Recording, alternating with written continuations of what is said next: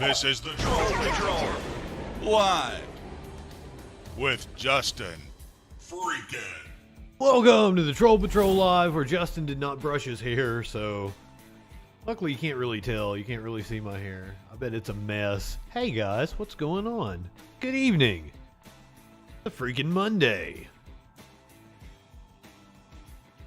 The Monday after the Super Bowl, and amazingly enough, I have a shit ton of Super Bowl stories to talk about.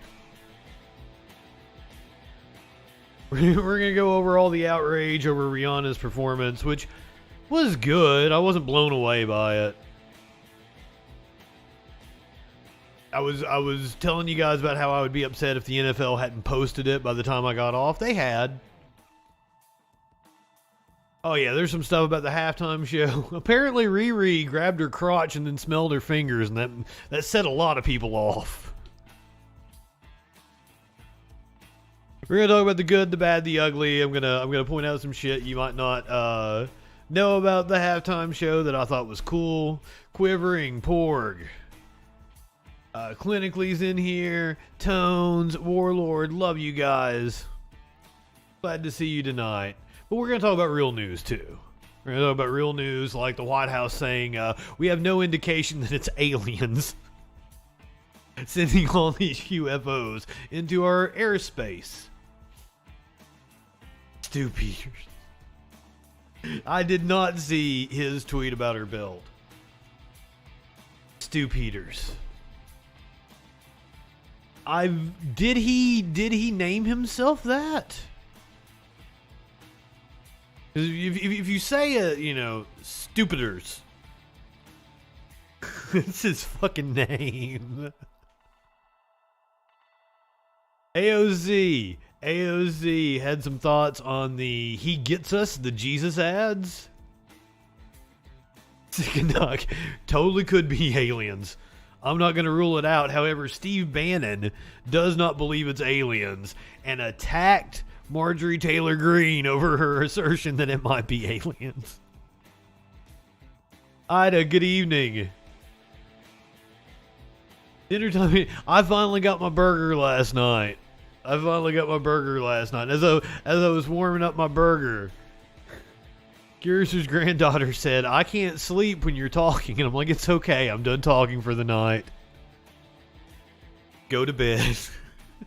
I looked at her and said, "Go ahead, light one up, tip one back. It's all right to have a little fun before you hit the sack."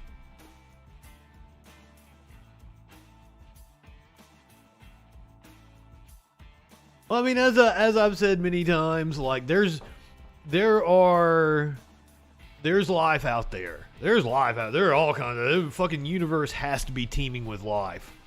There's no way around it. You look at the numbers and the number of planets in the habitable zone and how old you figure all this shit in. There has to be life out there. The problem is right now we don't know of any life form that isn't carbon-based, and a carbon-based life form can't make it the distance to even travel to the end of our solar system. So the idea that we are seeing aliens is a little far-fetched until we have evidence that there is something that can survive that long to make the trip here, or that we find a way to bend space and time, black holes or warp speed or some shit like that. So, I am not a physicist, Quivering. I am not a physicist.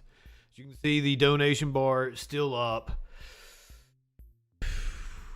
We may be going on hiatus after tomorrow night, so Justin can get his living situations figured out.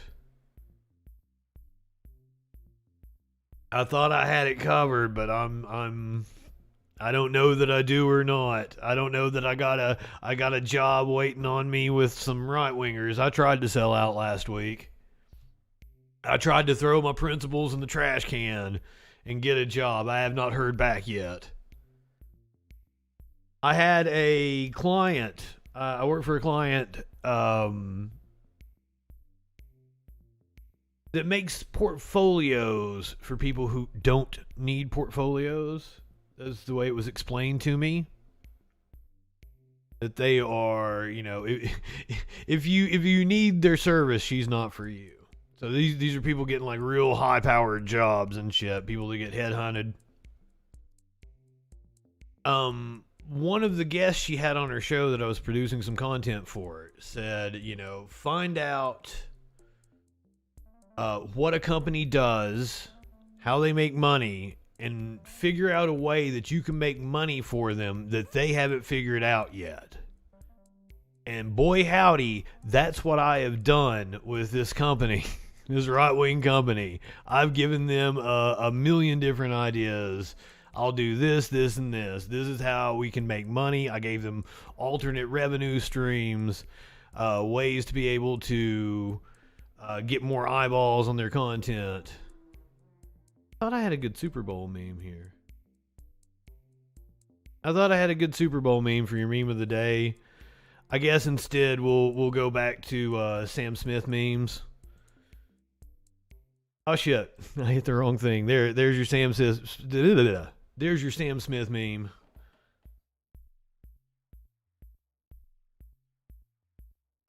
Not high enough for this shit. Yeah, that's what I've done with this right-wing company. I've tried to tell them ways that I can make them money they haven't thought of. But I don't know that this company isn't just a way to get tax breaks or to funnel money from investors. I don't know that it needs to be profitable. Who knows with right-wingers? Weed indeed. I got to pack a bowl. I'm working on it right now. The burger was really good, by the way, for those of you wondering. And there were cheese sticks left. Reheated cheese sticks and a burger. That's my fault. I could have. She told me in plenty of time to be able to have a burger before the show last night. Burgers and cheese sticks were ready. However, Justin can't eat when he first gets up. Justin hasn't eaten when I first get up. Justin doesn't eat for hours after he gets up. I'm drinking coffee right now. I'm gonna pack my first bowl of the day right now. God damn, Justin, when do you get up? Very good question.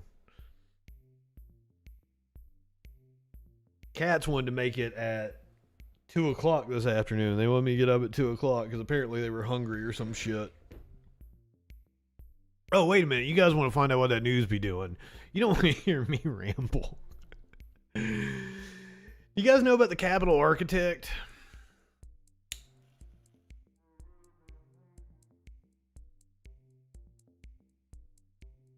A lot of government malfeasance we're going to talk about tonight. Capitol architect is one of them. Inspector General's report that came out in November said that he was abusing funds. Also wasn't present on January 6th. He got fired. He fired.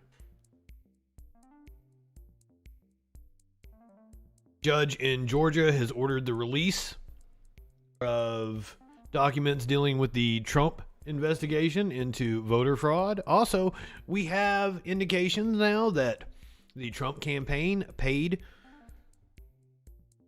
for an investigation into voter fraud and then didn't make its findings public. I'm going to assume the findings weren't what they wanted.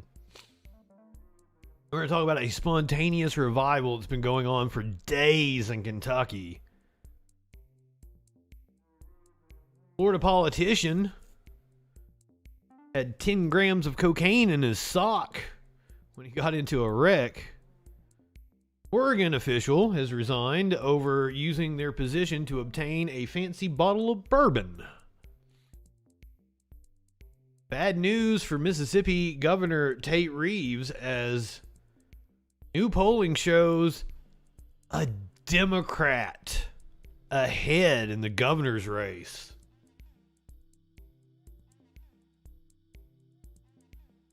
Steve Bannon has stiffed his lawyers. We're going to talk about what to expect from the release of CPI numbers for January. We're going to go to Israel, where there is an uprising against the far-right some would call fascist government of Israel. Fox News called Pete Buttigieg a name that you would think I would be able to say on this show, but I ain't going to say it. But I am going to risk TOS by letting her say it.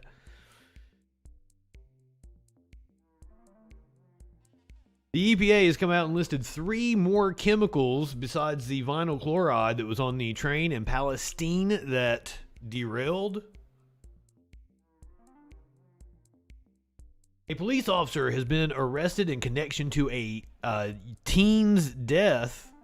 I do not know the details. I'm interested to know the details, but I don't think we're going to get many of them because I think this is breaking in the last few hours. Also breaking within the last few hours, multiple shootings in the Denver area, one close to a high school. And we're going to check in New York City, where a man went on a truck rampage. I've got some wild fucking video to show you of that. All that and more here on the Troll Patrol live. What's up, bitches?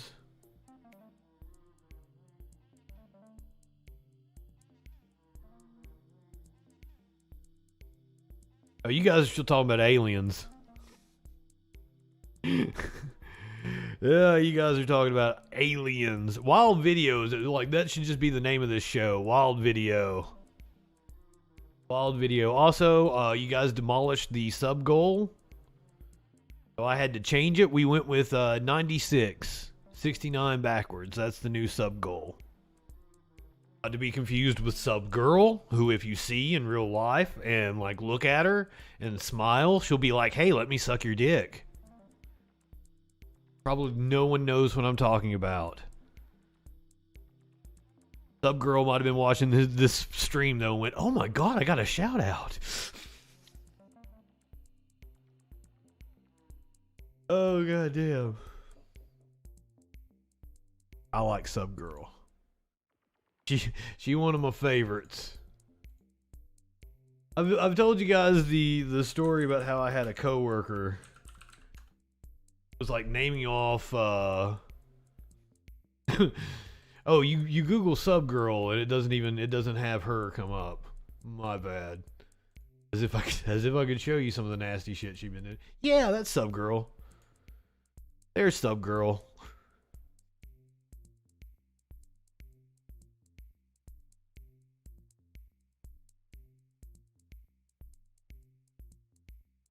She fucks strangers.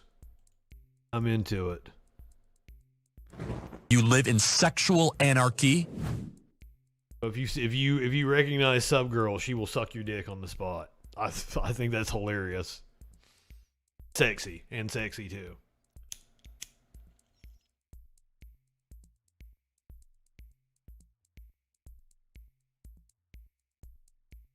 Dude was naming off all these like, real porn stars, and I'm like, I haven't. Yeah, Charlie. You live in sexual anarchy. By the way, that came from 50 Cent, I guess, or 50 Cent, and his Super Bowl performance from last year, Sexual Anarchy, or maybe it predates it, and he just thought the Super Bowl was Sexual Anarchy. I don't fucking know. I'm like, I don't know the name of your big time porn stars. I watch amateur shit. I know people like Sub Girl. All right. I've rambled enough. Let's go to New York City. Man in a U-Haul truck went on a rampage. That happened today. Apparently the suspect has a history of mental illness. Evidence across a 5-mile path in Brooklyn. Investigators say there are 7 different crime scenes from Bay Ridge to Red Hook where people were hit by the U-Haul. We have live team coverage tonight. We'll start with CBS 2's Lisa Rosner, live near where the suspect was arrested. Lisa. Dana and Dick, this is where it all ended on Hamilton Avenue, right near the Battery Tunnel entrance. You can see it's still a very active investigation with the U-Haul still here on site. Now, police say an NYPD patrol car cut off the U-Haul, causing it to crash on the sidewalk as you see it here, and this is where the suspect surrendered. Police say this was not an act of terror. The suspect's son telling the Associated Press he has a history of mental illness. Surveillance video shows how the driver radically made his way through Bay Ridge Monday morning, knocking out a bike and hopping onto the sidewalk as a pedestrian runs out of the way. That is now one of 7 locations that police say 62-year-old Wang Soar drove through, striking pedestrians, people on e-bikes, and eventually a cop who helped stop him at Columbia Street and Hamilton Avenue in Red Hook. The patrol got into, in front of the truck, and then the truck got into the sidewalk. Like he couldn't move anymore. He couldn't. So right away, the officer got out of the car, pulled out the gun, and, the guy had no choice but stop. Police say 8 people were injured. Sources say 2 of them are critical, a 36-year-old man and a 44-year-old man. At this time, we have no indication that there is any terrorism involvement in this incident. However, as always, we will continue to investigate this incident with the full resources of the NYPD and our partners. This photo shows the suspect detained moments after. Sources say Soar was born in Malaysia but is a U.S. citizen living in NYC for at least a decade. Police sources say he told cops transporting him to the 68th precinct for questioning that he, quote, wanted to die, end quote, but has not talked about his intention or motive. Sources say he has no criminal record in the city, but the NYPD did interact with him in July 2019 for an emotionally disturbed person call. His son told the Associated Press that he has a history of mental illness and, quote, very frequently he'll choose to skip out on his medications and do something like this, end quote. His son added this is not the first time he's been arrested. Records show Soar went to jail in Nevada for stabbing his brother in 2015. A rep for U-Haul says the vehicle was rented in the last month in Florida, and it was due to be returned there on March 3rd. Police sources say Soar was living out of the U-Haul. That's an expensive bill for a U-Haul, isn't it? Plus, you got to pay for the mileage. Went all the way from Florida to New York? Again, he is currently being questioned at the precinct. We're live in Red Hook, Brooklyn. Lisa Rosner, CBS 2 News. Lisa, thank you. No, it was a U-Haul that he apparently rented in Florida. Game Boy, good evening. Why are we canceling Justin on this one? What did Justin do? I didn't do anything yet, have I? At least tonight.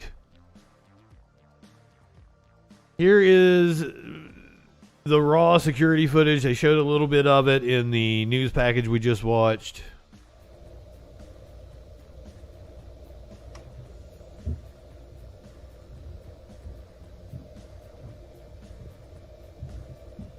It doesn't seem like anyone was killed. Several pedestrians were injured, but at least no one was killed. 2 people are in critical condition. 8 injured, 2 in critical condition. I mean, usually there's a reason, Merkin. Usually there's a reason. Warlord made a whole thread of clips to show to the FBI agent that watches the show. Mox, good evening. Merkin, good evening. Welcome, my friends. We need a reason now. Yes, that would be a time that you really would have want to have purchased the supplemental insurance on the U-Haul. That's not funny, and this man was apparently disturbed. This wasn't an act of with malicious intent. He was just scared, freaking out, having a breakdown. It didn't specify what kind of mental illness he had. It could have been, I had a friend who was, the thing where you hear all kinds of voices and shit. And when she wasn't medicated, she would explain what it sounded like in her head. And I'm like, wow, that's wild.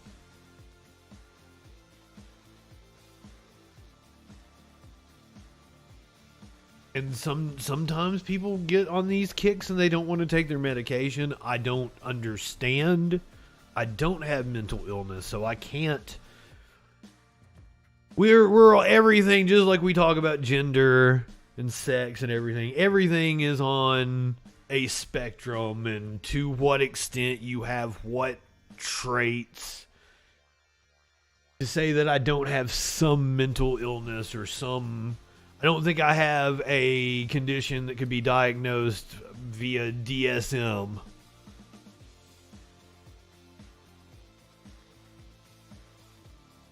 But we all have traits.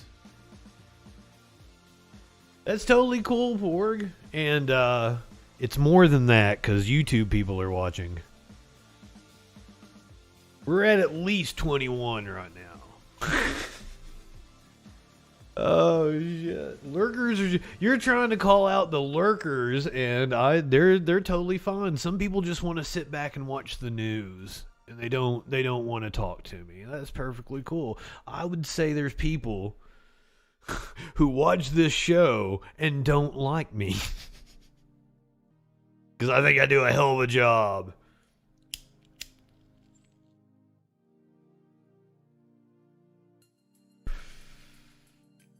Thank you again for everybody that joined last night. Very active chat. A lot of people were watching during a time when most people are watching the Super Bowl. Now, granted, my audience probably would tend to be people that don't watch Sporty Ball or would care about Sporty Ball. You guys are nerds. But people that don't watch Sporty Ball will watch the Super Bowl for a whole host of reasons. I would watch it for, Rihanna concert. Curiouser watches it for the commercial and Rihanna. She was excited for Rihanna. An enthusiastic call to action. No, smash that like button if you're on the YouTube. If you're watching over on Twitch and you want to really help me out, go search my name on YouTube. Then go like the stream, like some videos. Search my name again. Help me break the fucking algorithm. Me. Your progressive aunt. Love you guys. So glad to see you tonight. Man, when I say that, it kind of sounds sarcastic. I need to come up with a more heartfelt salutation because I mean it. But I just say it all the fucking time and it's lost its pizzazz. I'm gonna have to switch it up. Because I genuinely love you guys and appreciate you being here. That's why I was talking about like everybody that was here while the Super Bowl was on. Wow. That made me feel really good about what I am doing here, about the stream. Knowing that many people watched me when one of the biggest TV events of the year was on. And we're going to talk about it tonight. I got like way too many Super Bowl stories tonight. But like, I ain't going to let you out here without finding, what the news be doing. Oh, it's just another day. Say the line, Justin. Oh, me. God damn it. You guys are... Damn it, Warlord. How'd you know?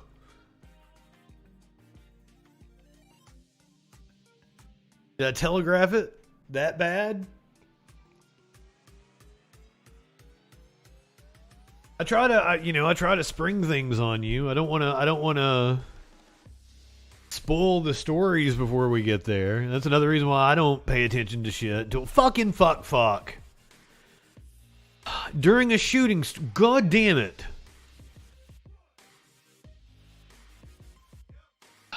As of 4:39 p.m. in this CBS News hit we're getting ready to watch, roads closed in Denver.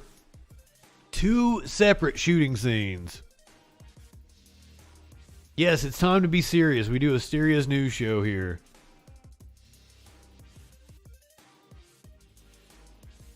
We do a serious news show and kind of that is a cop-out on my part. It kind of is a cop-out on my part. It's like, okay, I can claim to be serious news when I want to make a point. try to get you in a debate. When you try to call me out on some shit, I'm going to be like, I just do a show with a troll head. Oh.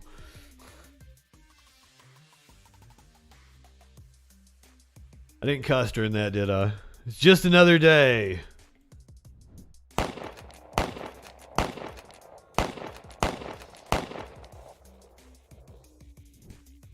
Two separate shootings in the Denver area had roads closed earlier today. Shootings taking place. The first one near East High School and City Park. The second one in downtown Denver near the Emily Griffith campus. Copter 4 flying over that one for you right now.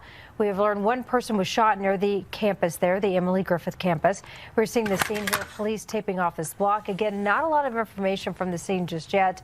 We do have a crew heading that way as well. We will keep you updated as more information comes in. Yeah, I was trying to find like a more up-to-date, Yes. and a more up-to-date video that we could get of this, or a more up-to-date story, and not a lot of details. See if we've got anything in the past.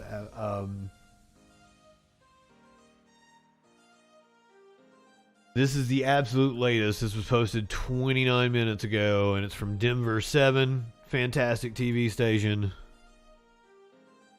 A Denver East High School student was taken to the hospital with a very poor prognosis. I hate that that is the update that I'm giving to you. After he was shot near the school on Monday afternoon, dispatchers received a call of shots fired in the area of 17th and Esplanade around 2:33 p.m. Denver Police Department Division Chief of Investigation Joe Montoya said during a press conference, officers arrived and found a 16-year-old boy suffering from a gunshot wound inside of a car. He was taken to the hospital with a very poor prognosis. Montoya confirmed the teen was a student at East High School. The suspect car was a stolen white Kia Sportage and was spotted by officers in northeast Denver. A brief pursuit ensued, and two suspects were taken into custody in the area of Martin Luther King Jr. Boulevard. Montoya did not provide details about the pursuit. Video captured by Air Tracker 7 shows a white vehicle upside down on its roof. You can see a picture. Motive is not known at this time. It is believed the suspects fired shots from the Kia Sportage into the victim's car. Montoya said that this shooting does not appear to be connected to a shooting that happened near the Emily Griffith Technical College at 18th and Lincoln 20 minutes later. Now, this first incident, we had somebody in here the other night where we were talking about a shooting. They were like, could it be gang related? And they weren't American. And I was like, well, that's a little racist to say that, because this shooting doesn't have the trappings of gang activity. It's just we have a lot of shootings here in the U.S. This kind of does have the trappings of gang activity, given the area that it is in. Denver is known for a higher rate of gang activity. And the fact that it seems to be a drive-by between two teens. You got some rough teens in Denver. Mean streets of Denver, apparently. I'm sorry, I shouldn't be making... God... Horrible of me. That's a cancel Justin. Somebody cancel Justin. The shooting happened around 2:55 p.m. following an altercation between two groups. Two victims, a juvenile and an adult, were shot. Montoya said their conditions are not known at this time. Gunfire from more than one weapon was found at the scene. Investigations into both shootings are active at this time. This kind of feels like gang activity to me. Clinically, my friend.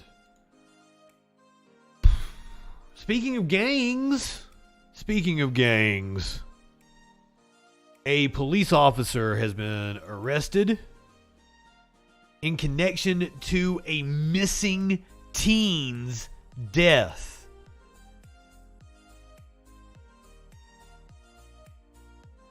Breaking news just coming into the newsroom. Investigators just announced the arrest in the death of a Gwinnett County teenager, Susanna Morales, whose remains were found last week. 22-year-old Doraville police officer Miles Bryant is now charged with concealing the death of another and a false report of a crime. Now, we're working to learn if there's any connection between the officer and the teenager. And as soon as we find out, we're going to let you know those details online and on 11alive.com. This happened in Georgia. And this is another one of those where, like, it's a fluid situation, and I don't know that we're going to have any more information here. Allow me to show you the officer, and we'll see if there's any details in this newer story here.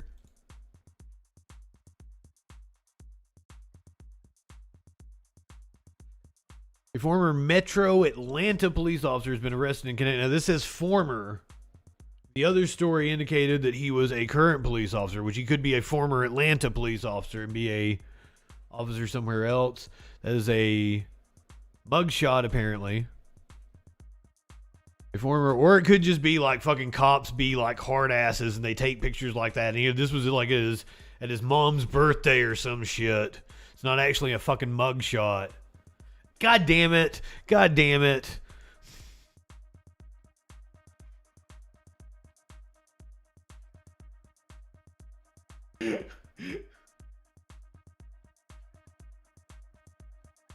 I was doing so good. I was doing so good. Susana Morales' remains were found on February 6th.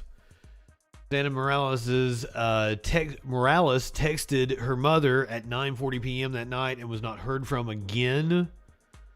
Was on July 26. Morales' cell phone and video footage showed her walking on Singleton Lane in the direction of her home, but detectives thought at the time that she may have gotten into a vehicle. Police said her phone continued to indicate that she was in the same area until it was turned off.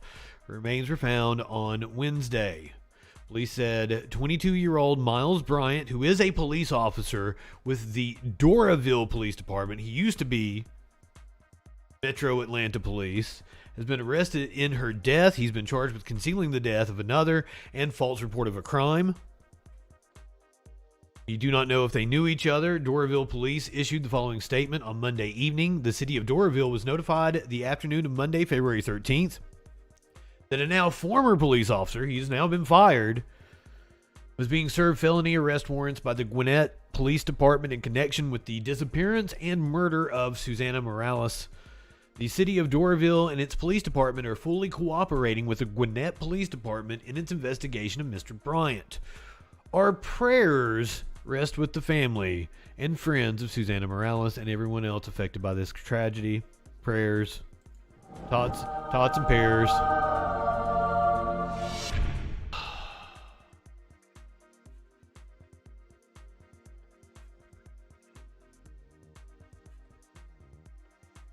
This was the That's in Gwinnett County. Are those story when she was identified? Disappeared in July. Channel 2's Gwinnett County Bureau Chief Matt Johnson's live at Gwinnett County Police Headquarters to get an update on this breaking news. Matt, I wanted to know about her. That's why I played the We just got here to police headquarters. The video. To learn more about the tragic update to 16-year-old Susana Morales. This was a case that a lot of people in Gwinnett County were hoping would end with her safe return, but police are now saying that the remains found on 316 this week now belong to Susana Morales, last seen in July, and the remains were found about 20 miles from where she was last seen in Norcross. Did he do it in his jurisdiction? Foul play was involved, but we covered this missing person case last year. Susana Morales was last seen July 26th in Norcross. The 16-year-old texted her mom saying she was on her way home at around 10 o'clock, but never made it that night. She was last seen in the area of Singleton Road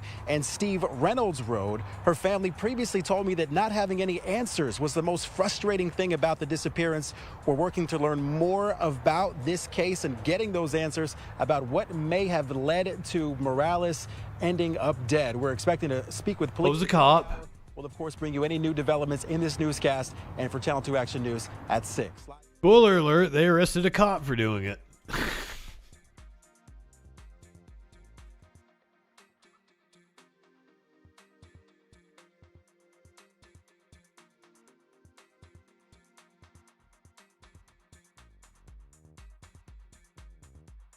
I really wanted to highlight who that young lady was. I was hoping that that piece would do it, and it did not. Apologies. Go to Palestine, Ohio.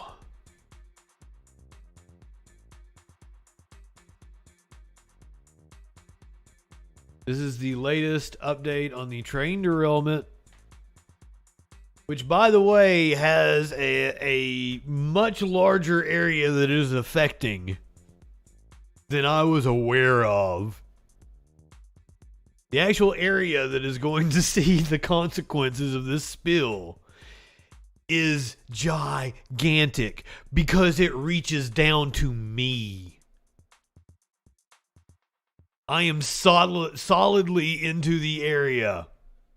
It goes into North fucking Carolina. Because the Ohio River and its tributaries.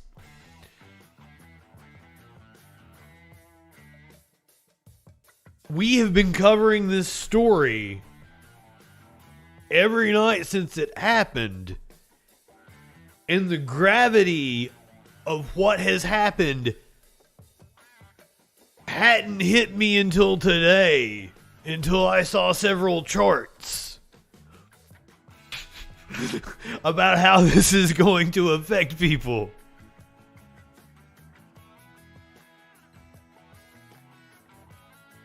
It is not just the immediate, and my heart goes out to the people in the immediate area, and I don't believe they've been able to go home yet. My heart definitely goes out to them, but god damn, the consequences of this train derailment. Psychophab.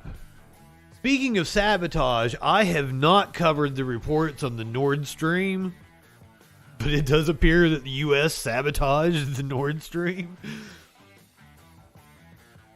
Real barons fucking us over like it's the 1890s. Indeed. This is a example of what you get with lean staffing, with just-in-time supply chains. We're trying to pack as many. I said it early on, and I believe I've been confirmed to be right by reports I've read, that there were probably way too many cars on the train.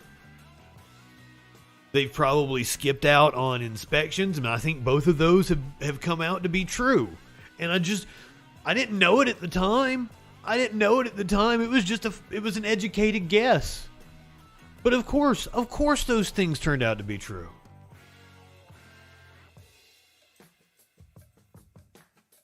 So there were more chemicals that were dangerous than what we knew of on the train. The EPA, and this is another reason why I have these arguments with libertarians that are like, we need deregulation. Get rid of the EPA. You're an idiot. You are an idiot. And the EPA is the reason why we now know there were 3 other chemicals on the train. They weren't gonna tell us. No profanity. No profanity is really... Tonight, some new information on what was in those train cars that derailed in East Palestine, Ohio. The EPA sent a letter to Norfolk Southern listing other chemicals that were on the cars that were either on fire or breached. Royce Jones is here with what those chemicals were and what this means to the people who were exposed to them. Royce. Yeah, our sister station WKBN is reporting that there were carcinogens on board that train, burning into the air and water. The EPA wrote a letter to Norfolk Southern about the chemicals. All of them are on your screen right now, and according to health experts, one of them, specifically a chemical called ethyl hexylacrylate, is especially concerning. They say that on contact, it can cause burning and irritation in the skin and eyes. Breathing it can irritate the nose, throat, cause coughing and shortness of breath. Another, isobutylene, is also known to cause dizziness and drowsiness when inhaled. I was kind of surprised that when they quickly told the people they can go back home, but then said if they... Wait, they've told the people they can go back home? Their homes tested, they can have them tested. I would have far rather they did all the testing. Health experts say that it is possible that some of these chemicals could still be present in people's homes and on their belongings as well. It's recommended that anybody in the East Palestine area should get a health checkup and make sure that your results are documented just in case you need receipts in the future as the situation progresses. We're talking about the entirety of Ohio. We're talking about surrounding states. We are woefully unprepared to deal with the messes we are causing in this country.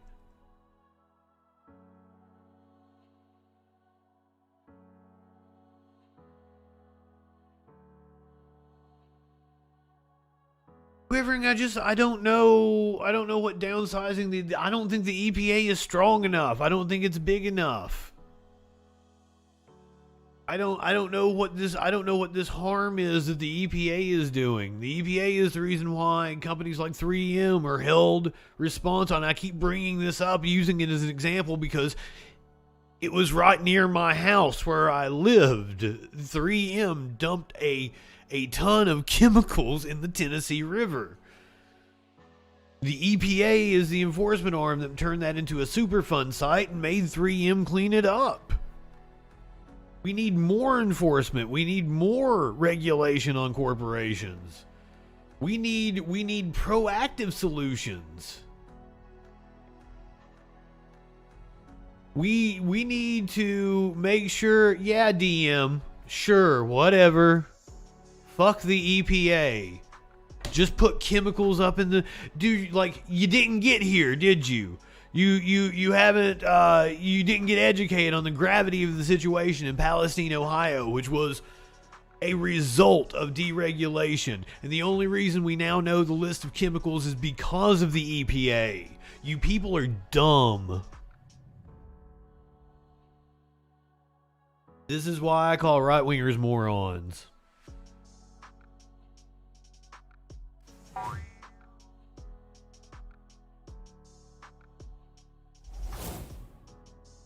I mean, I think they do have bounties, Quivering.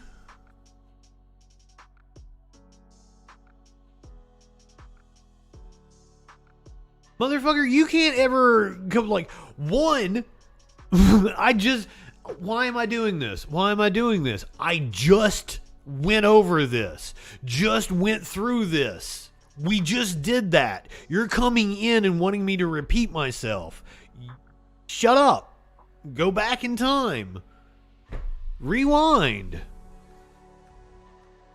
I'm hanging up on somebody. I don't have anybody on the line, do I? Just stop talking to DM. Is that what that was for? But while we're on the topic of transportation, do you want to talk about the transportation secretary? His name is Pete Buttigieg. Mayo Pete. Mayo Pete, as we like to call him. But Fox News had a far more, I don't want to call it hurtful because I don't care. I don't think the word is bad. I laugh, but like I am going to risk TOS right now in order to play you this segment from Fox News and what I believe it's Kennedy says about Pete Buttigieg. Go, Pete. That was Transportation Secretary Pete Buttigieg, in case you didn't notice, last year, claiming racism is built into some of America's roads to justify $20 billion to address. And see, like she gives this is the height of propaganda. She just gives you this little wink, like, what? That doesn't make any sense. But like, they have an entire organization that can, and it's well documented how we have used roads to wall off communities. We've used eminent domain, and this should be a issue that a libertarian conservative should care about. How we have just decimated black communities by putting roads and highways through their communities and just taking their houses.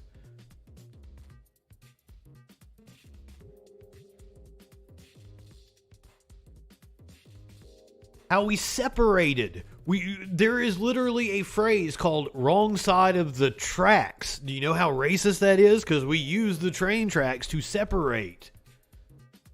the ghettos from the white communities. Redlining is a thing that absolutely happened. And Fox News is doing every one of its viewers a disservice by, even if you don't agree with it, you should present the other side of the argument. But they never will. They prey on the fact that the people that watch them are fucking stupid.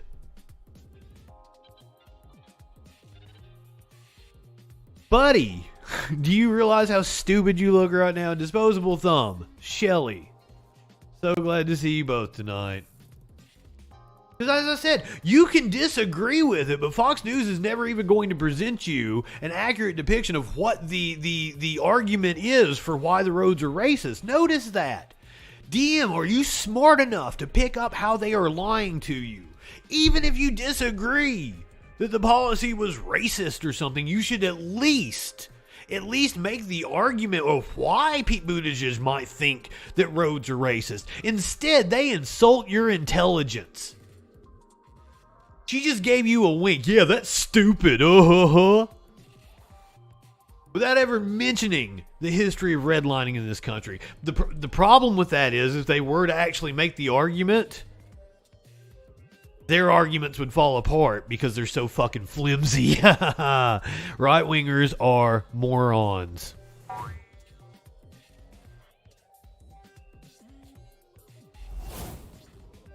Address the problem, apparently. Well, now his department is making a similar play for our ports. He is announcing plans to dedicate more than $600 million in grant funding toward fixing them. Well, that sounds good, right? Oh, no. There's a catch. It's only for, quote, projects that address equity and environmental justice, particularly for communities that have experienced decades of underinvestment and are most impacted by climate change, pollution, and environmental hazards. Great! That sounds amazing. Let's invest in the communities that have been underserved historically. And Fox News is like, how dare you?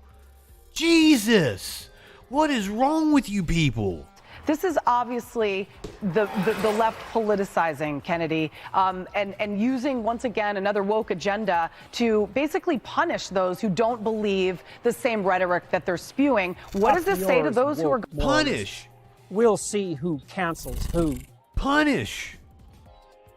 Investing in underserved communities is punishing. Who's it punishing exactly? Rich people. Going to retire. If they don't believe in this woke agenda, then they get hurt after working 60 plus years. I mean, it's a slap in the face of any working American. Well, it also doesn't... How is it a slap? Why? The mental gymnastics that went on there. What? What in the fuck is she talking about?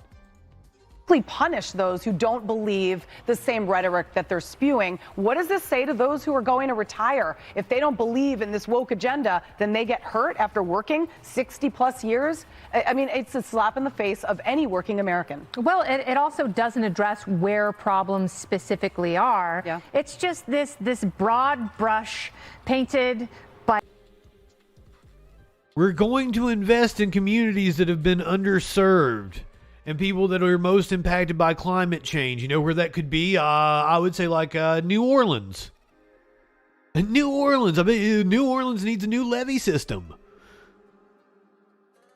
You remember Hurricane Katrina? I would say there are places in Texas that are underserved that would be getting this money. South Carolina would be a good candidate to get some of this money.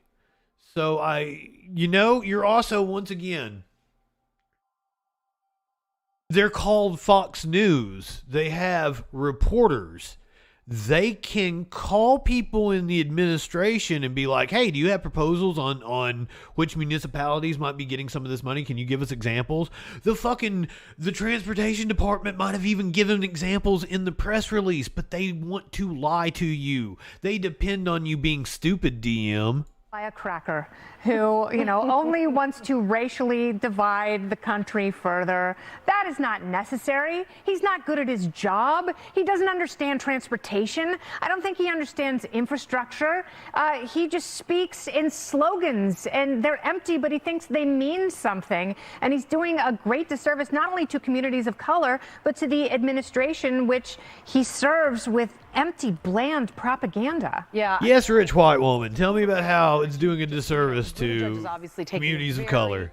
Big risk here. I still haven't figured out what qualified him to become a transportation secretary. I still haven't even figured that out. Like Jimmy Fallon, as a former taxi driver, I believe has more experience and has higher qualifications to become a transportation secretary. But to drag race into this is just really taking and stooping to an all new low, because our roads are paved in racism. Like, what does that even mean? My biggest issue with this is that it is an example of the inefficiency of government, more specifically. Yes, tell your viewers what they mean by that.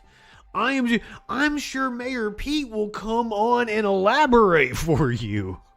Ray, good evening. Big government, and that is what this administration is about. So think about what makes things slower. What makes things harder to do, right? It's red tape.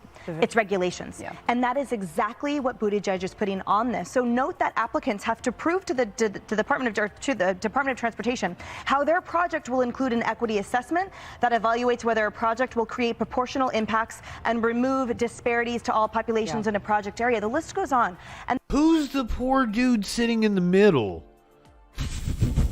Who invited him to the party to like?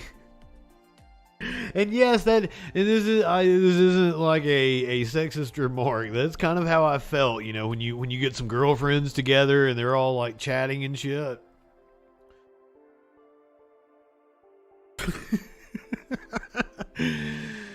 And they talk about how 40% of federal grants need to go to underserved communities. And I argue that this is just putting more red tape around those underserved communities that deserve so much more.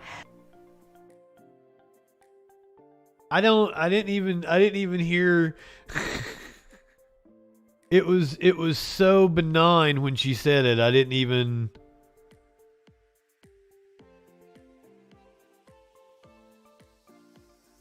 Did you guys hear it? Did you hear her call Pete Buttigieg a Ritz?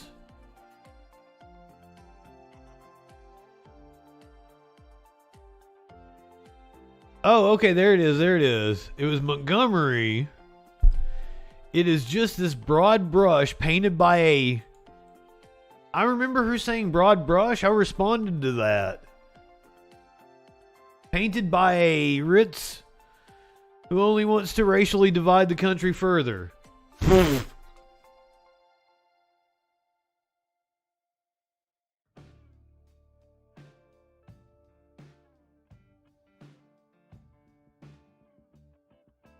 Is it Sitting Cow's birthday? Sitting Cow, happy birthday to you. I'd sing the song for you. But it is apparently Disney come after you.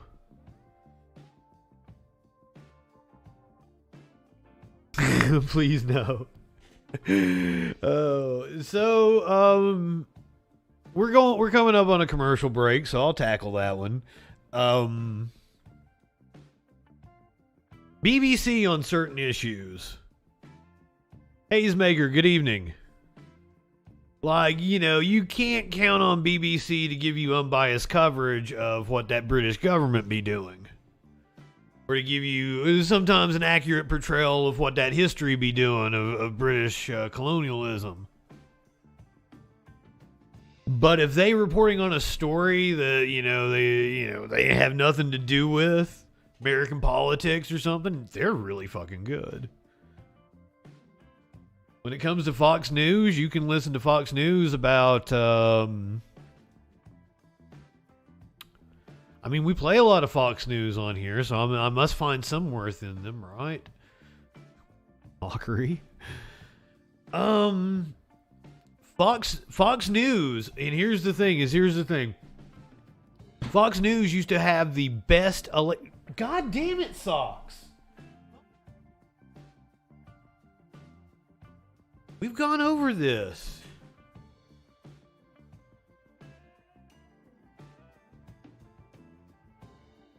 Shows I have a biased concept created by the other mainstream medias that work for the. We mock MSNBC. We mock CNN.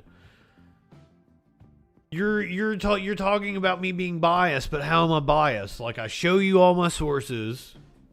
I tell you my when it's my opinion. We mock Joe Biden a lot on here, but like a lot of the shit that right-wingers say about Joe Biden just isn't true. It's not based in fact, right? We're going to get some of that when we come back from commercial break. On the other side of the break, Biden is going to fire the architect, and I'm going to show you this hearing. Apparently it was contentious last week. We're going to go to a House hearing with the architect of the Capitol, who apparently wasn't present on January 6th and has been misusing funds. We got a lot of government malfeasance. Got a lot of government. He's on top of his. Nobody. What the hell? Socks. He's probably really wanting attention right now. Socks, buddy, get down.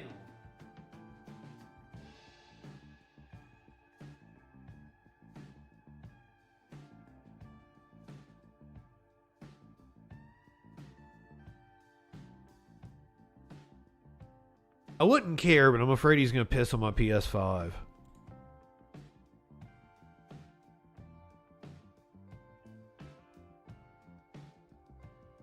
Yeah, when you say global elite, once again, I think we've had this very same conversation, Psycho Fap.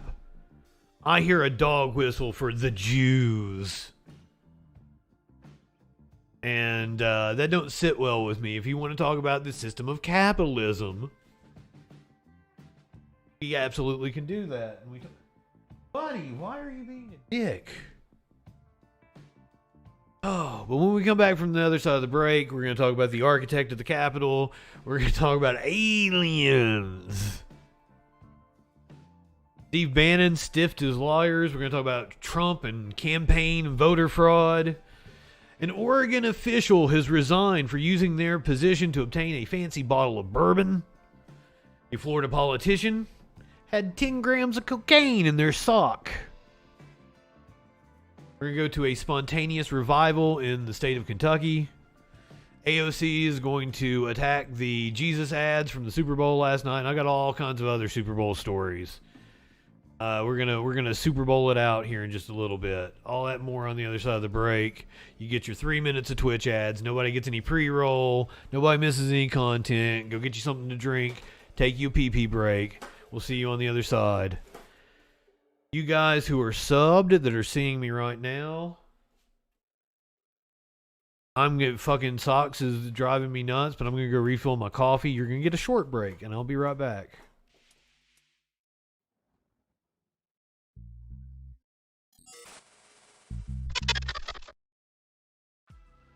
Hi, I'm JustinFREAKIN. I'm a leftist broadcaster and comedian. Not liberal. Leftist. And despite what you may have heard from right-wing propaganda, George Soros isn't handing out Soros bucks and funding people like me.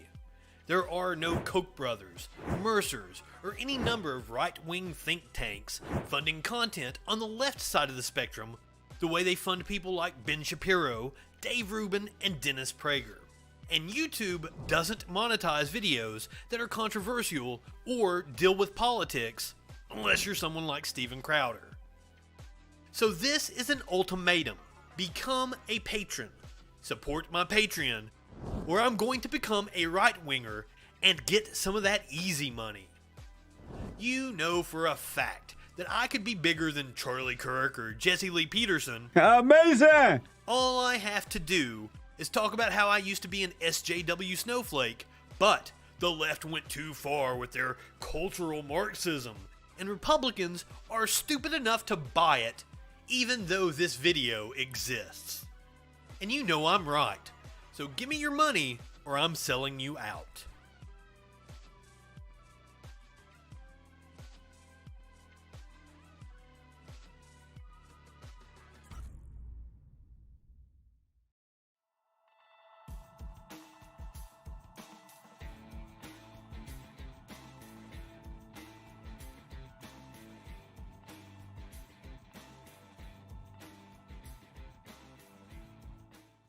We live in turbulent times. The media is full of deception, conspiracy theories, and fake news. Now, more than ever, it is important to ensure you're getting information from a source that's freaking reliable. I'm Justin Mullins, and this is the Freakin' News.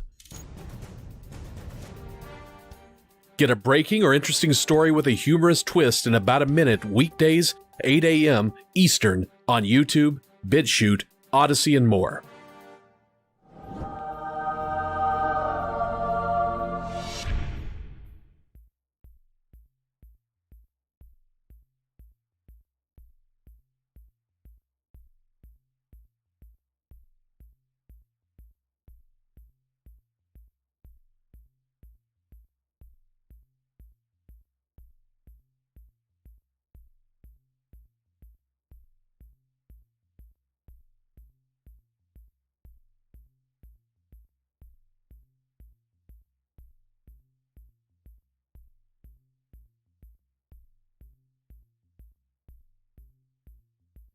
Oh, fuck. I've been muted this whole time. Here's your meme of the day.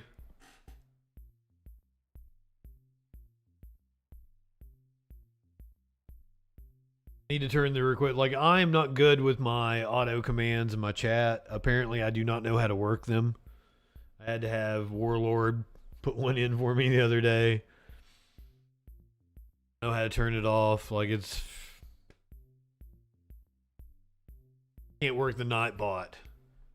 Fighter of the day bot.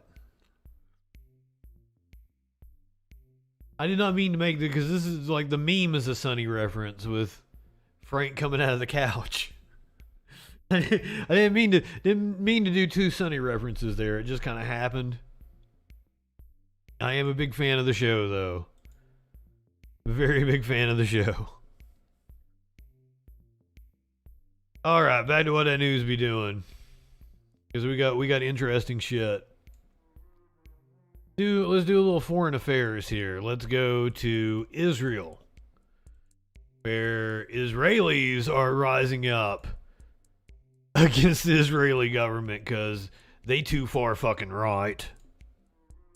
The far-right government in Israel took a clear step today toward passing highly controversial judicial reform, and its actions have created a massive reaction among Israelis who stand against it, saying they could fundamentally alter Israel's democracy. William Brangham reports. The streets of Jerusalem were flooded today with the largest demonstrations Israel has seen in years. Protesters thronged outside the Knesset, the Israeli parliament, following weeks of mounting frustrations and other demonstrations. The target? Prime Minister Benjamin Netanyahu and a proposed overhaul of Israel's judicial system. Netanyahu and his supporters argue the Supreme Court is too powerful and needs to be reined in. But critics contend these laws badly weaken the court, tighten the Prime Minister's grip on power, and could spell the downfall of Israeli democracy. These are the crucial days for Israel's future and Israel identity, whether it's going to be a democracy or a fascist regime. Inside the Knesset, chaos erupted as Netanyahu... Wow. And yeah, I mean, it's kind of already a fascist regime. Netanyahu's allies pushed the reform through a committee. Let's go back. For Israel's future and Israel identity, whether it's going to be a democracy or a fascist regime. Inside the Knesset, chaos erupted as Netanyahu's allies pushed the reform through a committee. Opposition lawmakers chanted shame at their far-right counterparts. Opposition leader Yair Lapid called for further demonstrations. We will not hide in the houses as they try to turn the state of Israel into a dark dictatorship and shut us up. They will not shut us up. In comments today, oh man, this makes me feel so good that there are, I mean, not the story, but like that there are Israelis that are like, this is a fascist country. We need to stop this.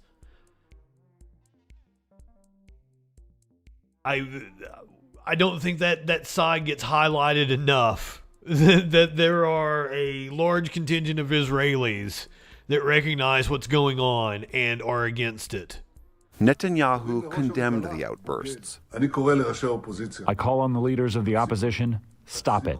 Stop deliberately dragging the country into anarchy. Most citizens of Israel don't want anarchy. They want a substantive dialogue, and in the end, they want unity. Complicating the issue is that Netanyahu is currently facing corruption charges he denies, but legally he stands to gain from the law's passage. His office would have more control over judicial appointments and less checks on its executive powers. Despite the mass protests, Israelis are closely divided over these reforms. 41% are against and roughly 44% support. Last night, Isaac Herzog, Israel's president, which is largely a ceremonial role, appealed for dialogue and compromise, but warned of potentially disastrous outcomes. We are long past being in a political argument. Rather, we are on the brink of constitutional and social collapse. The legislation now heads to the full parliament for a series of votes that are likely to stretch on for weeks. For more on all of this, we are joined now by David Makovsky. He's the director of the Project on Arab-Israel Relations at the Washington Institute for Near East Policy, and previously he served as a senior advisor on Israeli-Palestinian negotiations during the Obama administration. David, great to have you back on the NewsHour. As I mentioned, these are the biggest protests that Israel has seen in years. And critics are arguing, look, if these reforms go through, this so dramatically upends the balance of power in the country that it will become almost unrecognizable. Is that a fair characterization? I think it's more accurate than not, because basically it would concentrate the power in the hands of the executive. But Israel always had this independence of the judiciary that was its pride and joy. It was part of its social cohesion, its resilience, all these years that it had a check on executive power. But if you're able to politicize the judges, if you're able to have a bare majority of the parliament able to override a Supreme Court decision, what you're going to see over time is the evisceration of that independent judiciary, which has had pride of place in Israel for the 75 years of its existence. I mean, Netanyahu and his supporters argue that the Supreme Court is too liberal, that it has too much power, and that they're woke. Reforms are what get it closer to a more equitable distribution of power. Where do you come down on that? I think that's not a fair characterization. You know, there'll be times they will cherry pick certain points of, well, in America, the Senate Judiciary Committee has a hearing. But the United States, we have protections that Israel doesn't have. We have a constitution. If there's an amendment, it requires 3/4 of the states. We have, two branches of Congress. We have term limits. Israel doesn't have any of those things. So what you're going to see is that those protections that Israel not have are now going to be weakened further by politicizing who gets on the court. They use equity as a talking point. Like, they're the ones that virtue signal constantly, and it's about liberty and patriotism, these abstract things that they can't actually define. He's doing that, not Netanyahu and the right wing is doing that with talking about making it more equitable. And it's making it more equitable to their opinion being correct. That's not the right use of the word equitable. Courts through the selection committee and how they're able to override court decisions with ease. I'm not high enough for this shit. The critics are worried that the very identity of the state is at stake. It will still be a democracy in the sense there'll be elections, but democracy is more than elections. We can't overlook the fact that Netanyahu is under indictment, And other members of his coalition have very strong disagreements with this court. Is it inappropriate to look at these reforms through that lens? I think it's very fair to look at it. It's a perfect storm what's going on. Basically, you have a situation, as you pointed out, the prime minister is in the middle of a corruption trial on 3 charges. You've got the ultra-Orthodox. They're mad at the courts because the courts want to always ensure that they are not exempt from the draft. There's a 3-year military conscription. And also the settler constituency is upset at the courts because they feel that they are a constraint, a break on settlements in terms of Palestinian land usage and the like. So every element of the Netanyahu coalition has its own individual grievance, and now it's kind of coming to a crescendo where all these individual grievances are becoming a collective grievance, and that is causing them to want Netanyahu to stand tough against the 100,000 demonstrators who are coming against it every week. But it's not just 100,000. The point is that the polls do show that a majority of the Israelis want consensus. And now you have the Israeli president. He's come out with his own principles that he feels could forge the very consensus that has not been chosen. But I think there's a sense in Israel that there's a fraying of the social fabric, that the very social cohesion that has been at the core of Israel and allowed it to fight against its enemies when it felt threatened for these 75 years, that is fraying, and that is something that the United States cares deeply about, because these are 2 countries that have been joined by common interests and also common values. And if those common values are now imperiled, that's something the United States cares about. All right, David Makovsky of the Washington Institute for Near East Policy. Great to see you. Thank you. Great to be with you.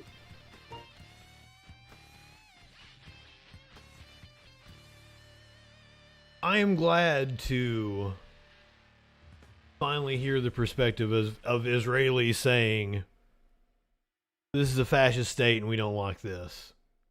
We don't hear that enough. That shows the influence that Israel has in the Israel lobby on our media. Happy birthday to Sitting Cow once again. I need a shofar type thing. I need something like, thinking about maybe the Final Fantasy. Dun, dun, dun, dun, dun, dun, dun, dun. That's our celebratory drop I'll do. We'll work on it. I'm great, Lady B. So glad to see all your beautiful faces.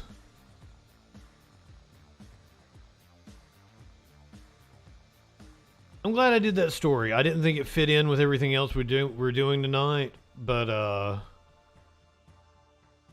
wild in that committee hearing. They almost came to blows in the Knesset. I always fuck up the pronunciation of their parliament. The Knesset. Israeli government be like, oh my God. Let's talk about what to expect from the CPI report for January that's getting ready to come out. To what extent could tomorrow's CPI report validate or poke a hole in that narrative? Well, thanks for having me on, Scarlett. It's good to be here with you. I think that tomorrow's CPI report is very likely to show a few things, that we probably saw some monthly increases in inflation, but that year on year, the big headline CPI number that was 6.5% last month is likely to be lower. Our expectation is that it's going to be 5.9. We also expect that core CPI, which had been 5.7, is likely to be lower, likely to be 5.3. So those are lower, which is great. That's disinflation. But those are also really big numbers. We're still a lot higher than the Fed's 2% target. Certainly so here. And this idea that no one, I think, expected, Jason, that this would sort of be a linear path down, that this would just kind of be that slide that you see at the playground, the idea that you're going to have a few ebbs and flows here ultimately. Are you still confident in the longer-term trend that we are headed back down towards a lower inflation rate? I won't ask you to pin a number on it, certainly not 2%, but certainly something a lot better than 5-6%. Yes, absolutely, Romaine. I think that by the end of the year, we could be in the 2.5% to 3.5% range. Potentially by the end of this year, that would be, it's not unforeseeable that could happen. There's a couple big pieces to this. One is energy prices, and even though oil prices, WTI is closer to $80 now, and it was closer to $70 just in mid-December. That's a pretty big rise recently, and we're going to have a big summer driving season, probably the biggest ever. But last summer, we saw wildly higher oil prices, right? Touching up towards $130 a barrel. So if we're thinking about oil prices right now at 80 versus that, right, we could see prices be down year on year. For nat gas, very similar situation, right? Where were we last year? Touching up towards $10. Now we're closer to $2.50, right? So we're a lot lower. Even if prices go up a lot from here, we might be down year on year. We could see similar things in agricultural commodities. A lot of this has to do with the ripples and the reverberations of Cold War II, the Russian war on Ukraine, that caused giant commodity bubbles everywhere and dislocations across commodity markets. Prices could still be high this year and yet still be down year on year significantly. Yeah, that's a really important point. Thank you for pointing that out. So, Jason, when we're done with the CPI report, it'll be past us, and we know the Fed has another CPI report that it will be able to look at before the next FOMC meeting. But there's also a lot of other data points this week that you say will be just as important as tomorrow's report, including... I love that Tadpole and Lady B are talking about like the other football game. It was a football game, right? Really, really important. If you look back at the soccer game, as we like to call it. The big negative drawdown came from a drop in residential fixed investment. That peeled 1.29 percentage points off of the final GDP number. 2.9% was that final GDP number for the advanced report. 2.9 is great, but it would have been almost 4.2 if housing had just been flat. So the housing numbers are going to be really important. We've seen mortgage rates come in a little bit. If housing is just flat going forward, the fact that we have such strong jobs numbers now, despite the headline-grabbing tech layoffs, we're going to see consumption potentially be pretty solid, and that's the lion's share of GDP. Let's pivot real quickly here, Jason, to the manufacturing sector. And I'm wondering how much you're making out of some of these regional manufacturing reports and the contractions that we've been seeing there. Is that still a small enough part of the economy that we don't need to be too shaken up by it? Yeah, I need to turn off the request. Is usually a leading economic indicator of overall GDP growth. And if you look at the PMIs, like the ISM Manufacturing Index or the Chinese Caixin or the Eurozone Manufacturing PMI, those are all below 50. 50's the break even. Those are showing contractions. You look right now, there's 3 series, 50's break even, so the aggregate's 150. That's below 150. Yeah, we'll just delete it. That'll do it. Is in recession right now. But if we look at some of the other data that we pull in from, for example, the material handling industry, what we see is new orders are down, but shipments are still positive. Why? There was such your stonks are up, I do believe. Over the last couple of years, where manufacturers were playing scavenger hunt economics, trying to get the components they need, the commodities they needed, the people they needed, all of those things they couldn't get at once, and they had a massive backlog. So yeah, that won't work, will it? Numbers are quite weak right now. Many manufacturing companies still have a really big backlog to burn. I googled stonks. Yes, everything's up. Even though we might see some further economic weakness, recession earnings over the next couple of quarters. Jason, very quickly, you often make forecasts on asset classes, on specific assets. What's your most out of consensus call right now? Well, I think this year we could see probably oil prices be quite a bit higher this summer. I do think for the yearly average for WTI, we could easily be in the $80 to $90 range. That would be defy reality. Exactly. We were just a couple months ago. Yeah. The biggest thing, though, I expect, with a lot of people having jobs, the jolt state is still strong. People with jobs are driving, probably going to have the biggest summer driving season in history this summer. And it's going to be a lot of air travel as well. That dude's expecting a booming economy going into the summer and fall. But, line defy reality. It's almost like finance and economics is all made up and nobody really knows what they're talking about. Almost. Nobody knows what they're talking about. Biden takes Kevin McCarthy's advice and fires a Trump appointee. To show you the hearing that led to this, on Monday morning, Speaker of the House Kevin McCarthy tweeted a scornful rebuke of the architect of the Capitol, Brett Blanton. The architect of the Capitol, Brett Blanton, no longer has my confidence to continue in his job. He should resign, or President Biden should remove him immediately. Monday afternoon, Biden followed McCarthy's rebuke with exactly the action the Speaker recommended, dismissing Blanton post haste.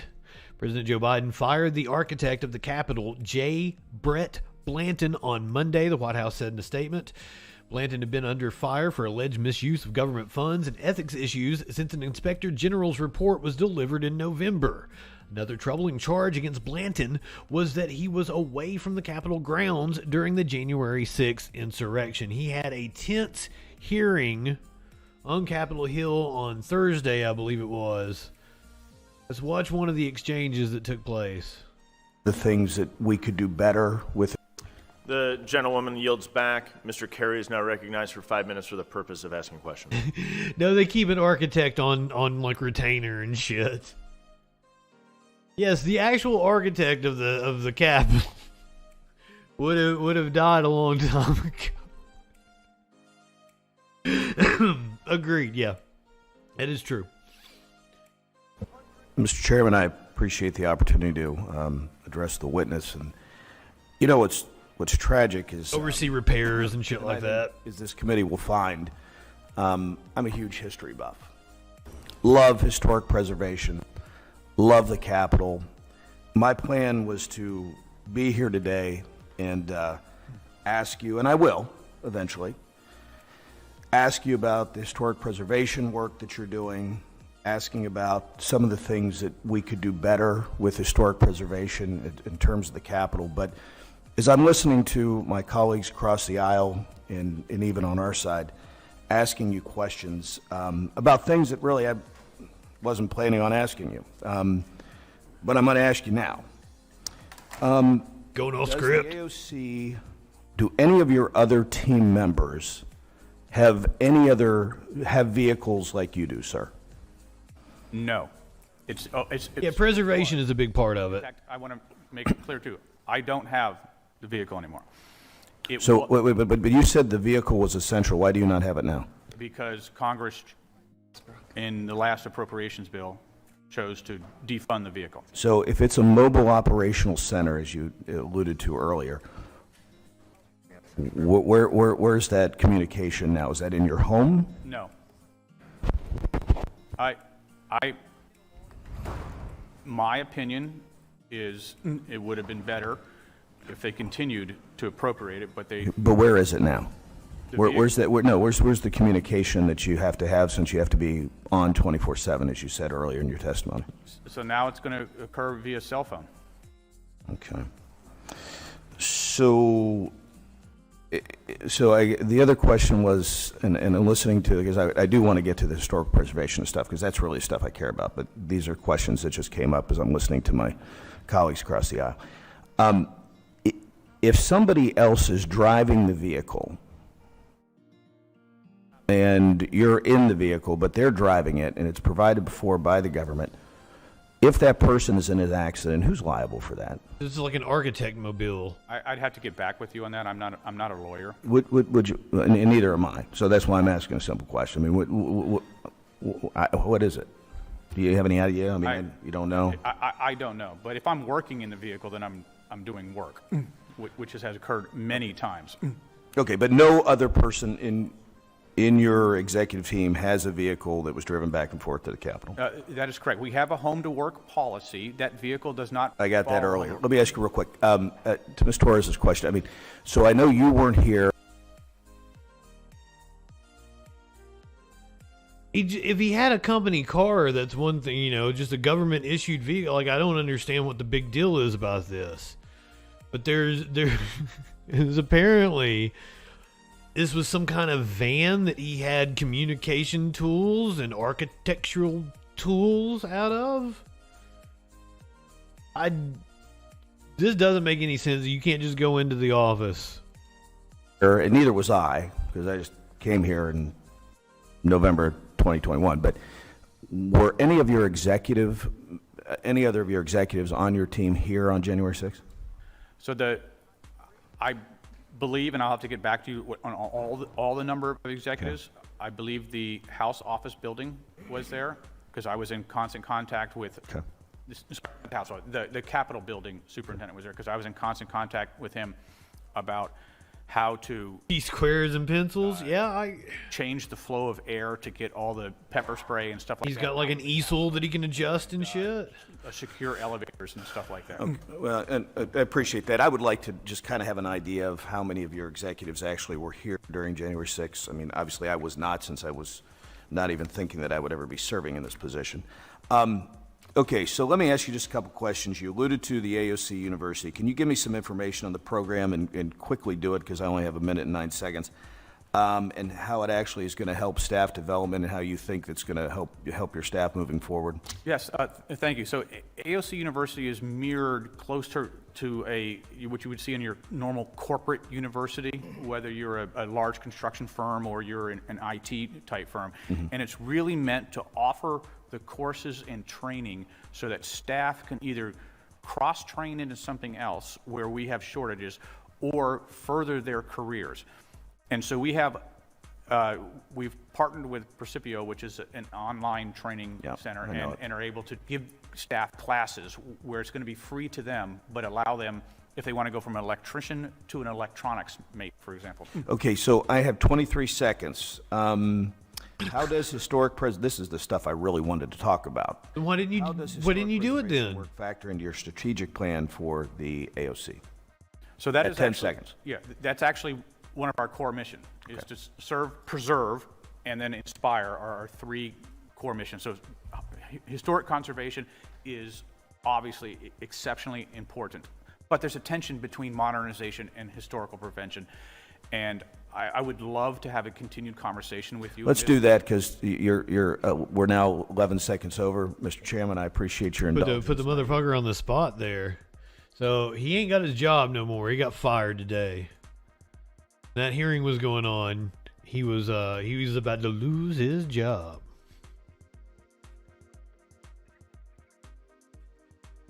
There is no indication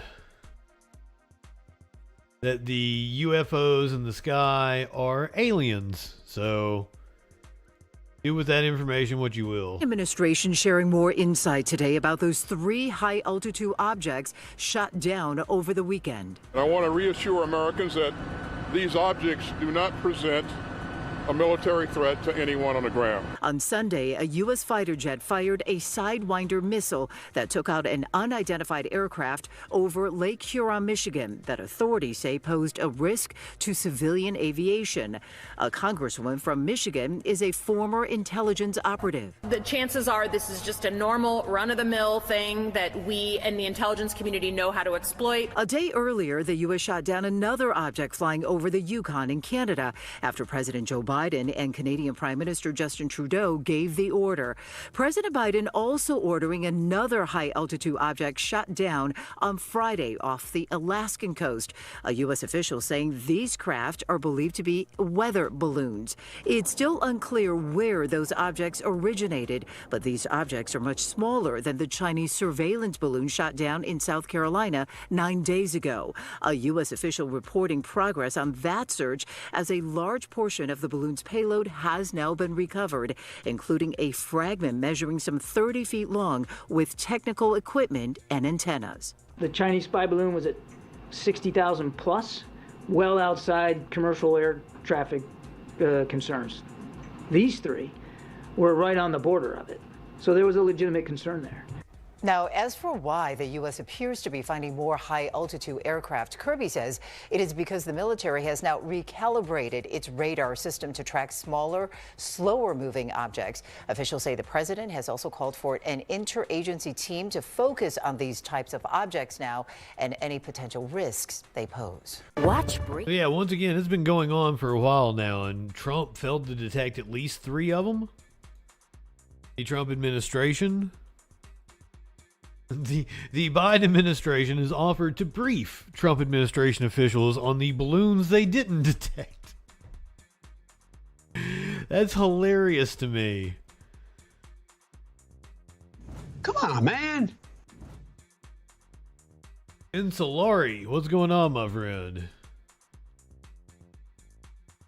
Ooh, my friend, did I say the Chinese balloons were Trump's fault? Did I say that? Oh, okay. Well, I mean, the takes another toke thing seems like you're taking a shot at me. Whereas what I said was that the Trump administration failed to detect at least 3 of the balloons. And the Biden administration has offered to brief Trump administration officials on it. And that's funny.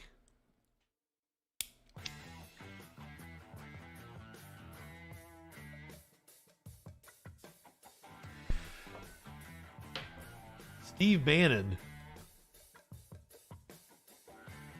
took a shot at Marjorie Taylor Greene and Kevin McCarthy over the UFOs. Always love hearing from Steve Bannon. The War Room Pandemic. War Room. Yeah, because on February 3rd, we got the paper right here in the Financial Times. Yes, because you hit it from the 28th. Where is McCarthy? Where's MTG? Where are all these hammers? Why are they not flying back to Washington? When you've got on a chyron of the NBC network, not War Room, not Breitbart, not Gateway Pundit, it's not Revolver, you got MSNBC, and the chyron says Defense Department shoots down 3 more unidentified flying objects. Yeah. Okay, I would like some precision in our. What are we talking about here, guys? I know you want to change the narrative, but is it? Stevie Boy, UFO, unidentified flying object. You would like more information on it. I believe our government would too. They're unidentified. That's kind of the problem. Peter, tell me what's going on here, because this is pure madness right now. Yeah, let me.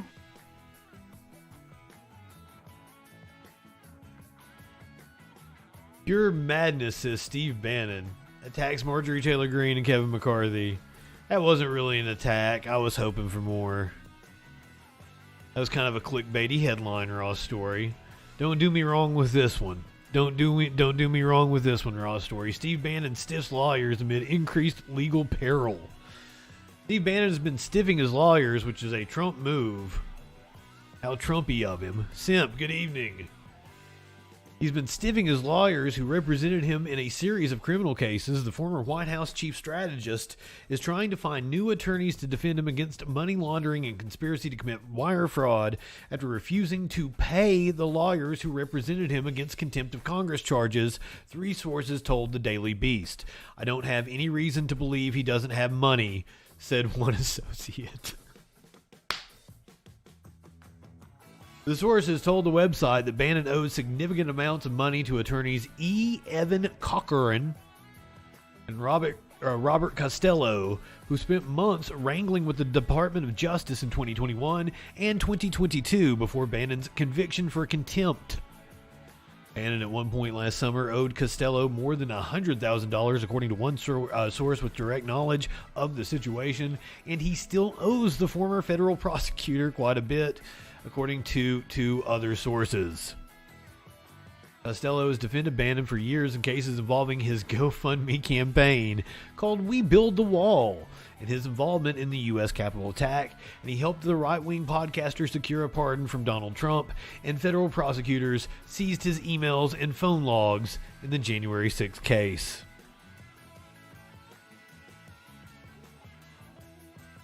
That's what that Steve Bannon be doing. We're going to go down to Atlanta, where a judge has ruled documents pertaining to Trump's election interference are going to be released shortly. salivating at it. Ordered the partial release of the jury's report from the 2020 election investigation. Fulton County DA Fani Willis creating a special purpose grand jury to look into the former President Donald Trump and his allies. 11 Alive's Joe Ripley has been on this story for us today, reading through the judge's order. Joe, we also heard from the DA within the last couple of hours. So what's her response to this tonight? DA Fani Willis said she was pleased with Judge Robert McBurney's order. She tells 11 Alive she's still working on possible indictments, but by Thursday we do expect to learn what recommendations a special grand jury made regarding any by Thursday in this case. The report lays out recommendations of who should be indicted and on what crimes related to the attempt to overturn the 2020 election. Fulton County Superior Court Judge Robert McBurney says compelling public interest and transparency required the release of at least some of this report. The release of portions of a grand jury is highly unprecedented. I've never heard of it being done. Former federal prosecutor Zara Karenchak says the report could box in the DA once the findings are released. Georgia State University law professor Anthony Michael Kreis says with another election cycle coming up in 2024, any ensuing criminal indictments would likely come sooner rather than later. Once you get closer to 2024, it's going to be very hard to separate out, right, the rule of law and the basics of the criminal justice system and the politics of the political calendar. Karenchak believes once those indictments are announced, people will start paying more attention to this probe. People are tired of the vitriol and the fighting from both sides. They want to live their lives. They want to focus on what's most important. Willis does have a chance to meet with Judge McBurney to decide what info might be redacted in the portion of the report that will be released. 11 Alive is part of a group of media outlets fighting for that full report to be released. Willis, if she chooses, could now take this case to a regular grand jury to move forward with filing any criminal charges. All right, Joe, thank you so much. Meanwhile, this special grand jury has been meeting for 8 months. That's how long the process took. And during that time, the jury heard from 75 witnesses, including some major political names. While most of what was said behind closed doors is still unknown, this is what we do know about some of the players called to testify. Georgia Governor Brian Kemp testified in the middle of November. While he had initially agreed to testify, his attorneys tried to quash the subpoena, saying the order had political motivations. His testimony was delayed until after the gubernatorial election. The special grand jury also heard from Georgia Secretary of State Brad Raffensperger. He testified over the summer. Fulton County District Attorney Fani Willis said part of the investigation was focused on the 2021 phone call where Mr. Trump pushed Raffensperger to find the votes needed for him to win Georgia. I want to find 11,780 votes, which is one more than we have. Another big name the jury heard from was Mr. Trump's former attorney, Rudy Giuliani. He appeared before Georgia legislators in December 2020, laying out several false claims of voter fraud, calling into question the election results. We have a timeline laying out the key events in this investigation right now on 11alive.com. You can find this and much more of our coverage under the Politics tab. Anyone taking bets on who's going to be indicted? I wouldn't be surprised if Rudy's indicted. Do you think we're stupid? You think we're fools? What about Kanye West's personal assistant that went down and harassed that poll worker we saw the video of?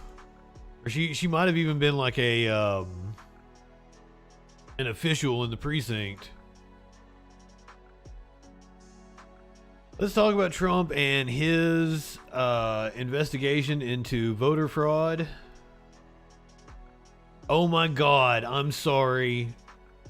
I didn't know it was Morning Joe.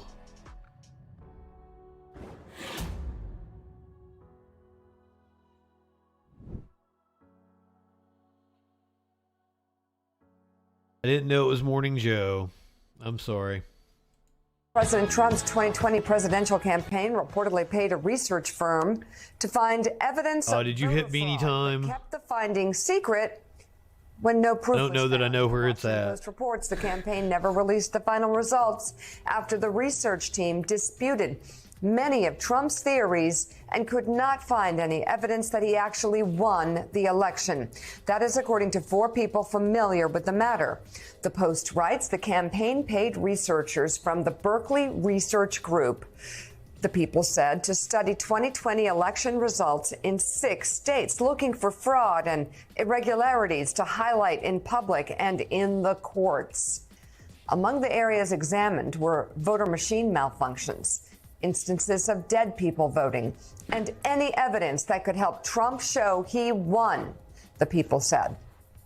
The research was done in the final weeks of 2020 before Trump supporters stormed the Capitol on January 6th. Former President Trump continues to push the big lie today, despite the commissioned research saying otherwise. In a statement, a Berkeley Research Group spokesperson said, quote, "Our experts maybe shit out of luck. An objective factual analysis.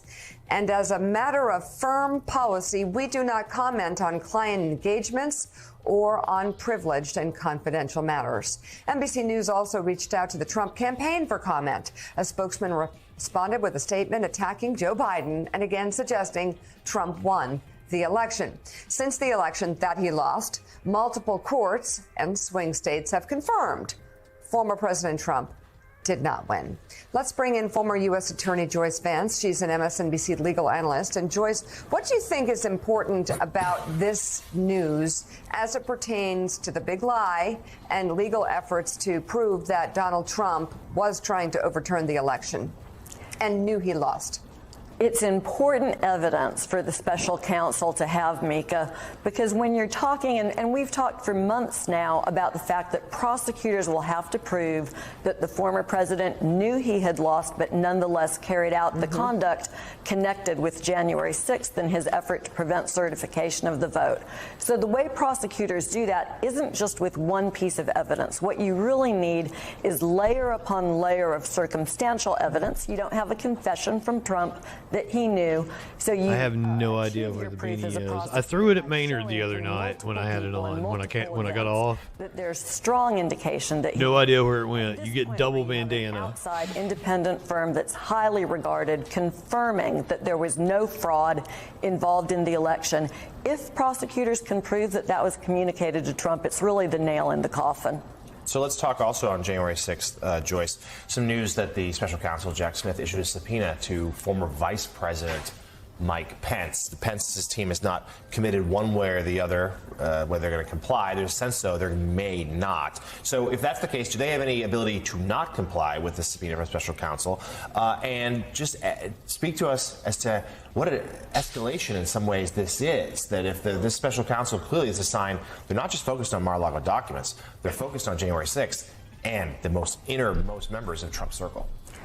You know, we have gotten so used to the former president getting away with running circles around the. That was a beanie search, and I don't know where it could possibly be. The federal grand jury subpoena is not optional, right? You get double bandana. He will testify. Trump's attorneys very likely will try to litigate executive privilege claims. They won't work because executive privilege. As I said, I threw it at Maynard. Communications a president has as part. I have no idea where it went after that. It's not meant to protect crimes. It's not meant to protect presidents who are trying to hold on to power after they've lost an election. And so Pence will testify. And as you point out, it really is an escalation. I would say the more likely scenario is that they took it under the bed and pissed on it. At the point where he needs to talk to the essential witness. Mike Pence, the only person other than Trump who knows exactly what happened on both sides of that phone call on the morning of January 6th. Coming up, we'll talk with the Oscar-nominated director of one of the best documentaries of the year. The film. That was a weird transition. Did we learn anything from that? I have no idea. I was looking for a beanie. Apparently, he had a whole investigation into voter fraud, never made the findings public because the findings contradicted what he said about voter fraud. Trump's lawyer also ridiculed after utterly insane excuse for Trump having classified folders by his bed.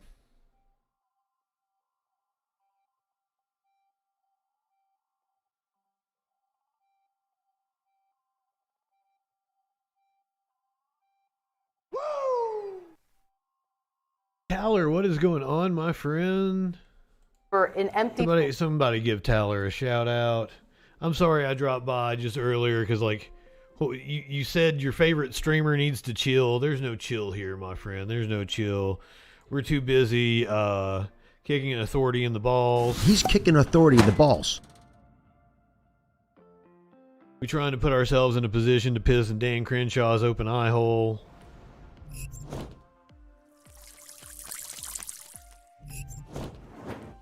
No chill. No chill, my friend. I'm JustinFREAKIN. We find out what that news be doing. Trump's lawyer argued that he had classified documents by his bed in order to block a light. Folder marked classified to investigators. Where was this folder and why was it turned over? The folder is kind of one of the more humorous aspects of this whole thing. This is not a classified folder.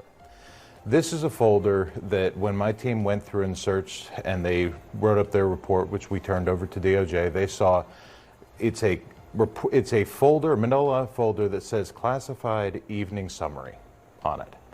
And it was in the president's bedroom. He has one of those landline telephones next to his bed, and it has a blue light on it, and it keeps him up at night. So he took the manila folder and he put it over it so that it would keep the light down so he could sleep at night. And it's just this folder. It says classified evening summary on it. It is not a classification marking. It's not anything that is controlled in any way. There's nothing illegal about it. There's nothing in it. And well, I throw Woke Potato a shout out too. And they actually gave me a subpoena to say, give us over this empty folder that means nothing. How did they find Maggie, that folder on so glad to see you both. We put it in our report. When we did all.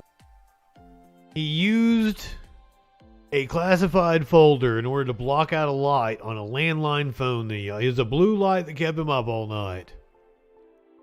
Jason Society, we got quality people in here. Thur Jason Society, a shout out as well. Good evening, my friend. So glad to see you. JustinFREAKIN. We find out what that news be doing. We're hearing the hilarious story of why Trump kept a classified folder in his bedroom. Apparently, there weren't any classified documents. It's just a folder he had laying around from one of his briefings. He used it to cover up a light on his telephone. Of our searches, we wrote up reports on everywhere we searched, everywhere we looked, anything we found, where we found it, and we gave that to them because everything that we've done as part of that search has been in the spirit of full cooperation and compliance. And when they read that and they saw, oh, there's this folder here that is so far outside of the scope of the subpoena or anything else, they demanded it back. And so now the president has to find a different way to keep the blue light out of his eyes. I'm sure he has other options, but correct me if I'm wrong. There's also a similar folder on display at the Trump Tower bar. Yeah, well, wait a minute. Is our friend... Wait, okay, you're accusing me of bias because we're watching CNN, but it's a clip of Trump's lawyer. It's Trump's literal lawyer explaining the reasoning. But this is why I call right-wingers morons.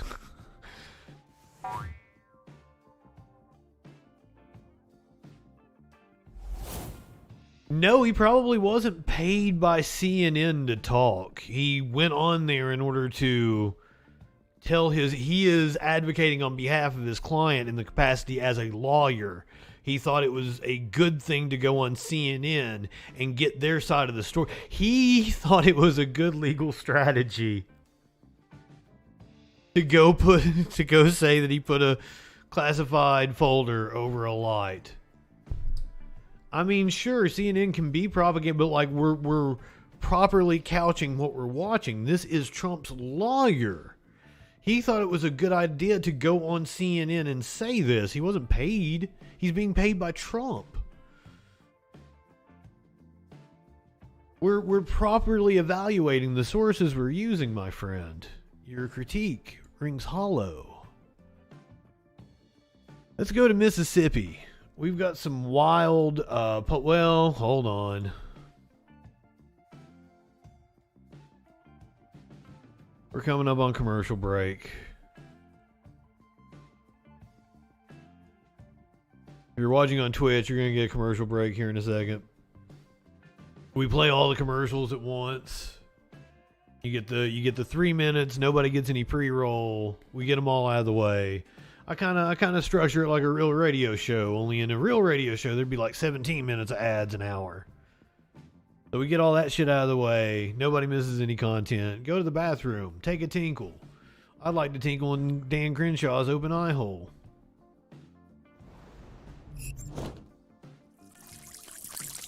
Aw, thank you, Maggie. Am I saying it right? Is it Maggie? Oh my God, Socks. You're killing me.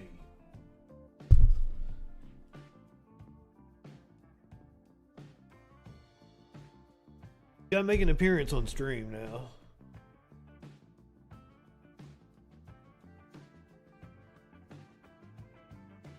He wants attention real bad. He is cute and he's cuddly. Sassy, good evening. It seems like every time I leave the room, he tries to take over.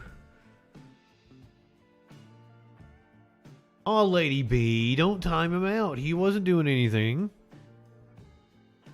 I'm not beating. Don't accuse me of beating my cat. This would be the co-host. He wants to take over the show. I know how he thinks. It's a cat coup.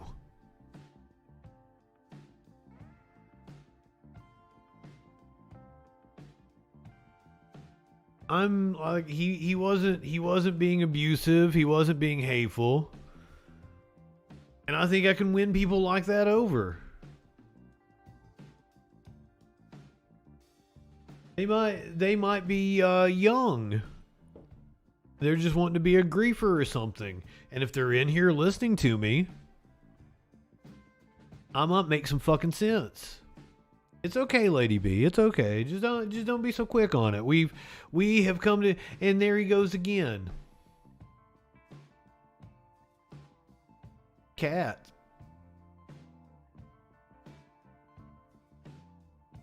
He's doing his own January 6th over here.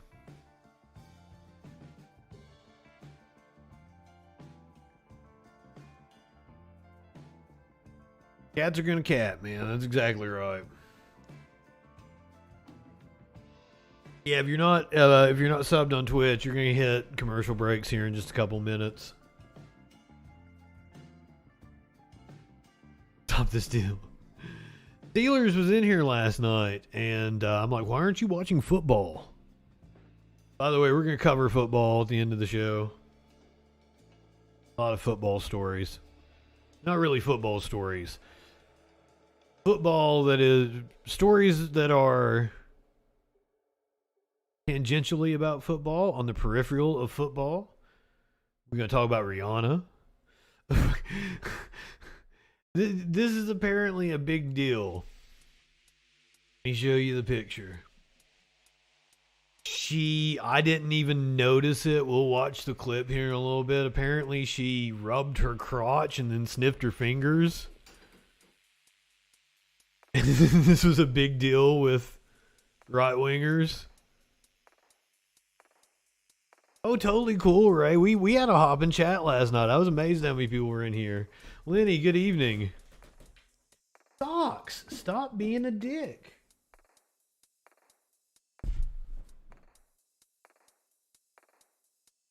He is really wanting my attention right now.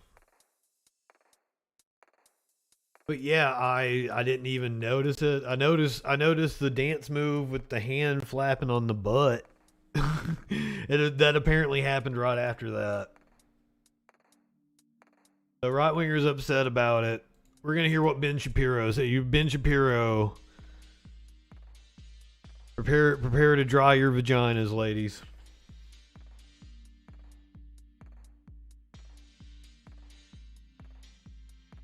And the Michigan universe, man, we came on with shootings. I didn't know about Michigan. We came on with my God. So this is ongoing right now. This might be an active shooter situation.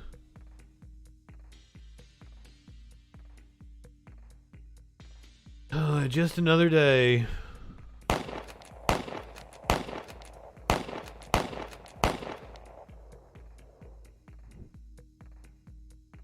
We have shots fired at MSU. Report of 1 dead. Suspect not in custody. This is the latest we have on it. As they continue to search for this shooter. Oh, this is live. We were told earlier that there was a media staging area, and then perhaps that had moved so that they could give an update on what's happening. But again, the situation is still so fluid. They haven't been able to give an update to the media yet, especially when they all of a sudden had a second location that they were having to secure. So if you guys aren't subbed, you'll get the commercial breaks. We're just we'll watch this live stream for a bit here. Now some more. This is breaking news. Shooting on MSU campuses. What we're seeing. Michigan State University in East Lansing. Environment here at Michigan State. This is outside of Berkey Hall. And that's where the initial shots were heard. And once again, this is live. You are live on the scene. Here, that people are perhaps leaving. We saw some younger people. We'd assume that they are students, as well as medical personnel there. You see some, yeah. Oh, Joey, I'm sorry. Hands still gloved, as if handling evidence. And again, the massive police response all around the campus of Michigan State University. It's our state's second largest university, a very large campus community. Again, many residence halls scattered throughout the massive park-like campus in East Lansing. Difficult for the police to try to find anybody who may be trying to hide from them. I'd rather just nutcases not have guns. Sure, everybody was. Why is that never a proposal? Don't want to be mistaken for somebody. Let's make sure nutcases can't get guns. Like out on campus, and to see somebody being at the wrong place at the wrong time. It doesn't appear there are too many people out on the street right now, except for the small group that we saw just a moment ago outside of Berkey. And again, maybe we can dip into, if we are watching, again, they're going back to their studio presence as WDIV's on the ground for us, some of our affiliates, again, as our crews rush to get into place. As Wood becoming a stable. Again, just to get you updated as we have. Okay, let's listen into the report here from Channel 10.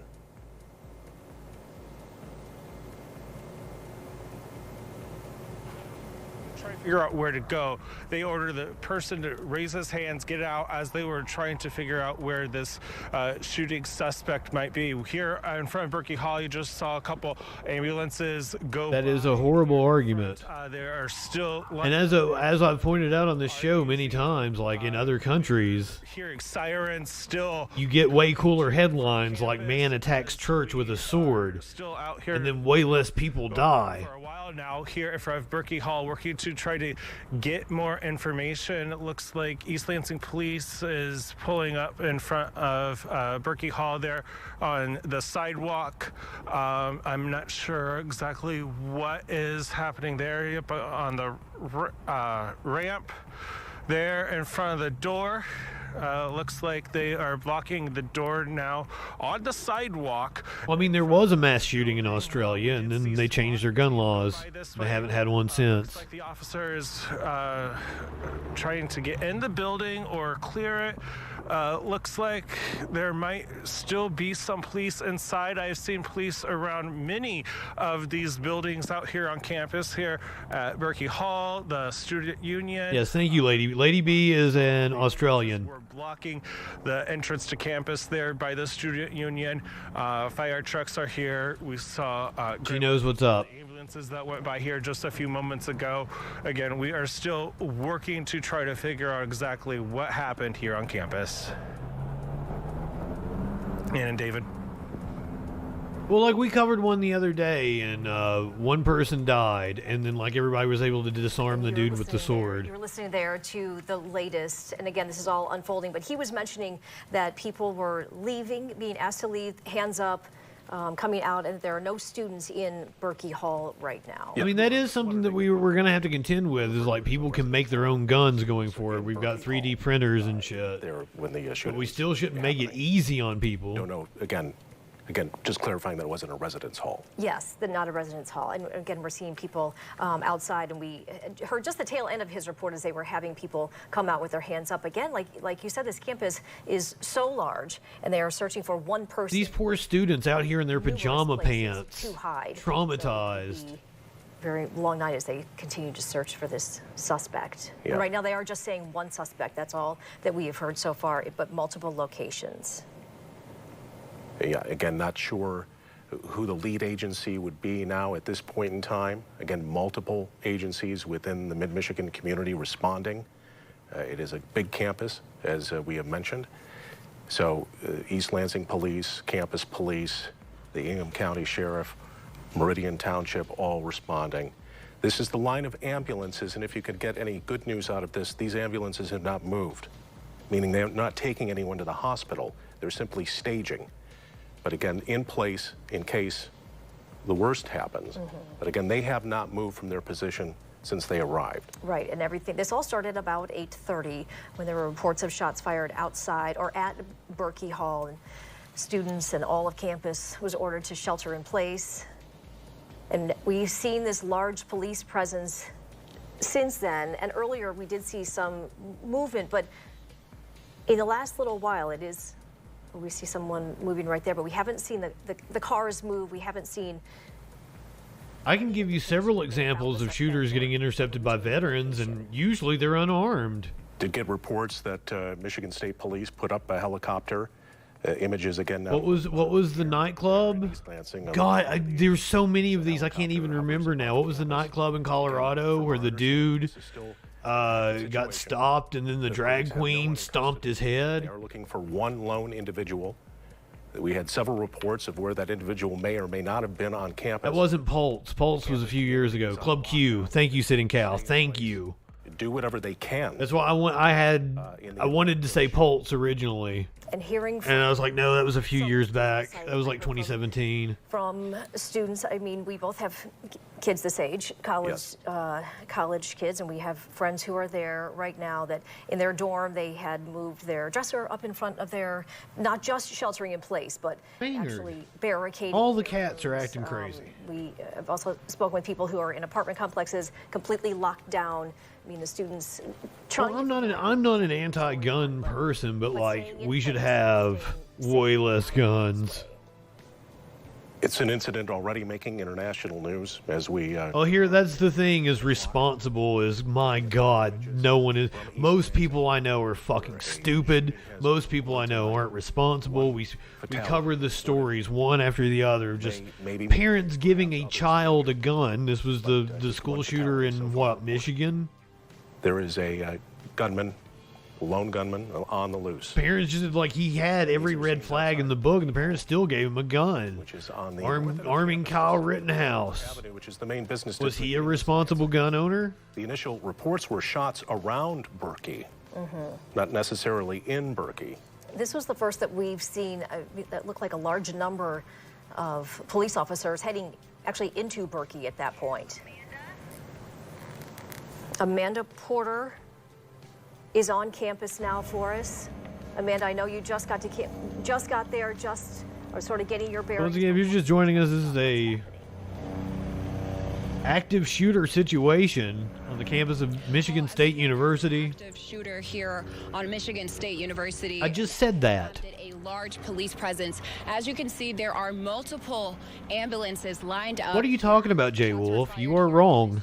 8:18 tonight, and the first person that Rittenhouse fired at. Campus police tell us there are multiple. Had a baggie. Students are told to shelter in place as police secure the scene. The suspect is still at large, and police warn people to stay where they are and secure. From that point on, everybody that was trying to disarm him. Just now, and a Michigan State University ambulance. Were doing the right thing. He shot somebody. Ambulances from multiple departments, such as the Livingston County Paramedic Unit, also the Delphi Township The people that tried to take Kyle Rittenhouse down were heroes. I'll be on scene here at Berkey Hall to learn more details and bring it back to you when we learn them from He had already shot somebody when he pointed his gun at him. Right. That was a responsible gun owner trying to take down someone who had already murdered somebody.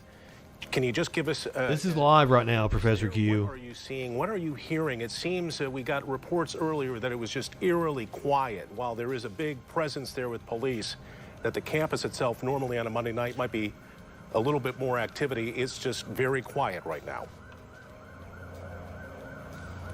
Yeah, it's definitely quiet here, but It is wild that people claim that Rittenhouse, who had a fucking assault rifle, quiet, but I do hear was acting in self-defense, but the dude with the baggie circling the campus, multiple wasn't acting in self-defense against the kid with the gun. multiple officers, and I'm hearing That is the dumbest thing I've ever heard. in this area arrive right now. Just right now, as you can see, the Livingston County EMS paramedic arriving on scene here. So Oh, that emote is hilarious. down the street here, walking, talking with police. I'm not sure exactly what they're doing, but we're working to learn more details. All right, Amanda, thank you so much. We'll let you get some time there to get some information from the authorities around there. We'll come back to you as needed. Thank you for your live report. Again, not many students out on the streets. About 8:30, they were told to shelter in place and whatever. This has been going on for about an hour and a half. We will check back in with them. Just going over here and see if we get an update. And we will continue on with what that news be doing.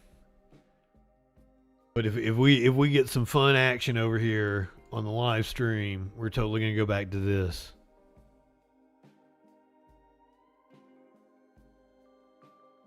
Let's go to Mississippi. Let's talk some politics. Republicans' worst fears about Mississippi may be coming true. New polls showed GOP Governor Tate Reeves trailing Democrat Brandon Presley on Monday. Reeves' first term, which began in 2020, has been marred by low approval ratings and several controversies, including his handling of a welfare fraud scandal involving former Governor Phil Bryant and NFL player Brett Favre, and a drinking water crisis in the state capital of Jackson, fueling Democratic optimism that they could flip the executive office in a state that has proven to be difficult for the party in recent years. A new poll released on Monday could worsen Republican worries that the race could become competitive. The Tulchin Research poll found Reeves trailing Presley by Presley is a four-time public service commissioner and distant cousin of Elvis, trailing him by 4 points. I'm sure that's close to being within the margin of error. 47% of respondents said they plan to back Presley in the November general election, while only 43% said they would support Reeves. Distant cousin to Elvis, that probably plays well into his favor. The Presley name helps, I would assume. We've been covering the water crisis in Jackson. We covered the bullshit they tried to pull where they were trying to name commissioners to Jackson and removing local authority.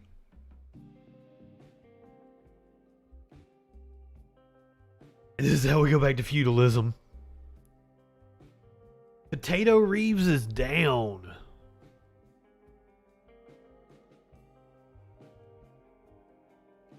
Still no update over here in Michigan.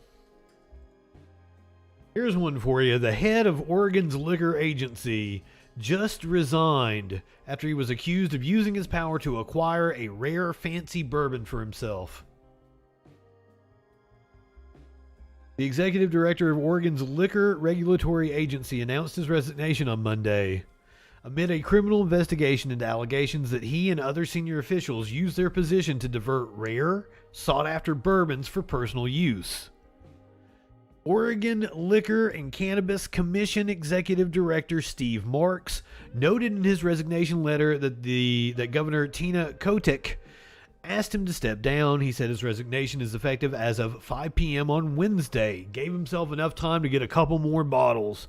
The resignation letter to the OLCC's Board of Commissioners was first reported by the Oregonian. The liquor officials told an internal investigator that they were paying for the whiskey, which can cost thousands of dollars a bottle, on a public servant's salary.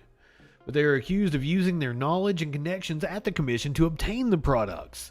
Marks and the other officials denied they resold the whiskeys they obtained. It was all personal use, ladies and gentlemen. Attorney General Ellen Rosenblum on Friday announced a criminal investigation into the allegations that senior officials in the state's Alcohol and Marijuana Regulatory Agency, which is the state's third largest revenue generator, violated ethics laws.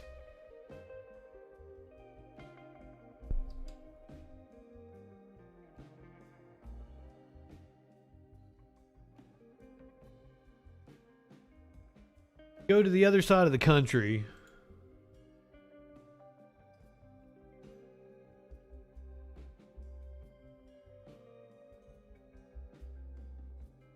From alcohol to cocaine. Florida politician busted with 10 grams of cocaine in his shoe after fleeing a traffic stop. This is from the New York Post, so forgive me for the way this is worded. He took a hill turn. Florida politician was found with 10 grams of cocaine stuffed in his shoe after speeding away from a chaotic traffic stop on Saturday night. Police pulled over Palm Bay City Councilman Pete Filiberto on at 11:50 p.m. after he was spotted speeding on a motorcycle. The local official ran several stop signs and whizzed through a residential neighborhood at well over the speed limit. Filiberto, who has 2 prior DWI busts, suddenly attempted to flee the traffic stop after the officer turned his back, but soon lost control of his bike during a bungled U-turn and toppled over. So he was on a bike. The officer caught up with Filiberto and smelled booze on his breath. The councilman declined to speak to the cop and refused to take a breath test before being taken into custody. This is a picture of the dude, and again, I hate to judge by looks, but he does look like he enjoys the cocaine.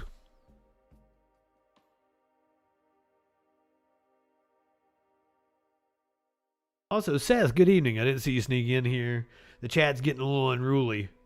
There's a lot of you tonight. Welcome in, guys.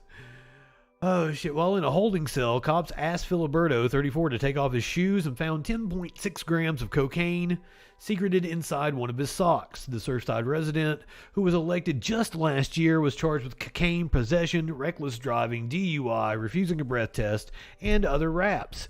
A notice of bond correction obtained by the Space Coast Rocket showed he had previously been busted for DUI in 2008 and 2019.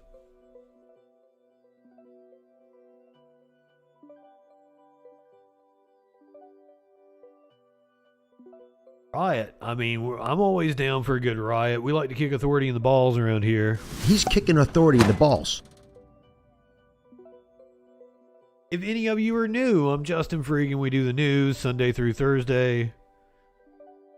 And I want to piss in Dan Crenshaw's open eye hole.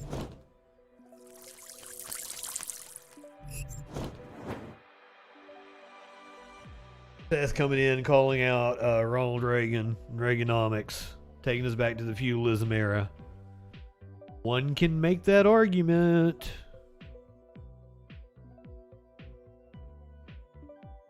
Don't ban DM. I haven't even been paying attention to him. I know you guys are trying to stop me from getting off track.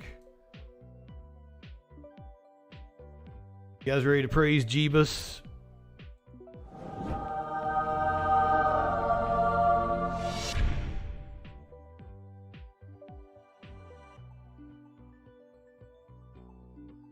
We're going to Kentucky, where there has apparently been a spontaneous revival taking place for days now at a church. A spontaneous revival. Welcome back to WKYT News. A service at a Central Kentucky Christian university that started last week is still going. The service is at Asbury University in Wilmore. Yeah, and it's being described as a revival, a movement that some say only God could orchestrate and keep going. WKYT's Phil Pendleton shows us what's happening. It's our top story at 4:30.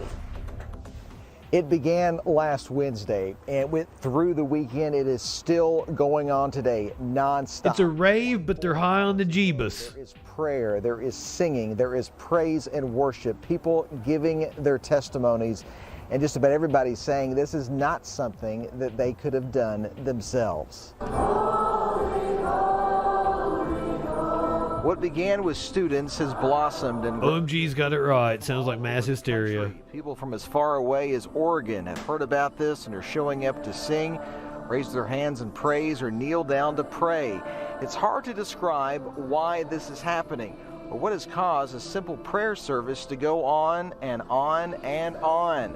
But people say the reason is very simple, yet profound. No big lights or big media or anything like that. It's proof that the Lord is working right now. It's amazing to see, and we just want to be a part of that desperately.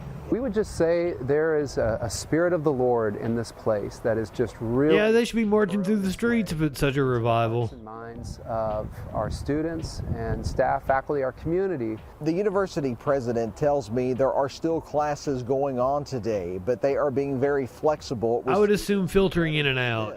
Then go to class. In Wilmore and Jessamine County, Phil Pendleton, WKYT. Well, this is said to be the longest church service at Asbury since 1970. Whoa, since 1970.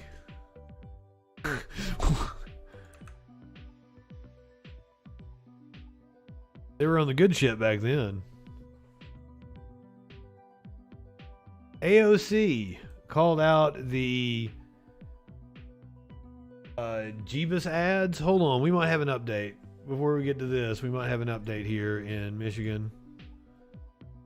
Go check back in. They're actually then doing two different things. They are clearing these buildings. They're also actively still searching for the shooter who is somewhere on campus. But again, that is very good news. We know a lot of parents have students at Michigan State University right now who are very concerned about that. I'm sure lots of calls and text messages going out, but assuring students that they are safe and should continue to shelter in place and stay right where they are. Once again, this is live, Michigan State University. Tied to Michigan State University. This is an active shooter situation. The ripple effects of this kind of traumatic event and what they have. East Lansing. For those of you who might not be American, that the district. This is just another day. While this shooting situation is assessed. We do have a number of crews on the way to East Lansing. We continue to figure this out. And there's been many an occasion that a Christian preacher has been caught, you know, doing meth and having gay sex. They have cleared a number of buildings in the. Only one person was shot, so this isn't really a mass shooting. But if we count everybody that was shot in the U.S. today, it has been just another day. They heard a second situation. In mass shooting USA. But they have since cleared that, and that is. Oh, Quivering's good people, Professor Q. They're going to continue to go through all the. Maybe a little cynical. Quivering's good people. Don't try to put Quivering on blast. His only description is that it is a short male with a mask and possibly black. That's what police are going on right now, and one suspect. Well, even you guys talk earlier that there might be hang out with producer Dave. You know on Fire by Night that Blaine was busted for having cocaine. Education Consultants founder and president Jason Russell. Jason's a former Secret Service officer. He founded SEC, his company, to help schools succeed in safeguarding their students. Jason, can you hear us tonight? Are you watching this scene unfold in East Lansing? What are your thoughts? Yeah, I am. It's an unfortunate situation, and actually, you know, my first Blaine. My daughter's a student there. It was not a leprechaun that is the perpetrator. War Machine, good evening. Situations, so many calls coming in with conflicting information and a lot of different jurisdictions trying to get over there and help as best they can. Yeah, and And how is Tickle torture for everyone. Some people might be into that. drills in the past? Some people might be into that, Lady V. You live in sexual anarchy. Different departments. Who would be in charge at this point? You know, I think it's going to be. Yeah, tell us who's in charge so we can kick him in the balls. He's kicking authority in the What balls. you're seeing is exactly what law enforcement does, which is, you know, come together and support each other when you have an incident of this magnitude. So as I'm listening to it, you're hearing all the different jurisdictions in the Lansing area really coming together to, I hate being tickled. I think I'd rather take the punch in the face. you know, reporting different types of incidents, and they're really just trying to kind of figure this out, narrow this down, and hopefully get a hold of the suspect quickly. Simp agrees. And Jason, talk about the task at hand now. We're not talking about one building such as a high school situation. We're talking about several dozen buildings spread out over acres of campus.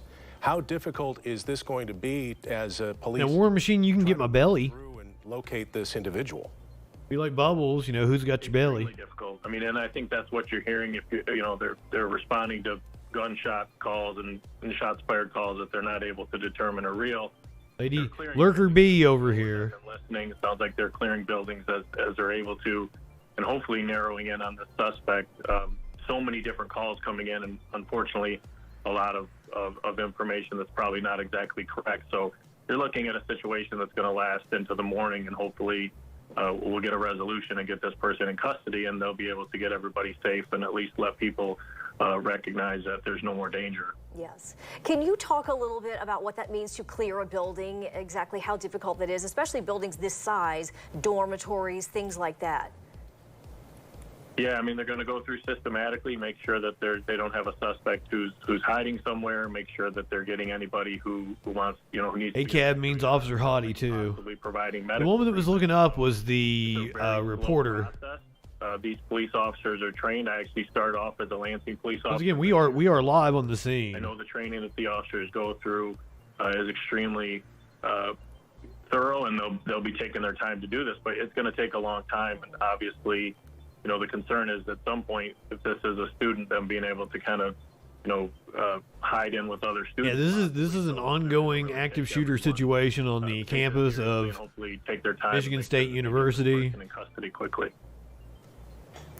Jason Russell is a he's the founder of Secure Education Consultants. He's a former Secret Service officer. He's joining us over the telephone tonight as we look at these live images coming from East Lansing. Still an active shooting situation here.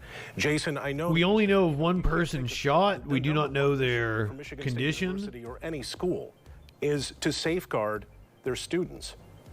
But we believe no one else has been injured thus far. Probably following it as But we they are speak, still on the hunt for the shooter. plan for something like this. And once again, I'm going to keep this on over here. If we get an update, we'll go back to it.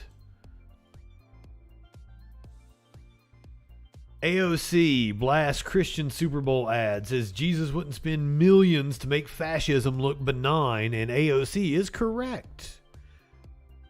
Representative Alexandria Ocasio-Cortez argued Sunday evening that Jesus wouldn't spend money on Super Bowl ads that make fascism look benign, earning the congresswoman pushback from many of her critics. Ocasio-Cortez was referring to commercials during the Super Bowl from a Christian campaign known as He Gets Us, particularly one that emphasized unity and loving your enemies. Let's see this ad.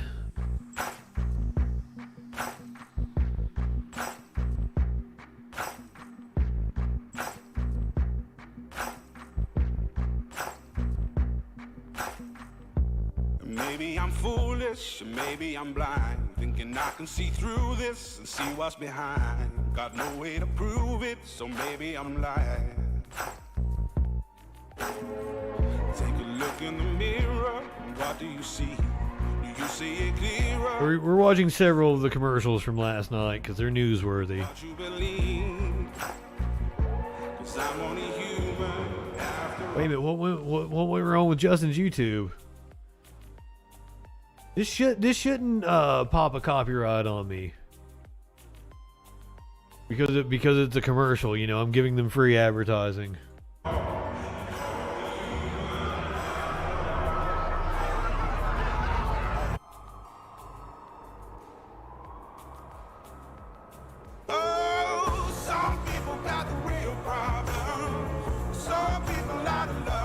Jesus. If you're unaware, this was funded by Hobby Lobby, Chick-fil-A, some really shitty ass groups. What if we tried to love our enemies the way Jesus loved his? How would it change the tenor of our conflicts and our conversations? Ocasio-Cortez said, something tells me Jesus would not spend millions of dollars on Super Bowl ads, and I agree. If you're raging against people who don't look like you, love like you, or worship like you, Jesus does not get you. That was according to writer Vivian Leal. Many critics also pointed to the funding behind the He Gets Us campaign, which is reportedly financed in large part by the Green family, which owns Hobby Lobby. The Green family also founded DC's Museum of the Bible, and which is known for stealing artifacts and promoting conservative causes. The two ads that ran during the Super Bowl cost $20 million, according to NPR. NPR added that the He Gets Us campaign's creators have said that they plan to spend $1 billion to promote their Christian message. Many social media users appreciated the ads and took issue with AOC's opinion. AOC supports actual fascism and has no idea what it really means, like racism, then projects it onto others, one user tweeted.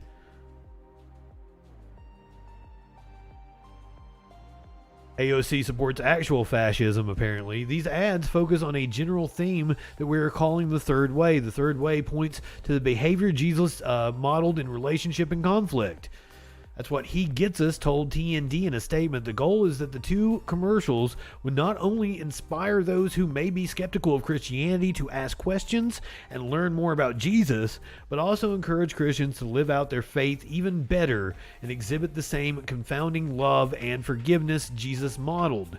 Many people today have experienced acts of kindness, love, and support from others, but they've also experienced disagreements, anger, and resentment. Together, these spots connect the dots on how we can respond better in all circumstances with love and understanding. I didn't quite get that, and I feel like Hobby Lobby and Chick-fil-A aren't exactly about promoting love and understanding as much as they are promoting Christian supremacy. Fox News has thoughts on this, because of course they do. I think it's the same panel we watched earlier. Day for us to have former NFL player Chris Valletta on the couch with us. He has played for the Tennessee Titans, New Orleans Saints, and Kaylee's Tampa Bay Buccaneers. Now, in addition to the big game that we will get to in just a moment, there's big news surrounding some of the commercials slated to air, including two that are about Jesus Christ. They're a part of the He Gets Us campaign. Now, it's backed by a nonprofit group that bills itself as aiming to reintroduce people to the Jesus of the Bible. Ads like this one will air during the big game. Watch. I'll prepare a feast and bring. Oh, good. It's the other one. But some refused to join him. He was heartbroken because he wanted everyone to be filled, not with food and wine, but with compassion. But just saying the word Jesus is riling up some people on social media. One person tweeting, "Glad I'm an atheist." Others calling the ads cringe personified and are using religious freedom as an excuse to be filled. Discriminate. Nova to Christ. That we've seen on social media. You live What in are your sexual thoughts? anarchy. Well, I think this is symbolic of probably, arguably, the greatest cultural erosion in the history of our country. I feel like when you look at the numbers, we just dropped below 50% for the first time in terms of Americans' membership in houses of worship. Culture is eroding in this country. Culture is beliefs influencing beliefs, and beliefs come from values. Values come from character, and character comes from leadership. The whole show is basically one big content warning. I choose to lead them to help shape their character and know that there is a God who loves them, that love, joy, peace, patience, kindness, gentleness. I bring you love. These are good things. And guess what? Those are things that Jesus did put out. And I think those are virtues and values that we need to build in this country, not tear down, and certainly have the freedom of expression to put them out in the wide open as we should. Amen. Julie, part of the campaign, as I sort of touched on earlier, it's part of an effort to shift people away from a negative public perception of Christians and toward Jesus. Now, my issue in part is with this backlash is that it's been stoked by the media that has somehow, as Chris mentioned, aired toward this public acceptance of mocking and derision towards Christians and those of the Judeo-Christian faith. NPR... Thank you, Ray. Pointing out their hypocrisy is not getting mad about Jesus being talked about. It, meaning this whole campaign. It means a lot more people will probably be sending out confused tweets about a, quote, Jesus commercial, a search term on Twitter that was already flooded and aired during the Grammy Awards they were referencing. So here's NPR, National Public Radio, upon which many depend for being, quote, neutral and objective, that is anything but, in something that is fundamental to so many of our lives. First of all, the NPR could not be further bipartisan. They're obviously a liberal outlet, but no, this country actually does need to find Jesus. The hate in this country is just so awful. I mean, it's at really honestly a most all-time high, the extreme left and the extreme right, and I'm not talking about one side or the other, because anytime... I mean, like, most of the hate comes from Christians, doesn't it? Extremist, that does derive from a place of hate. Jesus teaches us to love thy neighbor, to love one another, and so I do believe that this country needs to find Jesus, and I think that this country is also very anti-American, so why would they not be anti-God? Because in the Pledge of Allegiance, we pledge allegiance to the flag, we also... Wait, she just said this country is anti-American. She just said this country is the country of the USA is anti-American. I haven't listened to a lot of NPR lately. I would assume it's always been kind of shit lib.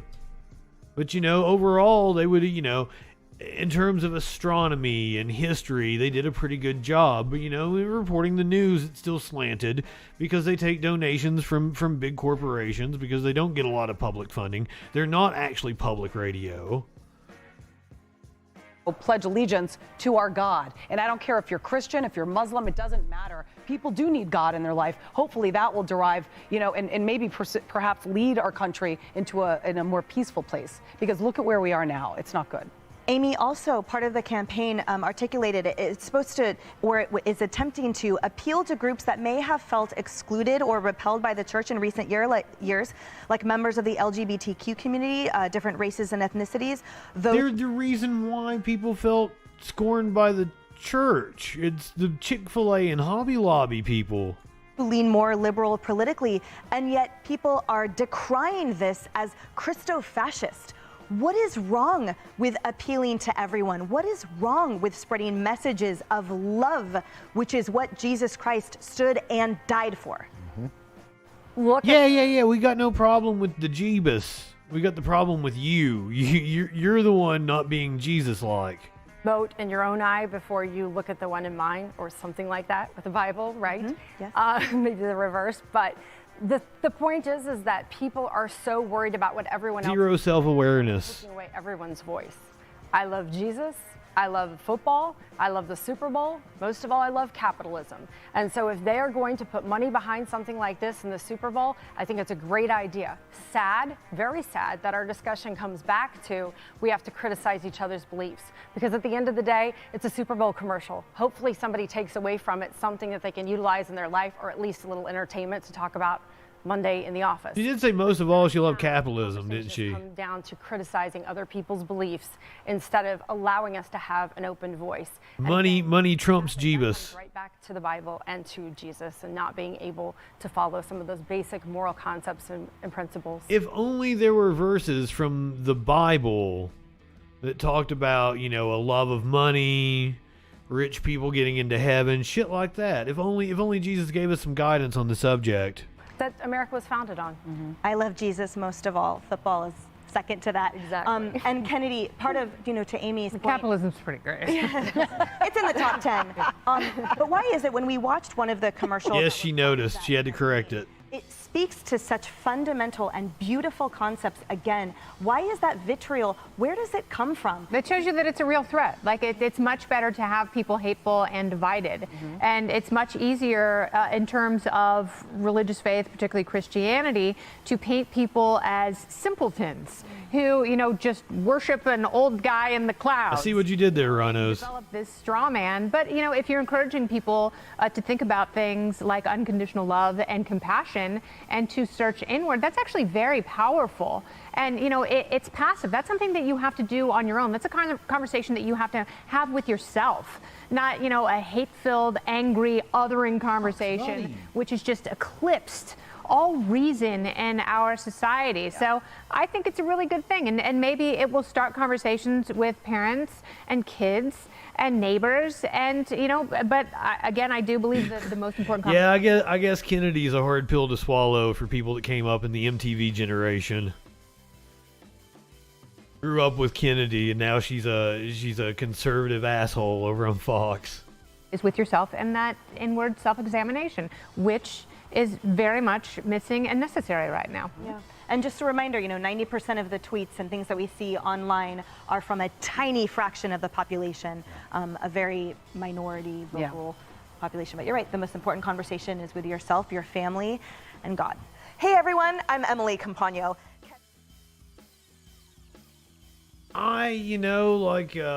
It's kind of like my late childhood, or it was like earlier in my childhood when Kennedy was a VJ. What, it was like 90, 91, 92, 93 kind of years. I may be getting the years wrong. It was while I was still kind of young. I wasn't so much into MTV at that time. Let's talk about the actual game. I'm gonna focus on the actual football game for a second, not the football game that Lady B and Tadpole were talking about earlier. There was some controversy. Even my buddy was like, the referees decided that game. There was a holding call late in the game. People say change the complexity of the game. Late holding penalty lets Chiefs run out the clock, prompts outrage from Eagles fans and LeBron James, apparently. With 1:54 remaining in Sunday's Super Bowl, Patrick Mahomes lobbed a pass targeting Juju Smith-Schuster.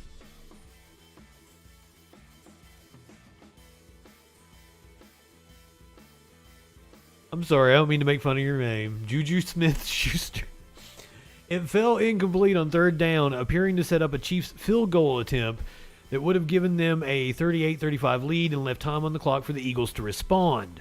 But a penalty changed the course of the game. Officials flagged Eagles cornerback James Bradbury for holding Smith-Schuster before the pass fell incomplete. The call gave the Chiefs a first down, and they ran down the clock before Harrison Butker kicked a game-winning field goal with 8 seconds remaining.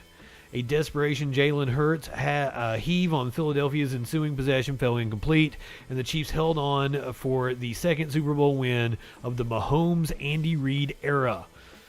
Do we have the video here? I'm not going to turn on the audio, but we're going to watch the video of the call. You guys tell me what you think. James Bradbury, they're going to say... This is the holding call.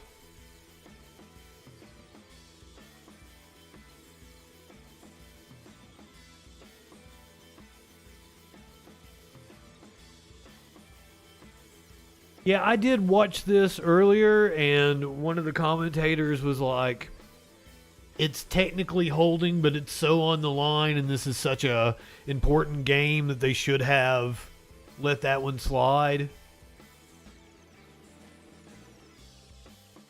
Maybe I agree with that. I don't know. I don't know anything about the sporty ball. Some folks didn't think so. All-time NBA scoring champ and noted NFL fan LeBron James said his hand on his back had no effect on his route. The game was too damn good for that call to dictate the outcome at the end. Damn. By the way, I have no horse in the race, just my professional opinion. Philadelphia sports podcaster Victor Williams went as far as calling it the worst call in Super Bowl history. Williams obviously has an emotional stake in the game, so his opinion comes with a hefty dose of salt. But the call was certainly close and ended up impacting the critical final minutes of the Super Bowl. Williams wasn't alone in being upset. The refs ruined one of the greatest games ever, said Sports Radio 94 WIP. Robert Griffin III, whoever that is upset about it. Pat McAfee. What did Pat McAfee have to say? Pat McAfee, always entertaining. I know him from wrestling mainly. That ref making that holding call at that time, at that stage of that game? Super Bowl? Huh? Huh? That wins the game. Game over. Kneel it out, kick a field goal. Got 6 seconds left in the whole fucking clock. It's over. There's a chance that, Butker makes his field goal. Then the Eagles were able to move. They scored 35 points, doing their thing. They go down, they kick a field goal. Obviously, we're a tight game. We go to overtime. You know what Patrick Mahomes does? He throws for more than 225 yards in an entire game. We win. Now, the Chiefs might win as well, but nonetheless, that's me being very personal and selfish. What I need to say is this. Hey, refs, can't fucking call that there, okay? It's not about you. Now, was there a hold? I guess, if you stop and go frame by frame, he had his hands on him. But nonetheless, at that stage, come on. We were robbed of a potential overtime game in the Super Bowl. Yeah, we're going to get into the grass here in a second. We'll talk more about it manana. So, Pat McAfee, his thoughts on it. Bradbury says he held, though. The player that was flagged for holding says it was a holding call. They called it. I was hoping they would let it ride. I tugged on the jersey.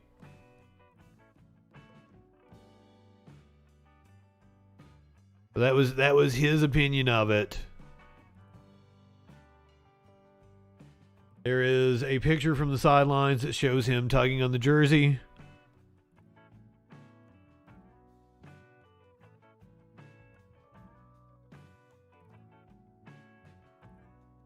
So I think that puts that one to rest. But as everyone pointed out, that wasn't the only controversy with the Super Bowl last night.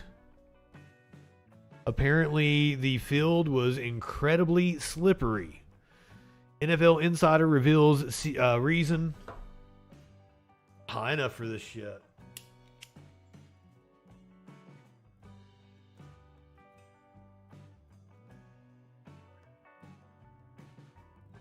NFL Insider reveals the reason the Super Bowl field was so slippery. I think we get another dose of Pat McAfee.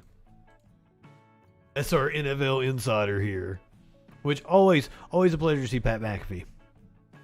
Love the dude. What the fuck happened with the grass, Ian? That was an embarrassment. That was an absolute embarrassment. Now there's conspiracies kicking up. The NFL did this on purpose because all the players wanted grass. So he said, be careful what you wish for, and put the worst grass of all time in the biggest moment of the Super Bowl. What took place? It seemed to be way too watered. Was that something? And how will this be accounted for going forward by the NFL? Man, me and Pelissero talked to George Tombo before the game and tweeted about this to be his last Super Bowl, and you know, what a respected man. And that tweet did not age well. Happy. Classic. Hell of a run, Val. George Tomo, Great love run. you. Anyway, every once in a while you lose your fastball. Yeah. Even in the grass game. Yeah. That happens. I mean, 94 years old. So here was the explanation I was Really? given on Is that his actual age? Oh my God, Seth. So many varieties of thumb-shaped head going on. Damn, dude. That's what he told me, 94. Hang it up, bud. You got a 94-year-old. Why is that guy responsible for the field? Come on. What are we? I don't want to he's be the an sod ageist. father. I don't want to be an ageist or anything like that, because I think we do sound like that when we're talking about replay reviews. Sure. Let's get some young eyes that understand technology and can fast forward, slow mo, zoom in quicker than. I mean, I'm not sure if this is TV. This is Pat McAfee's like personal show. 4-year-old doing the I grass. don't know what the fuck it's on. Dude, guy can't even drive. He's Bold in move. control of the grass. Bad idea. What is the deal? So here was Every what I was single told happened to the grass. So, you know, obviously they play the first half. I think the first half was mostly fine, right? No. And then, well, it wasn't. The second half was worse. Let me say this. Second half was worse. So I'm going to screw this up because I'm not a grass expert like George Tomo. But basically, the halftime show, which basically spanned the entire field, it compressed the grass, it heated it up, and it got it slick. Oh, we're blaming Rihanna It now. basically increased the moisture in the grass because it didn't allow it to breathe because it pressed down on the grass. Classic. And You then gotta be you kidding take the halftime show off the grass, and it's kind of a little bit wetter. And in the third quarter, everybody was sliding around. So they're blaming the halftime show and the moving parts on the field. Maybe Rihanna just made everybody wet. Maybe Rihanna just has that effect on people.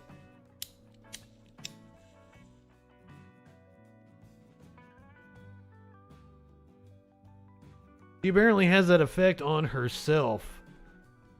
We're going to get to that here in just a little bit, but first, apparently a profane meltdown.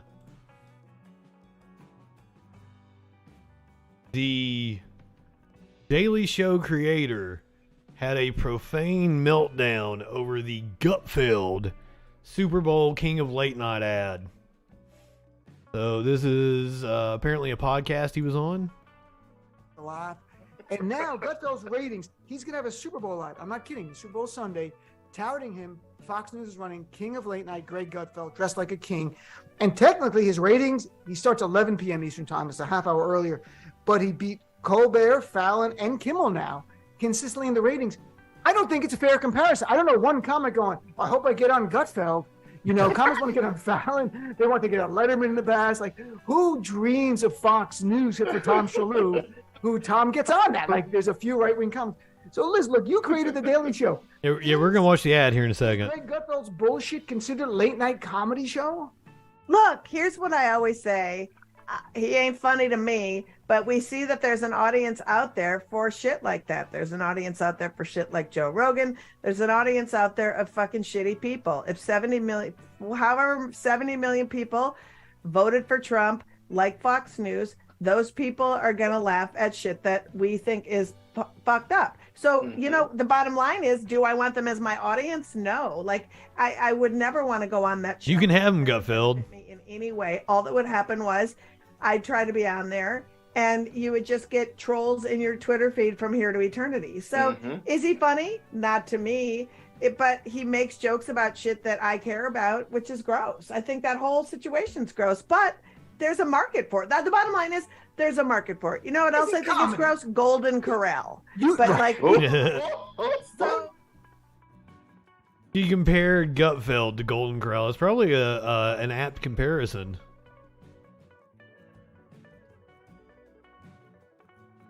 I want to see the ad. There's only a 15-second ad. Blink and you miss it. New King of Late Night commercial, ready to roll. Isn't this great? Is this cultural appropriation? No, it is not. It's a chainmail. Gutfeld, new King of Late Night commercial, ready to roll. Isn't this great? Is this cultural appropriation?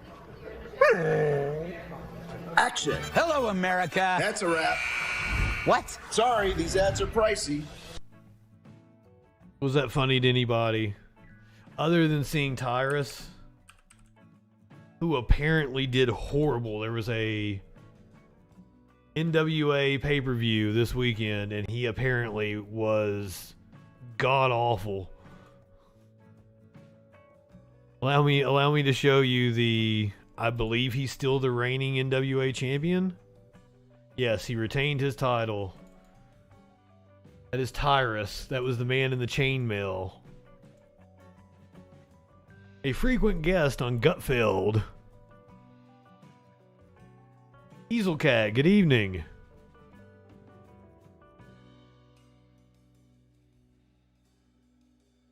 Not cultural appropriation.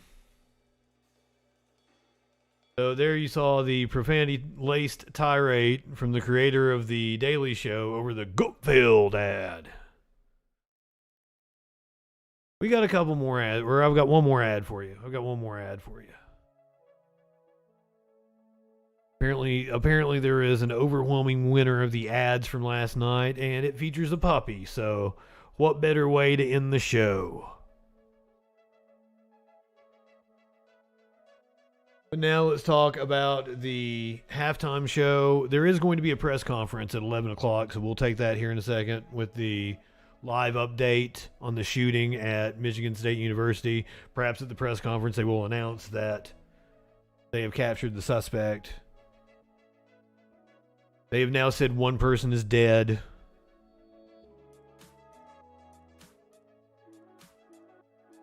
Adele at the Super Bowl, but only to watch Rihanna. She didn't watch the game. She was just there for Rihanna. Adele's appearance at the Super Bowl in Arizona has become an instant meme after the singer claimed that she was only turning up to see Rihanna's halftime show performance. Me too, Adele. Me too. The London-born singer probably isn't massively into the NFL, but she's managed to bag a ticket to the biggest sporting show in the world, taking her seat alongside other stars such as Jay-Z, Paul McCartney, and Gordon Ramsay. Her attendance at the event at the State Farm Stadium in Glendale was actually known long before the big day, particularly because she claimed that she was only going to show up to see Rihanna. What Rihanna had in store for everyone during the mid-game break. I'm just going for Rihanna. I don't give a flying fuck. Based Adele. I'm from Appalachia. I'm a poor boy from Appalachia.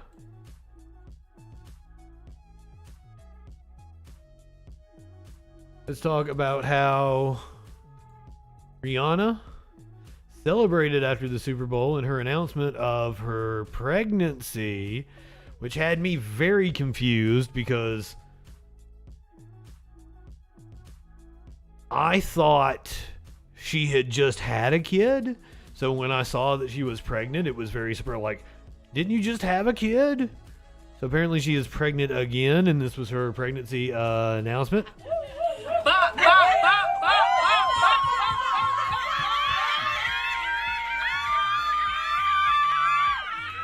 Rihanna shut down the Super Bowl on Sunday night with her headline-making halftime show, complete with a pregnancy reveal. The Super Bowl is one of the... Let me tell you, when she was up there, my fear of heights kicked in. Like, that was an awesome shot. Oh, her baby is 8 months old. That's how behind I am on celebrity culture. That was an awesome shot with her doing Shine Bright Like a Diamond, being up in the sky, but ooh, I wouldn't get up there. The Super Bowl is one of the biggest stages in the world. Yeah. It's an entertainer's dream to be on a stage like that. And when the lights went down on that epic performance, Riri let loose backstage with a group of friends.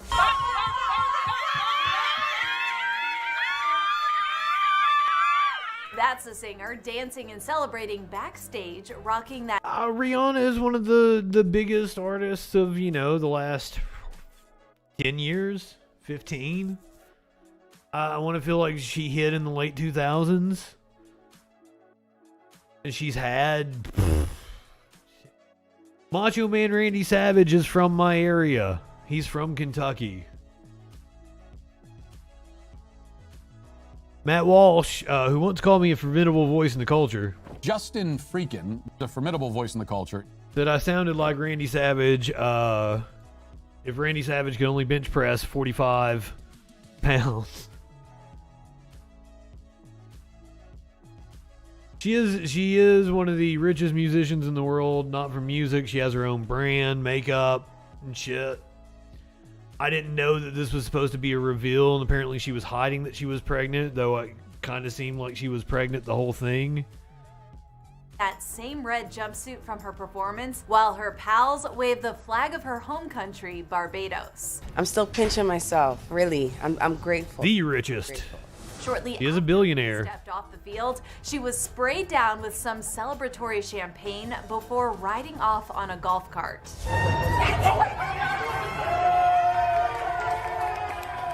And get this, she even linked up with Colombian superstar and self-proclaimed Riri stan, Karol G.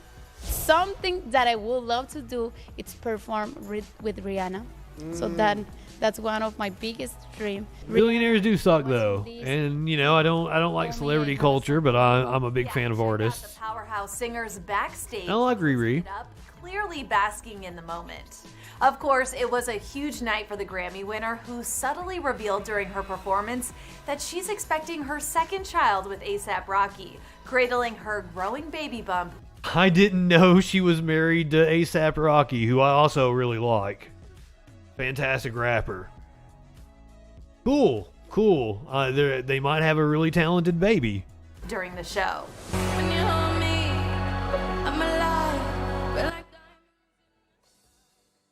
Mom, nothing would have gotten me out the house if it wasn't a challenge like that. Now a source is opening up to ET about the massive undertaking, explaining that Ree knows it was a performance to remember and that's what she wanted. Quote, she loves that the performance also acted as such an exciting announcement. I liked it, but it didn't blow me away. It wasn't Prince. It wasn't Lady Gaga. It wasn't Beyonce. My God, we watched Beyonce the other night, and that was way better than I remembered. My God, Beyonce killed it. May. What are you looking forward to as you move into a new chapter of your life, ASAP? I'm just excited for what I don't know yet, you know? Everything is new to me, so, you know, I'm excited. ET source says the singer wanted to share a message of empowerment, that you can balance it all and make your dreams come true. Up to the big show, Rihanna played coy with ET about what fans could expect. I want to incorporate a lot of culture. Fair enough, Seth. I mean, I can sit here and I can just name so many hits, like, you know, from Ponder Replay was like her first one. Cheers, Drink to That. S&M, Disturbia. Russian Roulette is one of the sexiest songs fucking ever. I wasn't expecting Bitch Better Have My Money, but that was like the opening of her set list last night. You know, Rude Boy. Umbrella is like one of the biggest goddamn songs of the last, God, I don't even know when it came out. It was probably the late 2000s, wasn't it? Or it might have been around 2010, 2011. Different aspects of entertainment and things that I just enjoy and bring it to the stage. You know, I want to celebrate the music that I've made. A source at the time told ET she wanted to wow the audience, adding that she was so Run This Town Tonight. Fantastic song. Stay and stick with things that I enjoy doing and mostly that I'm passionate about. Being creative, that's one of those things. I did see that, Sassy. I saw that on enjoy it. Now that the big I saw that on Twitter because somebody was really wanting Tom Holland to make a special appearance during the performance. She forewent having any guests. I figured we might get Jay-Z on Run This Town Tonight. She didn't even do the Love the Way You Lie song, which is with Eminem. I thought we were going to get an Eminem pop in. Damn, it was out that long ago, back in 2006. I did not think it was that long ago. I thought it was towards the later part of the 2010s. You sure about that?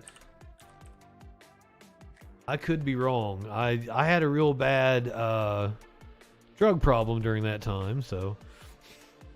It's 2007. You were close. You weren't off that far. Yeah, she did the music for the new Black Panther, didn't she? It's over. We're told Ree's thrilled with. Could have been on the radio already. Fair enough. Let's hear it for Rihanna for making it all, truly all, look so easy. Stop playing the music. They're playing just enough. Rihanna fans baffled as star makes bizarre gesture during Super Bowl halftime show performance.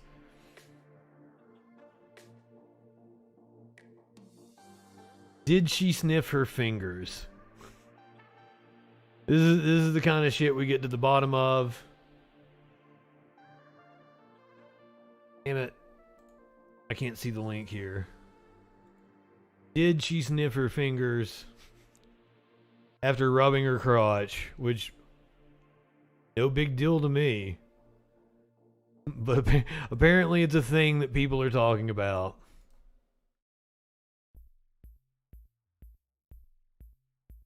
It was during Rude Boy. I heard a section of it there. She holding that booty. She seems like she waves off a fart as she's doing a flap.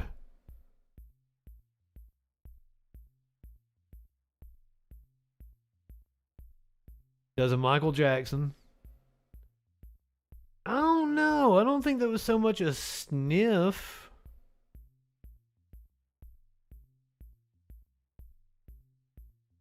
And I don't know why people were obsessing over this. The thing that's got me about it is the waving off the fart there. After the booty grab, she waves a fart right there. That's what I'm more interested in.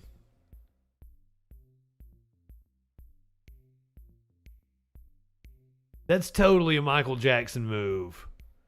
The way, like, that was an homage to Michael Jackson. I don't know about the smell afterwards, but she even, like, had her hand just the way Michael would do.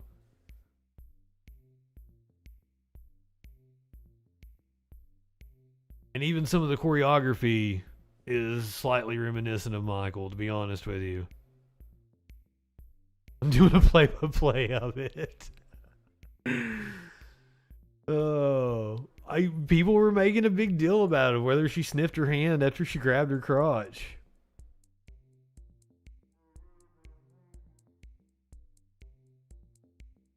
After taking a break from the music scene to focus on her business, Rihanna performed a medley of her greatest hits. She now holds the record for most songs in a set list during the Super Bowl. Fans immediately began speculating whether she was pregnant. I mean, I guess that was a reveal, but like, her pregnancy wasn't the commotion of the evening, as viewers watching at home spotted a strange detail as the camera moved onto the stage and through her epic dancers. She rubbed her hand across her crotch before gyrating several times, raised her hand to her face, and pretended to give it a sniff. Despite some viewers loving her sultry moves, others said that it made some uncomfortable. Rihanna just touched her crotch and smelled it during the Super Bowl.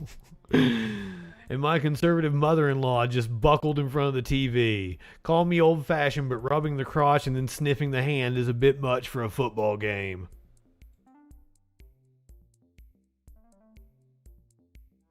Oh God, I didn't get through all the Rihanna stuff here. They have not taken the press conference yet, but we're not going to have time to watch Shapiro and shit. We got to take the press conference here. Going back to Michigan, where we have one confirmed dead on the campus of Michigan State University. Secured, and we could see through the windows those members of the SWAT team going through that initial building where it was Berkey. But then what's happened since then is you're awaiting a press has conference. moved all across campus, and that's what other parts of the campus that are still locked down, and those students who are still in their apartments and in their dorms have no idea what is happening.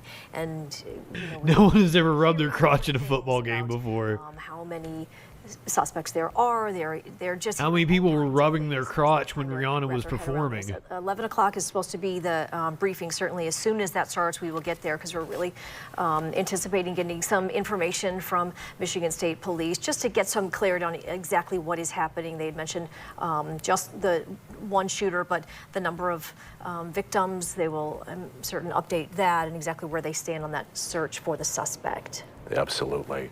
Multiple police departments involved tonight. We have been hearing of the search both about on the ground and in the air, as police have put up at least a drone and also underground as well. These are live pictures on from the sea Hospital, where victims were transported through the fire and the flame. Earlier tonight, we don't know how many victims, multiple victims of the injuries there. And you can see there, well, you can see Susan Samples there. We will get to her as soon as we can, but a large police presence outside of the hospital as well, as you would imagine. Sparrow, a large metropolitan hospital there in the heart of Lansing, one of the larger healthcare facilities in mid-Michigan. This would be where they would have their staff on hand in the emergency room in the event of something like this happening on campus just about a mile away. Yeah, we had been talking about the training that the campus police have had, but certainly that response was, as soon as something like this, unfortunately, if it does happen, that multiple departments all show up, and that they were there within minutes of this all happening. So a number of departments, including the FBI, and I know the FBI had tweeted out there asking any information. We're going to go to the news conference right now with Michigan State Campus Police.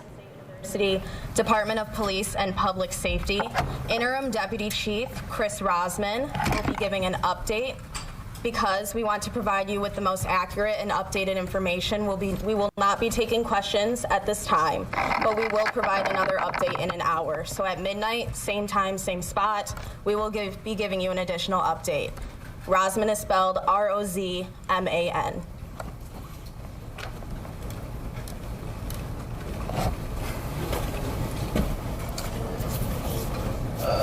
So we are very saddened to report that there has been an incident on the campus of Michigan State University. Well, we know this, motherfucker. There has been shots fired and a shooting in multiple locations near campus. Please understand that the information that we're sharing right now is preliminary. Our priority right now is the safety of our students and our campus. The information that we're sharing may change, but we are going to be as transparent as we can and share as much information as we can. But that information may change as it's preliminary. This incident started this evening around 8:18 p.m. at Berkey Hall on campus. We received multiple 911 calls of a shooting inside Berkey Hall. Numerous officers responded. We were quickly on scene within minutes, and there we did locate several victims of a shooting. Several victims. The incident did move to a building in close proximity, the Michigan State University Union building, where there was another report of a shooting immediately following the first incident. Police and emergency responders acted quickly. We tended to the victims at both of those scenes, and there was an overwhelming law enforcement response to campus to help with this situation. I can confirm that there were at least 5 victims. All 5 victims were transported to the hospital. Some of those victims do have life-threatening injuries. So, okay, this is officially a mass shooting. The suspect in this incident, and we believe there to be one suspect, was last seen leaving the MSU Union on foot out of the north side of that building. We are just receiving surveillance footage of that suspect that we will be releasing shortly. Initial information is that the suspect is a black male, shorter in stature, wearing red shoes, a jean jacket, and a ball cap. And we will follow up with additional descriptors of that suspect. If you're going to commit a crime, don't wear red shoes if you're going to try to get away. Campus should remain sheltered in place. We immediately launched our emergency notification system and advised the entire MSU campus to shelter in place as this suspect is still outstanding. For people on campus, shorter in stature. Please do not come to campus. Of stature. I can't say that enough. For parents, we understand. I can only imagine the emotion that's involved right now. It's going to help us, and it's going to help our response, and it's going to help us identify the shooter, the less people that are on campus at this point. Please do not come to campus. We are doing everything we can to ensure the safety of our campus and all of our students. We currently have hundreds of police officers and law enforcement officials, state, local, and federal, on campus working in a coordinated effort. Yeah, they have not captured him yet. To ensure the safety of campus and identify and apprehend the suspect. All campus activities will be canceled for the next 48 hours. including sporting events, classes, and all campus-related activities. Please follow our Twitter page for updates. We are sharing live updates at that location. I can't stress this enough. You're probably hearing a lot of information and misinformation right now from social media. I mean, if it's a cop telling me, I'm pretty sure it's misinformation. That are not accurate. We strongly encourage you to follow the accurate information source, and we will continue to provide as many updates and accurate updates as we can.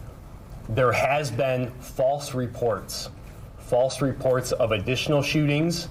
There has been false reports of the suspect seen in numerous different locations. Those reports are not accurate.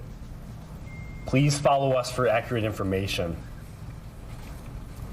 As I said, we're very early on in this investigation. Restart that computer. It remains ongoing, and we are going to continue to meet back here and provide updates on the hour. We wanted to provide as much accurate information as possible right now, and we will continue to do that. Simp, I had a story about that. I had an update, but I went against it, so maybe we'll... We are working very hard to gather that information, to accurately get it out to our community. I'll actually do that story here in a second. To students, to parents, and to everybody who needs that information. Please know that the safety and security of this campus and our students is our absolute priority at this point. We will meet back here at midnight for an additional update.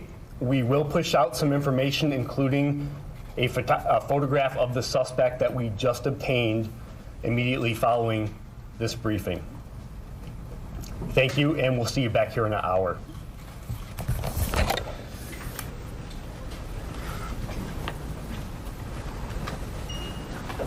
There's the latest update. Okay, the update tonight from Michigan State University campus police, not taking questions, but giving us an update on what has unfolded at Michigan State tonight. The headline is a gunman remains on the loose after at least 2 shootings at Michigan State. Students still being told to shelter in place. 5 victims have been taken to Sparrow Hospital, and we're told that one individual has died. You're looking at live scenes here. This is apparently there are other life-threatening injuries. Told during the update at 8:18 tonight in Berkey Hall, multiple 911 calls of an active shooter. They said that they responded to that situation at Berkey Hall, and then minutes later, they started getting 911 calls at the Union Building. When they responded there, they found more victims. That is the last time that they spotted the suspect. They're about to release a photo because they're going through security. So we will certainly show that to you as soon as we get a photo of the suspect. And again, the one suspect, there have been a number of rumors going around that there were multiple suspects, but they just believe there is just the one shooter. And again, that person is still... We'll check back in here in just a second. I was contemplating doing this, doing a story about the Idaho murderer actually being investigated for harassing other students before. I can't find that story, but this is the latest I can find about the Idaho murder suspect. Everybody, we have an update for you right now on the murder of 4 University of Idaho students. A source has provided more information about why a roommate who allegedly saw the murderer... Cool. Good evening. 911 right away. The roommate, referred to as DM in the probable cause affidavit, told the source that she... Motherfucking DM strikes again. Noises she heard were from people in the house partying late into the night. The house on King Road was known for having lots of people in and out at all hours. 4 people were stabbed to death inside of that home in November, where 2 roommates actually survived. Now, DM, one of those roommates, told police that she opened her bedroom door at one point and saw a man walking by her wearing all black and a mask. She told the source that she thought he must be a guest of one of the other roommates. He walked right past her, and she locked herself in her room. Now, no one called 911 until lunchtime the next day. Police ended up arresting Brian Kohberger, a doctoral student at nearby Washington State University, more than a month after the murder, saying he was the man who committed the brutal stabbings. DM's memory now seems to be a bit different from what she told investigators, because in her latest recollection, she wasn't frightened by the random man in the hallway. But you know what? Memory can be a tricky thing. So we spoke with an expert about how memories can change over time. Well, you don't need a PhD to know that as time passes, our memories begin to fade. They become weaker. But what's not so much a matter of common sense is that weakening memory that's fading with the I'm not sure, mighty cool. becomes more and more vulnerable to potential contamination. And contamination can happen when you get suggestive. This is the Dan Abrams network, Law and If Order. you're questioned in a biased Oh, I'm Law and Order, Law and Crime. fashion, if you overhear other people talk about what happened, it can affect you. But we also can alter our own memories. That's called autosuggestion. We think about what might have happened, what probably happened, what could have happened, and sometimes those what could have's become what did. And we've also learned that suspect Brian Kohberger was experiencing some workplace drama around the time of the murders. He was apparently fired from his position as a teaching assistant at WSU. News Nation got a copy of the alleged termination letter, and Kohberger was a TA with the Department of Criminal Justice and Criminology. The letter states that Kohberger had an altercation with a professor in September where he was put on an improvement plan, but evidently had another altercation with the same professor in December. Before Kohberger went to Pennsylvania to stay with his parents for the Christmas holiday, he was informed about his termination. Experts told News Nation that problems of the job could have been triggering for him. So, Brian, a lot to talk about here. The roommate's explanation of seeing who she believed to be Kohberger and why she didn't call 911 right away. How does that affect the case? So kind of looks like Chris Isaac, only not as sexy.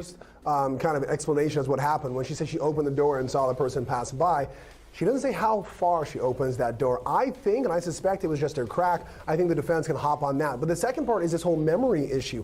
If her memory seems to be contaminated with her own thoughts or suggestive questioning and going back and forth like this, don't forget her memory connects us to the bushy eyebrows, connects us to where he stepped supposedly for that footprint, and also connects to his size. These are big parts of the affidavit that led to the arrest and could be big parts of this case that identifies Kohberger as the suspect. If they can shake up, they being the defense, her memory of the events, it could be detrimental for the prosecution's case. Oh, I agree with you. But Terry, everyone's been looking for a motive about why he might have done this or allegedly done this. Problems at work, termination, could that be a factor? Absolutely. Listen, the murders occurred November 13th, and he really had the first altercation in September. And he was supposed to be on an improvement plan, and he failed that improvement plan. And ultimately, November 2nd was when he got that plan. And I have a dog video, Drake. So I definitely think he was wondering whether or not he was going to be fired, and he was worried about his job. He was worried about the fact he may not actually get his PhD, and this could have been a triggering factor to the murder. Now, obviously, he didn't get terminated till after the murders, but all of this must have been going through his mind, and I think it just escalated because he continued to have other altercations even after the murders. Yeah, we have the how, we have the when, we have the where. It is the why that is that outstanding question. Well, yeah, I was going to check in on that and decide against it, but glad we got the update on him. He was acting erratic when he was being held in jail. Let's go back to Rihanna real fast. We'll do all the Rihanna stuff here. And we'll check back in with Michigan before you get your dog video. MAGA watched the Super Bowl and they hated it. A bunch of the Make America Great Again crew watched the Super Bowl on Sunday and apparently did not approve of what unfolded on their television screens. I'll let you guess what they took issue with. This is from Mother Jones. The complaints started rolling in as Broadway legend and star of Abbott Elementary, Cheryl Lee Ralph, performed a rendition of Lift Every Voice and Sing, a hymn widely referred to as the Black National Anthem. The NFL first created space for the song in 2020 as a response to the George Floyd protest, but on Sunday, several of MAGA's finest, including Representative Lauren Boebert, registered their disappointment. America only has one national anthem. Why is the NFL trying to divide us by playing multiple? Do football not wokeness? Up yours, woke moralists. We'll see who cancels who. Boebert declined to specifically name Ralph's performance, but she didn't have to. I'm pretty sure I see what she means when she raged against wokeness at the game and declared that America only has one national anthem. Representative Marjorie Taylor Greene registered a similar complaint praising country singer Chris Stapleton, who probably wouldn't agree with you, ma'am. Chris Stapleton's pretty cool, for singing the most beautiful national anthem, but according to the Georgia Congresswoman, we could have gone without the rest of the wokeness. Considering Stapleton's support for Black Lives Matter, it's not clear what Green's qualifications for wokeness are, but something tells me it could have something to do with being black. Of course, not to be outdone, MAGA King Donald Trump won the night with perhaps the most unhinged take of the evening. With his epic fail for Rihanna, he slammed in an all-caps post to Truth Social. The 76-year-old former president proceeded to declare Rihanna's performance the single worst halftime show in Super Bowl history. You apparently haven't watched all of the Super Bowl halftime shows. I would rank it in the middle. He also accused the Fenty mogul of insulting more than half our nation with her foul and nasty language. It's not exactly surprising that Trump had such an outsized response. After all, Rihanna all but certainly hates him. Let's hear from a musical connoisseur, an expert in all things pop culture, resident funny man, Ben Shapiro. Actual Super Bowl show that many women watch, and that, of course, is the halftime show, which is really kind of the only explanation for why Rihanna was there. Apparently only women watch it. She was supposed to not be on the Super Bowl since about 2018, when Colin Kaepernick fell out of favor in the NFL because he is a tool bag. She said she was not going to perform at the halftime show. Well, now she's back to performing at the halftime show. It was super weird. It was super duper weird. So it was weird because as staged, it was as though they basically had the set designer for The Last Jedi create all of the costuming and sets. It was very strange. She was wearing like the Emperor's Royal Guard red uniform, and everybody behind her was wearing the white Stormtrooper uniform. They also appeared to be wearing, I guess, the COVID outfits from China, and like the COVID cleanup outfits from China. I saw some people a hazmat suit to sperm in search of an egg because there were like thousands and thousands of. So Monocle apparently, whenever he grows out the beard, that's some kind of. He's an Orthodox Jew, right? He's one of the really religious ones. So they have reasons that they grow out their beard. It's a sign of mourning. It's a sign of blah blah blah. There's like multiple reasons they grow it out. Minty Treasure, good evening. People clad in white and one Rihanna. I found this out last time I made fun of his beard. Very strange optics, for sure. I will admit that Rihanna is not, in fact, my favorite singer. No shit, Sherlock. As I don't like pop music and haven't liked pop music pretty much my entire career, you can at least acknowledge that many of the former top pop singers could sing. Christina Aguilera used to have some pipes on her. Rihanna, her range is about the range of a cat being run over by a steamroller. Namely, like 7 notes. And she really does not have more than about an octave. That is not true at all. To belt. She really, I'm not a Rihanna fan. The entire optic was strange also because she was just on these rising and lowering platforms. And these platforms would just go up and down almost at random. Here's a little bit of this. We'll watch a little bit of this together. She looked like something, her hair was done like Cindy Lou Who or something. It was kind of strange, at least in the previews. Oh, she's being followed. What is happening right now? I'm a Cardi fan.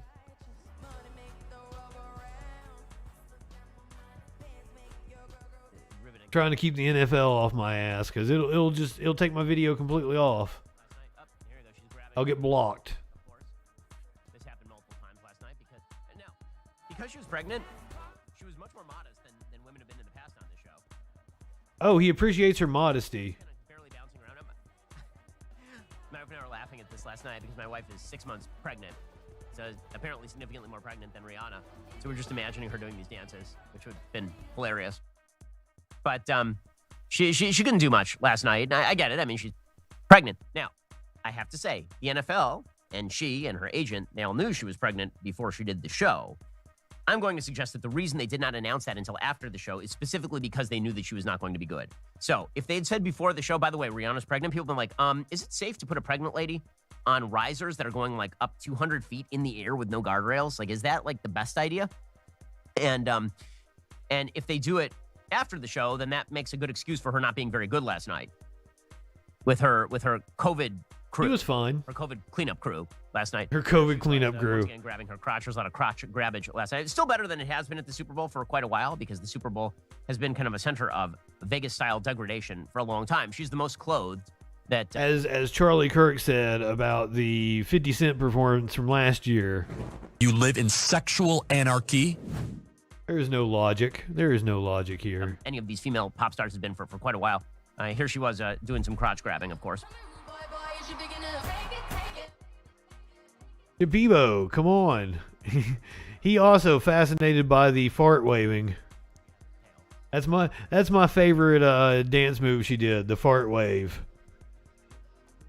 Let's see what he has to say about the crotch and sniff. More crotch grabbage and putting it across her mouth and nose. It's just delightful stuff for the children, of course. Now, I know everybody on the left, anytime you mention the children, they're like, well, then don't have your kids watch. I didn't have my kids watch the halftime show, but I'm not going to pretend that there weren't millions of kids who didn't watch the halftime show. They did. I mean, millions of kids watched the halftime show. I really don't care. Twerk for the kids. Than most of the shows. And just on a pure aesthetic level, it's a bad show.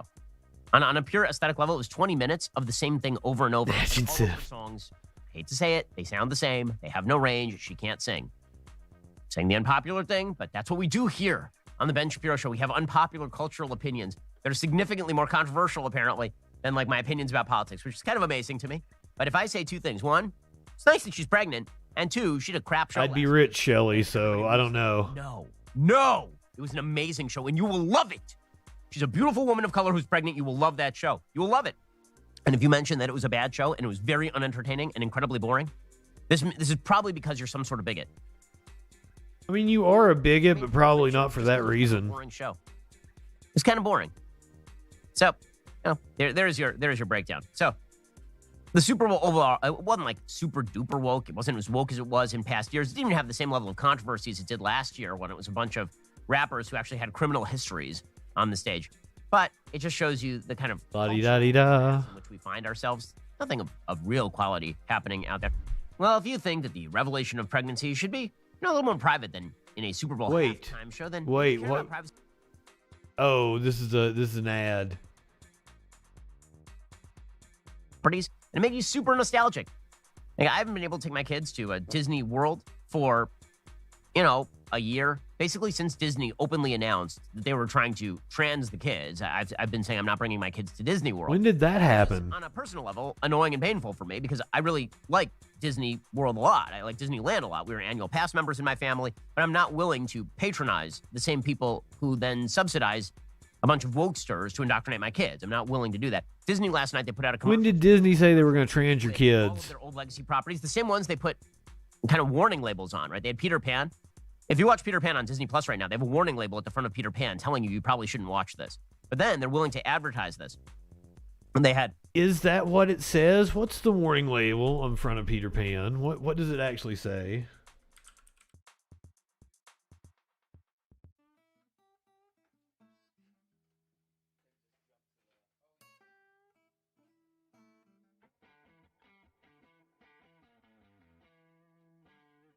This program includes negative depictions and or mistreatment of people or cultures. These stereotypes were wrong then and are wrong now.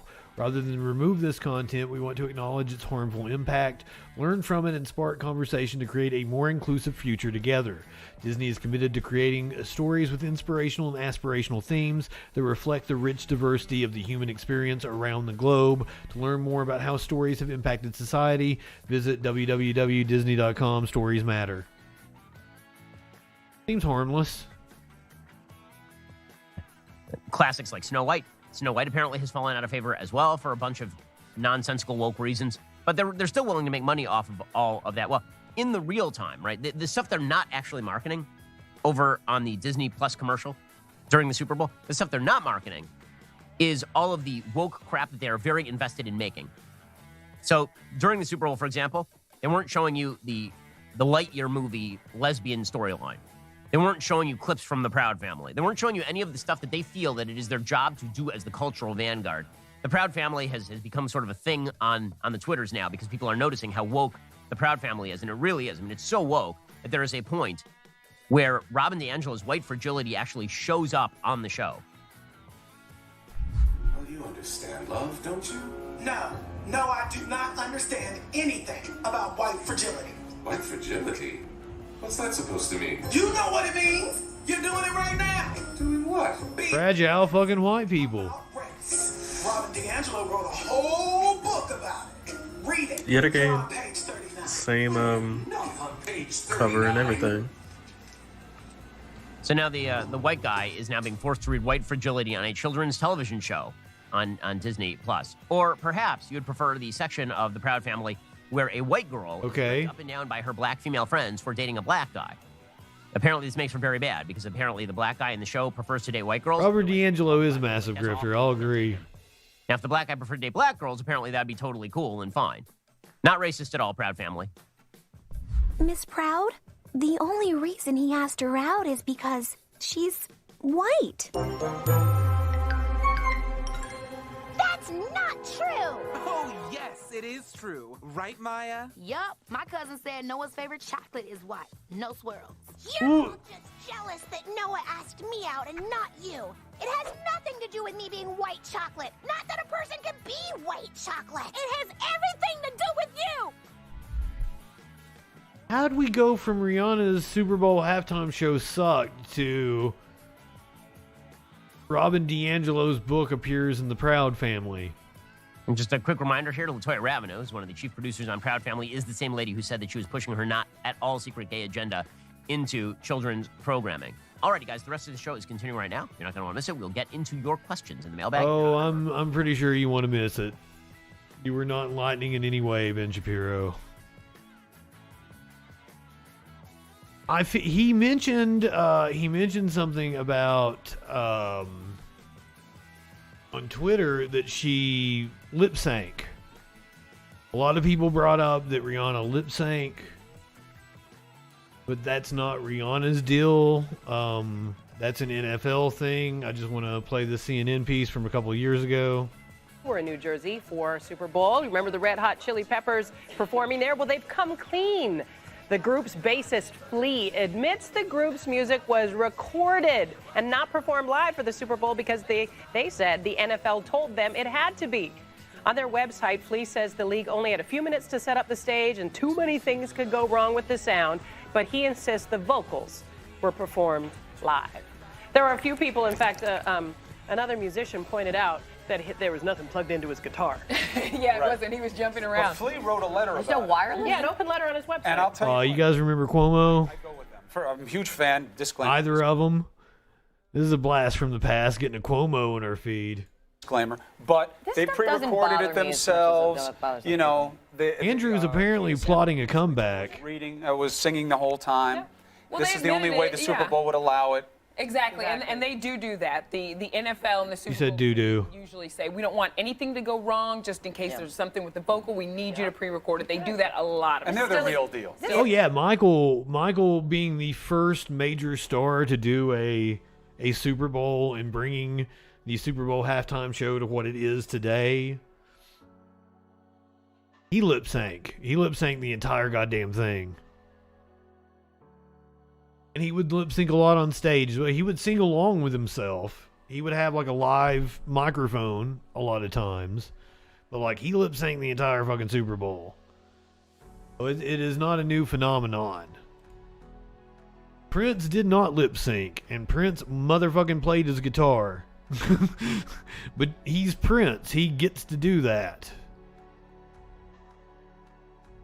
I had one more story about Rihanna's pregnancy, but we already really did that, didn't we? Maybe I already played that. I did. I put it on my list twice.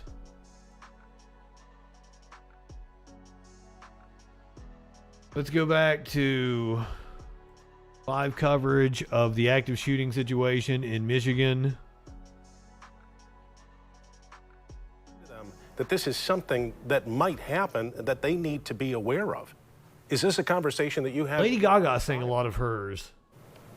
It definitely is. Lip synced, not lip sync. Thank you, Joey. I've done, but I think, as you said, this is something that kids in Not this puppy generation yet. have dealt with their entire school careers. You know, it's become second nature, unfortunately, that they have to be aware of these types of situations, have to prepare for these types of situations. This is a picture of the active shooter.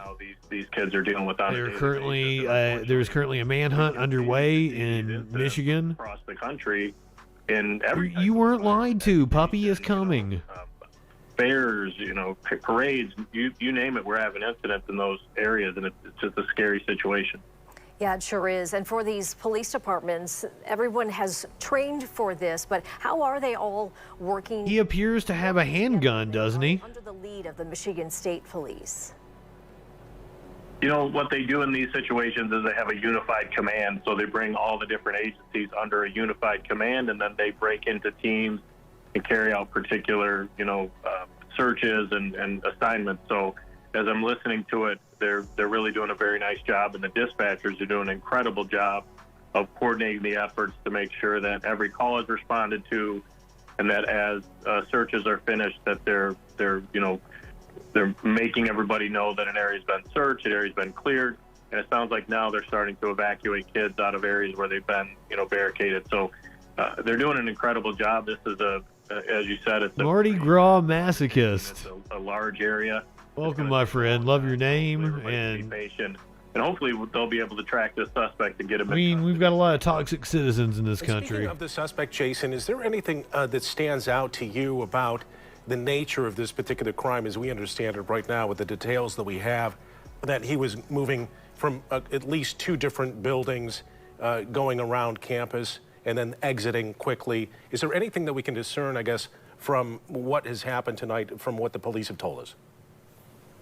It sounds like, having seen the picture, it sounds like somebody who's familiar with campus, so somebody who lives in the area, somebody who's familiar with where there's going to be people, where he's going to find crowds. So I'm going to need to take a pee-pee. And took an opportunity to also grab a water or a beverage. People, to try to find victims. So I'm guessing it's probably somebody who is still in the area, local, and, Damn, Joey. Some additional information. I am sorry to hear that. To track this person down. Okay. Well, Jason, we appreciate your insight.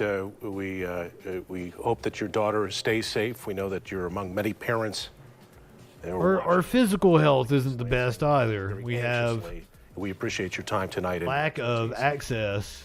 Thank you. You want the live link? All right, let's get back to Joe LaFurgy now, who is live for us. This is Wood TV. They've been good to us. Wood's been good to us. In fact, are back sheltering in place. It appears that way, Michelle, Brian. We've moved locations. We're on Grand River on the northern edge of campus right now. Of course, Grand River kind of splits through. I will return momentarily. And you can see all the flashing lights here all the way down Grand River. The president's house is in this area. The Union, where one of the shootings occurred, in this general vicinity as well. A lot of police presence from all over this part of Michigan, the Lansing area.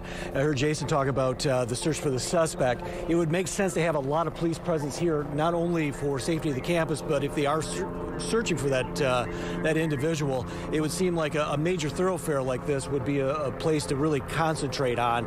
And again, a heavy presence, and it's gotten so quiet here in the last couple of minutes. And we ran into that pocket of students who were still standing outside another portion of campus. You heard from them when we first arrived on the scene about an hour ago.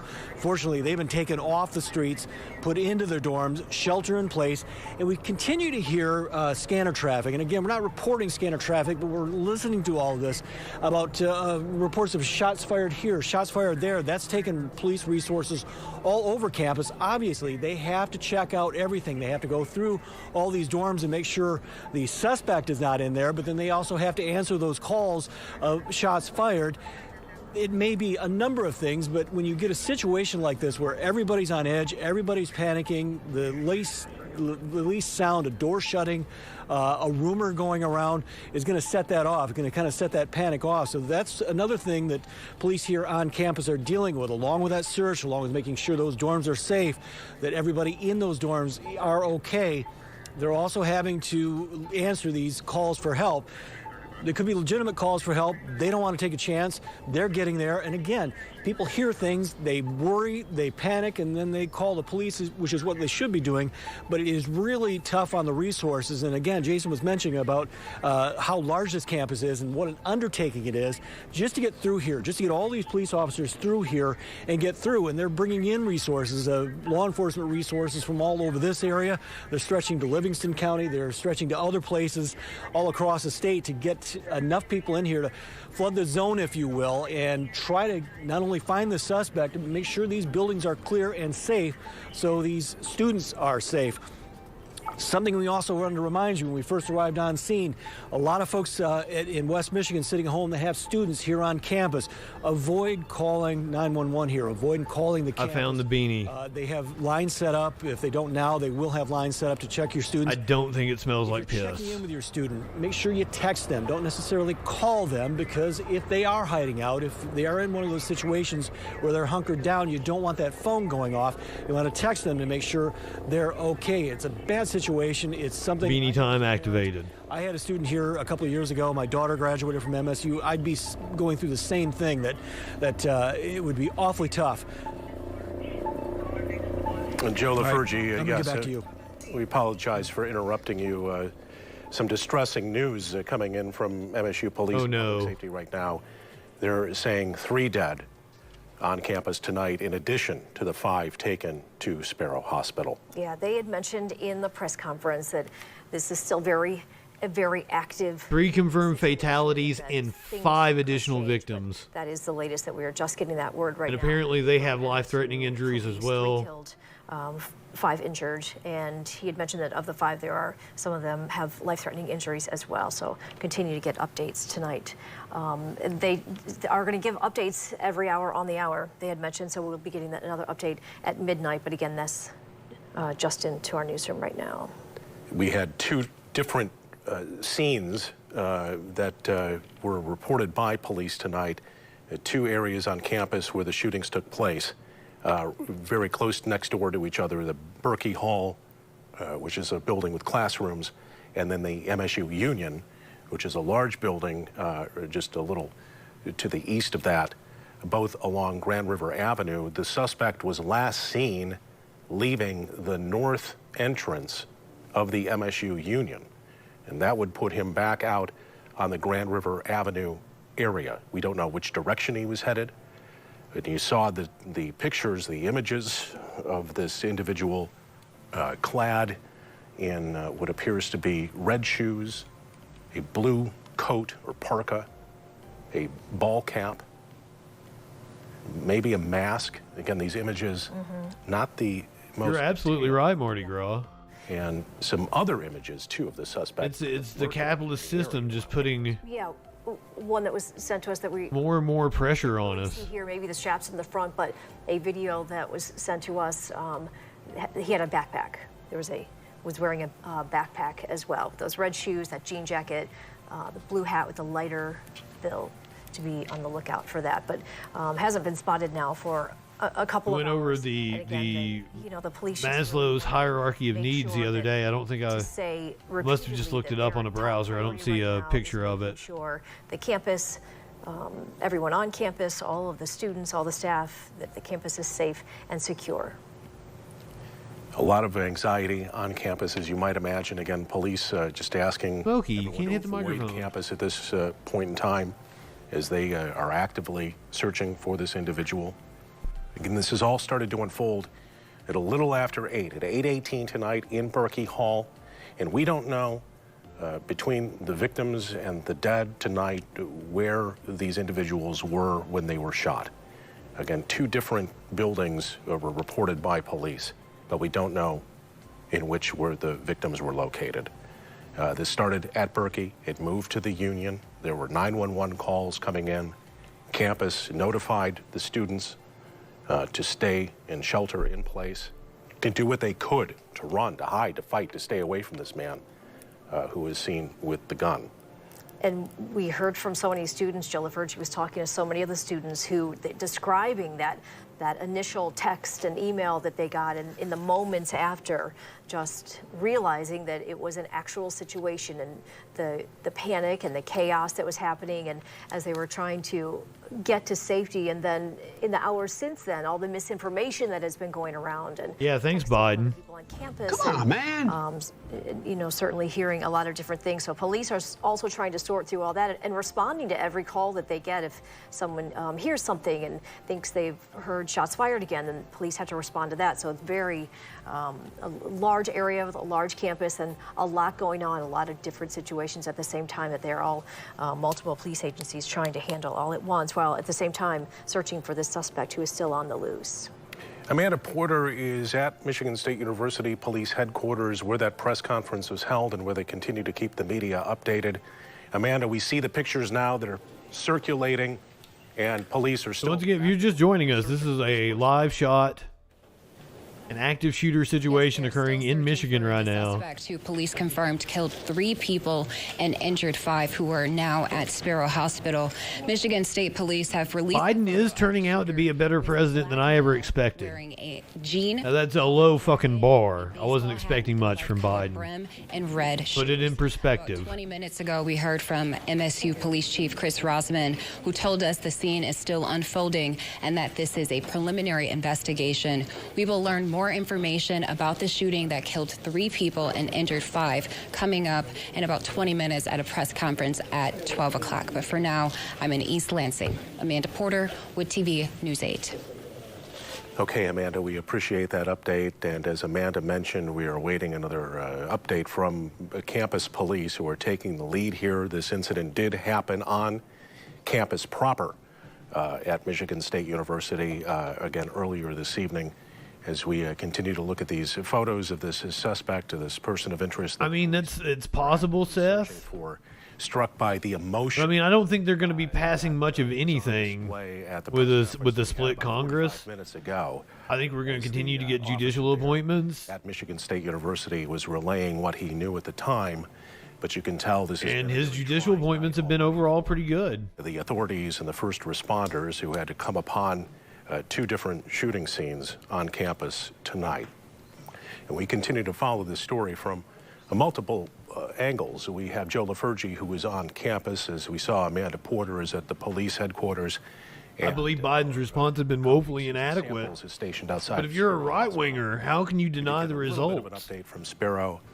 They could not share much with us, but it appears that 5 of the victims have been taken to that hospital, which is in very close proximity. 3 dead, 5 are in the hospital. Apparently, multiple of those 5 are in critical condition.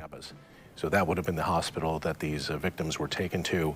A lot of, again, confusing, sometimes conflicting information that has been passed on social media tonight. When you have a school with 50,000 plus students in its student body, there's going to be a lot of chatter on social media about a very This is the 2nd largest school behind University of Michigan.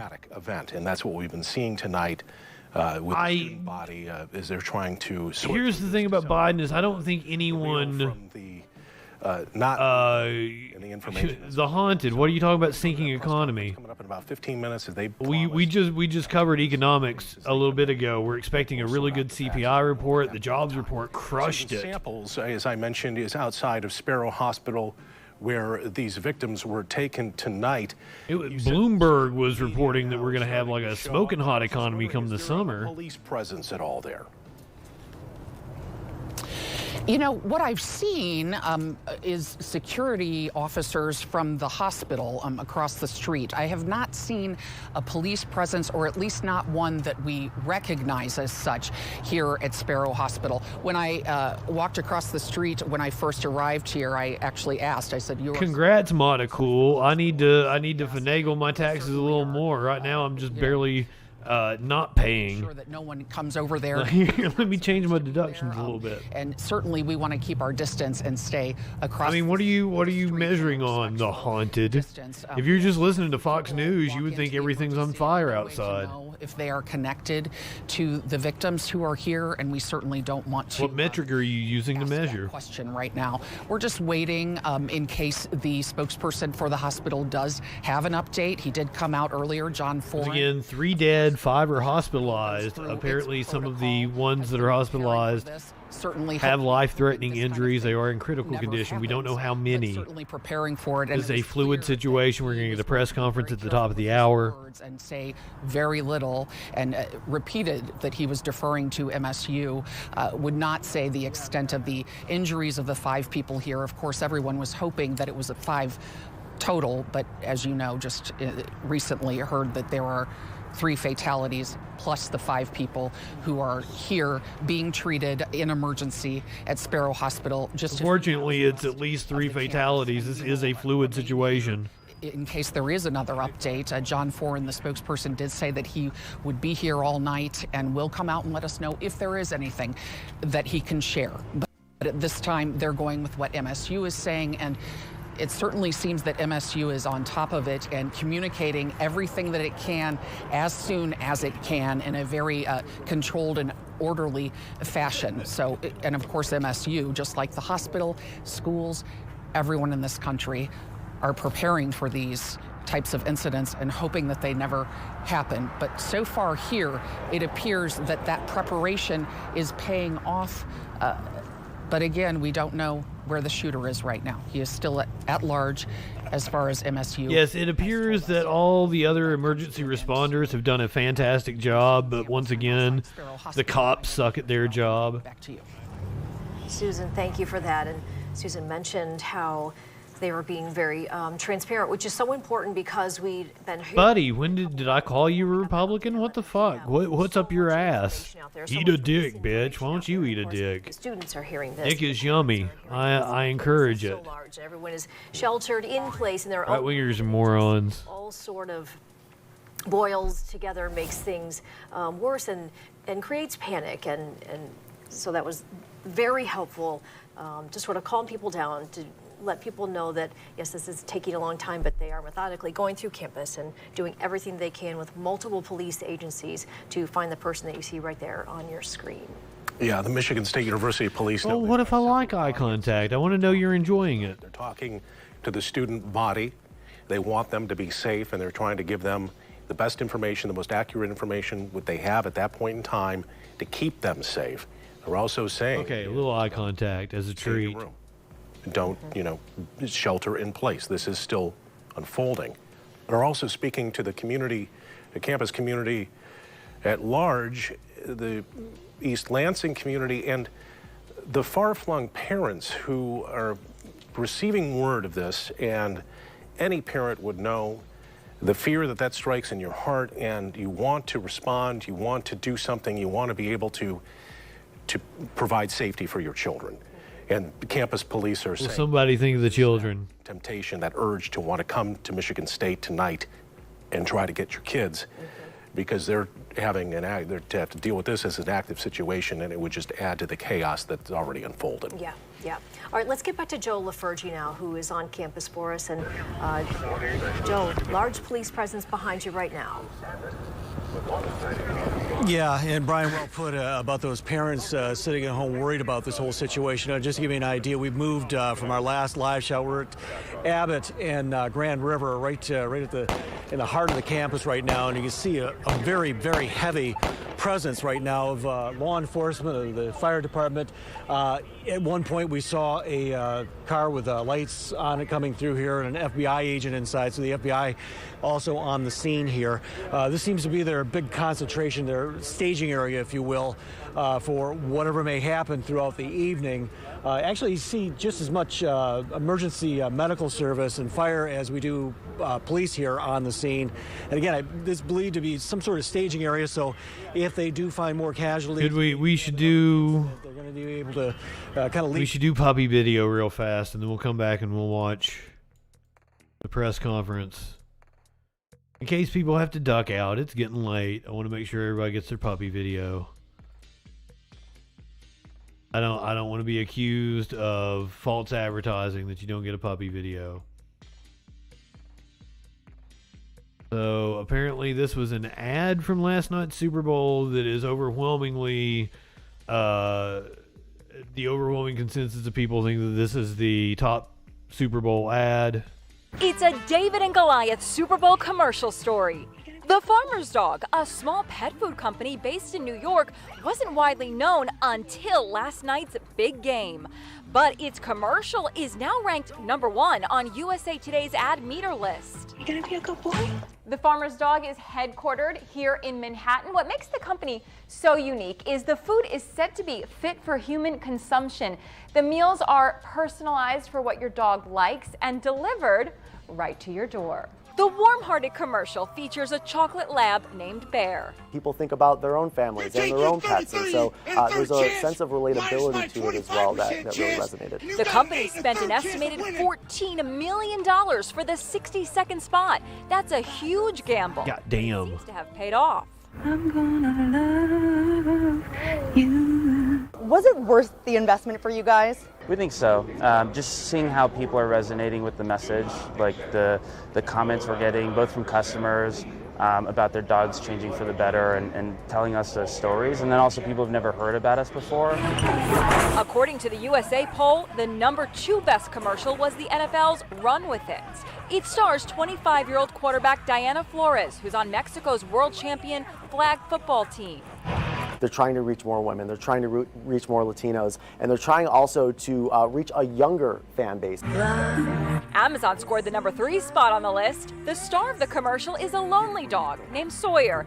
He yearns for attention, and he's a bit destructive. You can't go wrong with puppies. Sawyer's backstory is amazing. Good night, Simp. They had a dog. Go ahead, light one up, tip one back. It's all right to have a little fun before you hit the sack. Adopted in a shelter and now is a screen dog on 100 million screens throughout the country. Oh, and he was a shelter dog. Oh, that's amazing. All right, there's your wholesomeness. Now we can get back to the sad news of America, which is yet another mass shooting. And it just keeps getting worse the longer we watch it.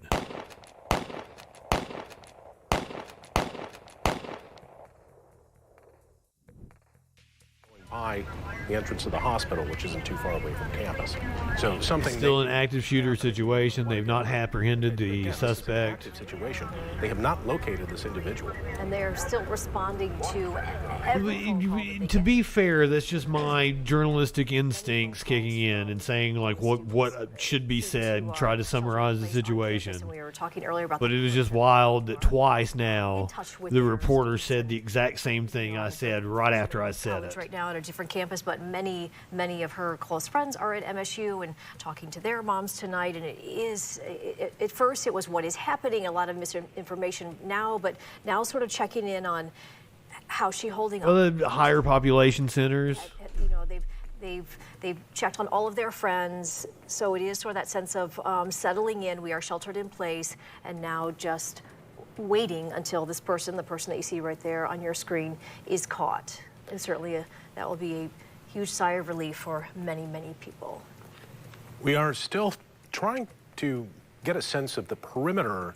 So, according to Gun Violence Archive, it's pretty much just a population map, right? It's where the people are. Perimeter maybe on that Grand River Avenue area. Because this is all mountains right here. It's hard to live in this area. Sealed off or wherever the search is. It appears there's not as many people in this area as there are up here. Was walking away from the Union with the scene of the last shooting and headed somewhere out into the night on Grand River Avenue.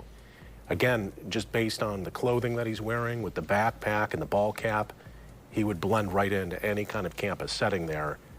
This would be a very difficult individual to pinpoint in the moments after. I mean, it's basically a population map. With so many it's where the people are. With so many students who are out and about on campus and trying to. Yeah, we got time for this before the press conference. So you think this was the best commercial? I wanna see the Breaking Bad one. I guess I'll be okay. And I'm still going to personally return everyone's call. Oh, it's Ferris Bueller. Mobile Monkey Wrench. You fellas have nothing to worry about. I'm a professional. Maloney. Maloney. He'll personally return your call. Hey, better, swing, better. Cool commercials. You're David J. Maloney. That's right, I'm David J. Maloney. The monkey wrench of Mobile. He's a righteous dude. The Monkey Wrench of Mobile. Insurance company lawyers move pretty fast. If you don't hire Maloney Lyons injury attorneys, you might miss something. You're still here? This ad is over. Call me already. Oh, he thinks he's cool. Wow. Well, that was something. That was a local ad that didn't play everywhere.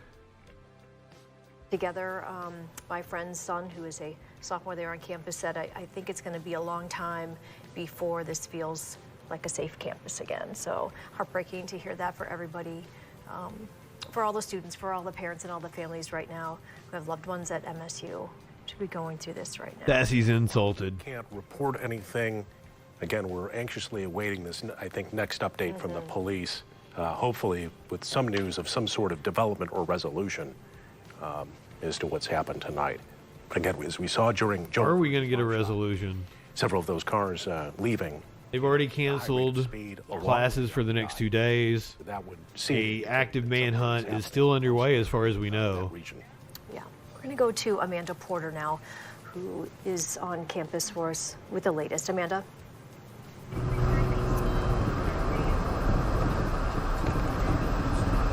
Tell us that we were expecting a briefing at 12 o'clock, but they did update it and pushed it back another 20 minutes. So I'll be here on scene waiting to hear again. Something's happened then. There's been a development. They did push the briefing back 20 minutes, so we'll have to wait a little longer to know more information. But for right now, I'm waiting to learn more details. Brian, Michelle.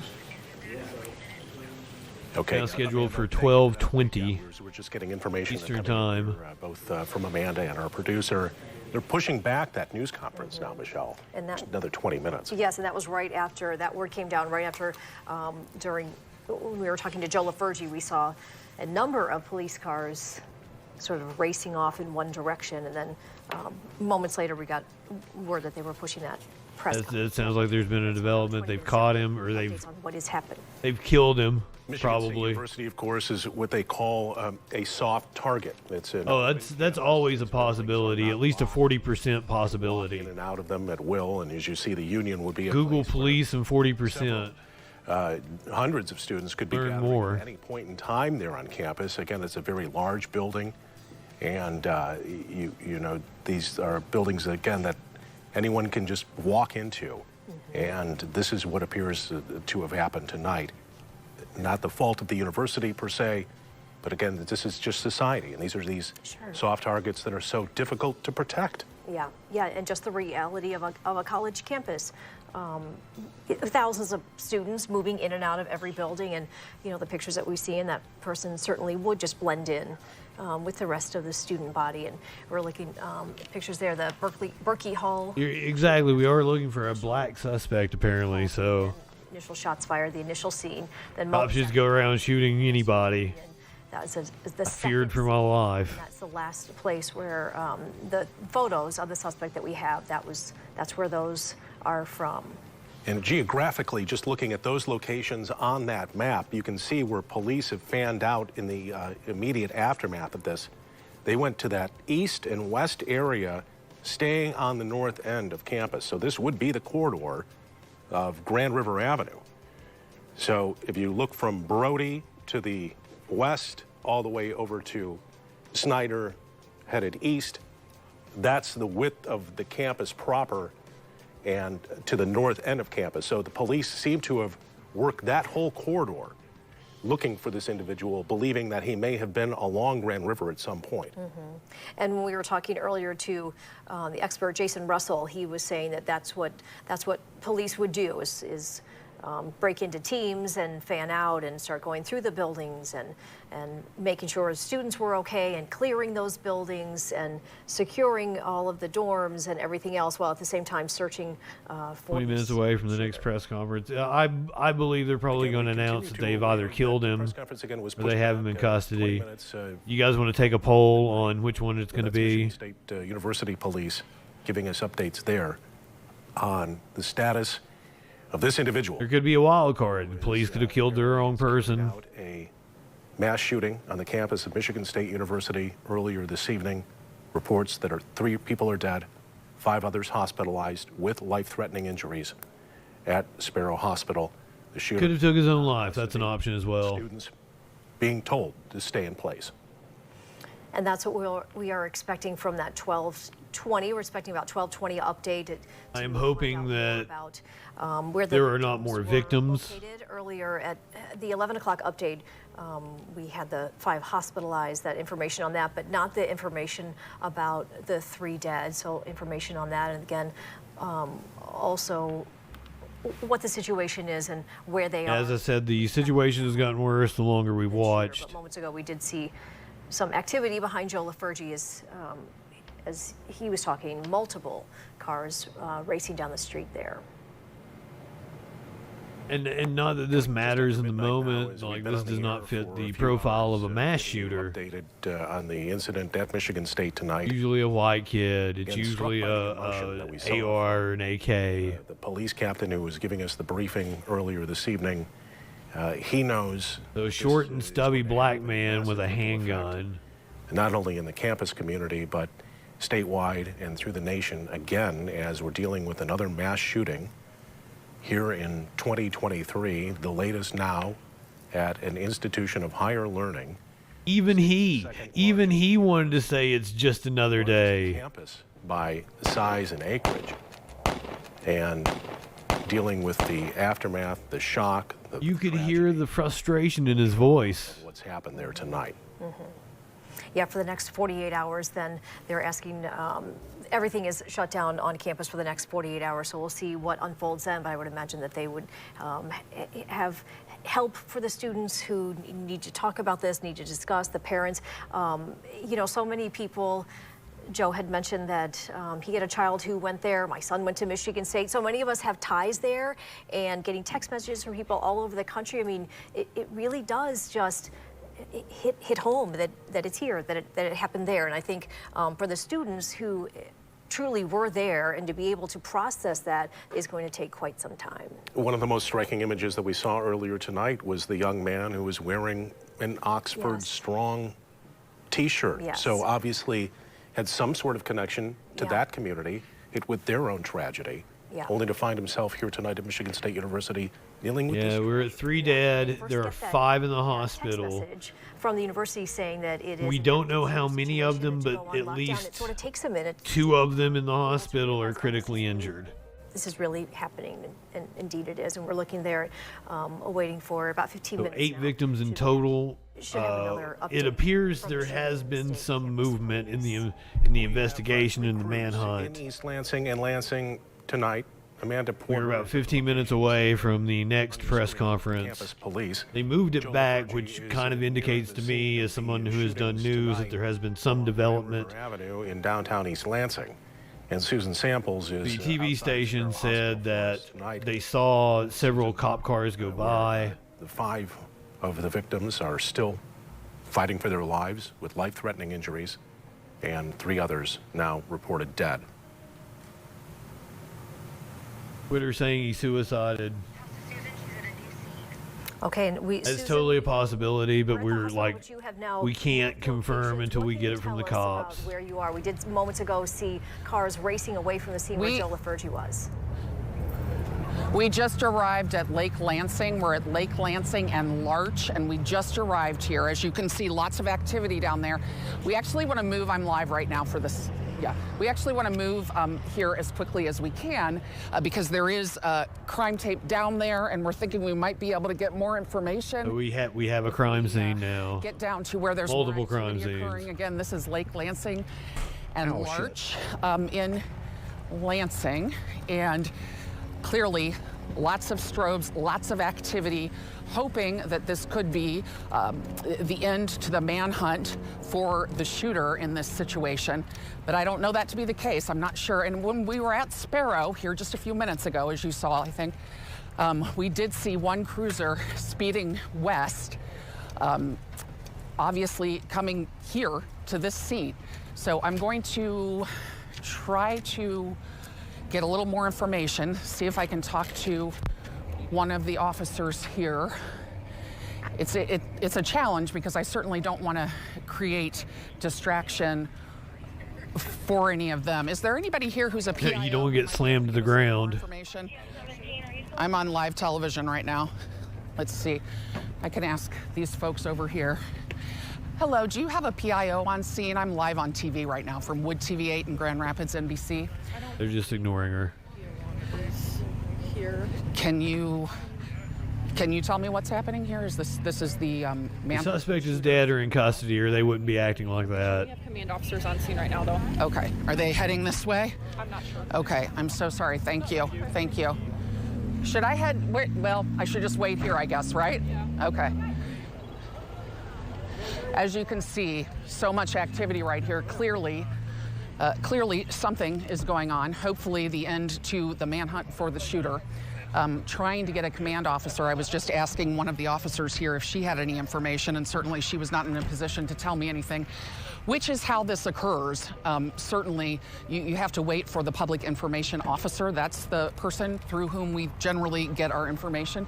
Is there a command officer down there or any place I can be to get more information? We're on live TV right now. Okay. They're pretty busy. Yeah. I know. Thank you. Thank you. As you just heard from those officers, he just said we're a little busy right now, which is certainly understandable. It is a balancing act to try to get the information. Can you scooch over just a little tiny bit? Thank you. Sorry. It's a balancing act. The American patriot. But also not be distracting to the officers, and also wanting to get the accurate information. As we've heard throughout the night, there's been some inaccuracies. Have an ambulance leaving. Media, and we certainly don't want to add to that in any way. So we can't tell you what is going on at this scene right now. But again, we are near Larch and Lake Lansing Road. Yes, this poor woman. Clearly a major development in the shooting at MSU, and we are hoping that this is a conclusion of the manhunt. But I am... We're only speculating at this point. For now, because I do believe a command officer will come here and let us know what's going on. And but also, I don't think the cops would be acting the way they are if this wasn't over. Information from MSU's Twitter page. They've been doing such a good job. That's a pretty good. As soon as they're able to get that information. Guess, an educated guess, if you will. I'm actually trying to check it out myself right now, you guys, because that has been the place to get the information. And I feel like that's where it's going to come from. Yeah, perhaps certainly. Not at this scene right now, this minute. Susan, we have Joe LaFurgey out there on the scene. Is that too. You, Michelle? Yeah, Susan, we're going to go to Joe LaFurgey. He's actually on the other side near you too. We'll see what he's seeing right now. Joe?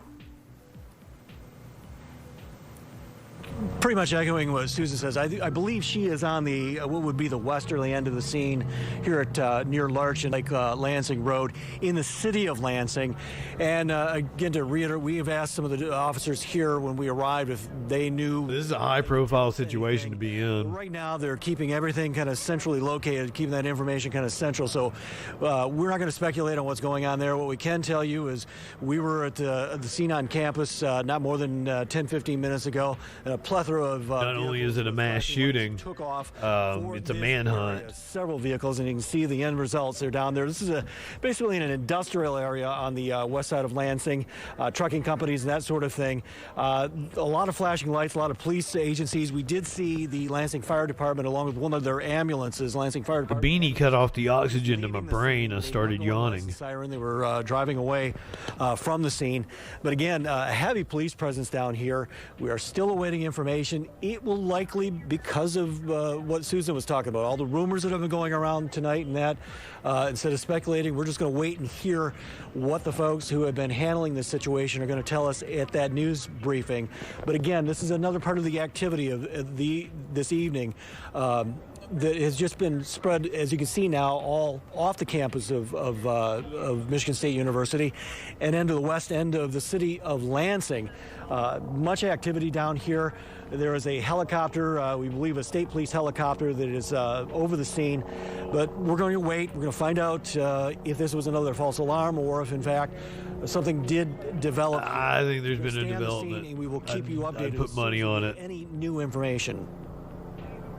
And Joe, we appreciate that. Yes, thank you for the live report there. Both Joe LaFergie and Susan Samples now moving locations. And now we're at a location here, as Joe said, which is in the city of Lansing, but from the area. It's been a wild show. We started off with a guessing maybe 3.5 U-Haul truck rampage, and we end with a mass shooting. A little to the west of where the Michigan State University campus is.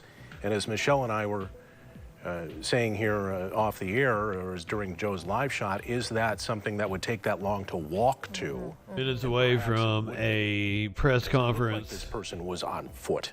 I'm pretty sure they're going to say they shot him. And headed off campus. Suicide also a possibility. Immediately was walking that way, and it sort of. Yes. The ambulance kind of indicates that there is a body. Methodically, sort of going through the campus, but again, this is. I'm just hoping that we're not going to hear about more victims. Proper that we're looking at right there. We did see an ambulance leaving a couple of minutes ago.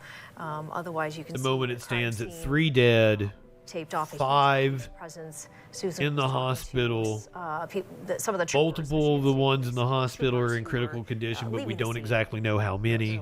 And the tape up would also be indicative of a scene that they're preserving. OMG is saying that Fox Detroit is saying they have multiple sources saying he killed himself. Everything milling about. I cannot see if there's another vehicle in that scene or if it's just police vehicles. We'll get the hard to tell cop story here in about 5 minutes. Yes, I mean a large police presence there. But I'm almost certain they're going to tell us this is over. Frantic about the scene that we're looking for right now, and of course a lot of people are hoping that this is the end to the manhunt. But again, probably another 5 minutes. They had promised the next press conference. I just said that. Everything is still fluid, and what information this is really freaky. To give to us. Also, like, hey, TV stations. Clearly, I'm a pro at this. Campus of Michigan State University.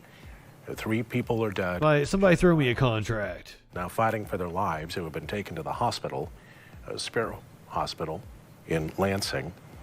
Again, waiting for an update from MSU Police and Public Safety, but a new scene now, north of campus, a couple of miles north, in the city of Lansing proper, where police have cordoned off an area on both sides and appeared to have something that is related. War Machine, we believe that this has come to an end. Are still on lockdown. The entire campus is still on lockdown. But we're just speculating. At least. OMG says Fox Detroit is reporting that he's killed himself. Have a sigh of relief, at least a little bit, that this is located away. We're at 3 dead, 5 more in the hospital. At least a couple of the ones that are in the hospital are in critical condition. The distance away. So 8 total victims. University, that if in fact that was the suspect, that able to walk that distance. Yes, that's somewhat of a distance, but it would take a couple of hours. Yeah, and it has been that long now, almost 4 hours. So, but again, waiting to hear confirmation from. Manhunt has been going on for about 4 hours. That suspect again was last seen leaving the MSU Union, headed north along, and that's where Grand River Avenue is. So it's been going on pretty much as long as we've been on tonight. Continues to reel from what's happened tonight. It's the after. I think we took the live shot for the first time at 9 o'clock. As the campus will now have to move forward from this, and the nation as well will have to try to come to terms with another mass shooting here now at Michigan State. Is this even big news? I mean, we're watching it. Even in the days and weeks to come, with this is just going to be a blip in the news cycle. It's just another day. In terror as they're hiding in their dorm rooms and and in their apartments and in different buildings around campus, and knowing that having trained for this, 3 dead, is not gonna be a blip. You know, it'll be a story tomorrow on NBC News, and they'll move on the next day. We have Susan Samples and Joe LaFergie, who are both on the scene there, but waiting for information and haven't gotten. This story will get more coverage on the Troll Patrol. Police are promising to than on national television. Couple of minutes and hoping to get an update there about exactly what is happening. But again, you see the crime scene tape and already has cars and the officers out and about in that area, just north of downtown Lansing. It appears tonight as well, and we did hear from Governor Whitmer, who... a lot of things do not fit the profile for a mass shooting. He had a handgun. Twitter. We're also seeing that it appears that the Michigan House of Representatives have canceled their session for tomorrow afternoon. Capitol, of course, about 4 miles down the road from campus. And Michigan House Dems also saying on social media tonight now that the shooter being black, that does up the odds that right-wing media will latch onto it. Of gun violence. So the state show how racist they are. Those in power in Lansing tonight. That is totally a possibility I hadn't accounted for there, OMG. Yeah, and we're waiting to hear word on exactly what has happened. It certainly does look like the manhunt has come to the end. This one suspect, where earlier, when this all first started, about 8:18 is exactly when the first calls came in about shots fired. Exactly 4 hours ago. Concerns that there was more than one person, that there were multiple shooters. We know now there's one suspect that they've been looking for. And we were picking up the live stream like 40 minutes in. Victims, both at the Union. Maybe an hour in. At Berkey Hall. And again, as we work to get any confirmation about if there has been a resolution here, some of the reports also out there tonight indicate that there has been a resolution. So we'll await official word from the police. And one of their competing news stations has reported that he killed himself in the city of Lansing, along Lake Lansing Road in Larch, a few miles north of campus proper.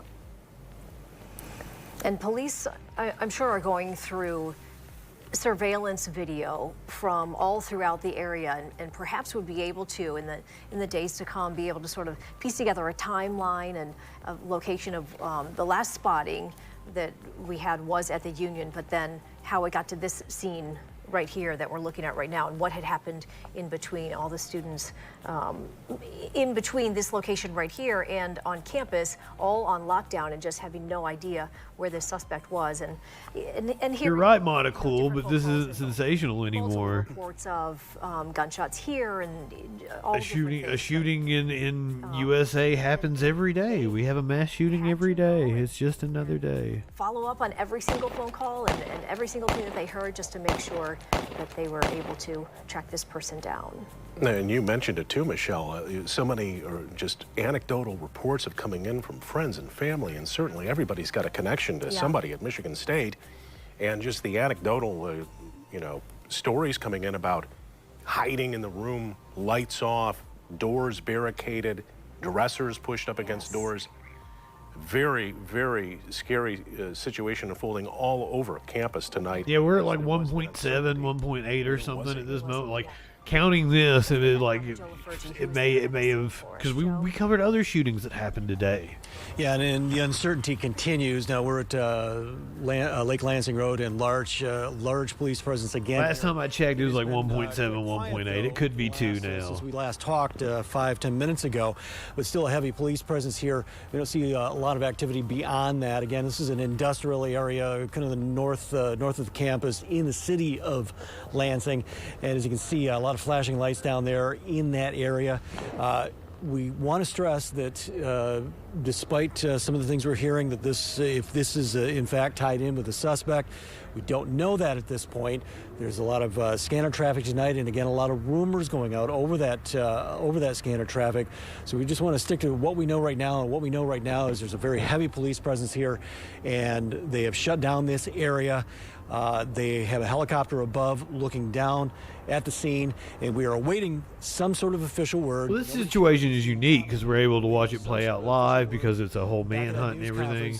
Usually these shootings, you know, they take a while to play out. Uvalde, of a new development. 52 shootings in January. God damn. To try to confirm any information that we might have from this scene as well as back on campus. All right, Joe LaFurgey live at that scene in North Lansing tonight off Lake Lansing Road in Larch. Again, officials urging everyone wait for updates here.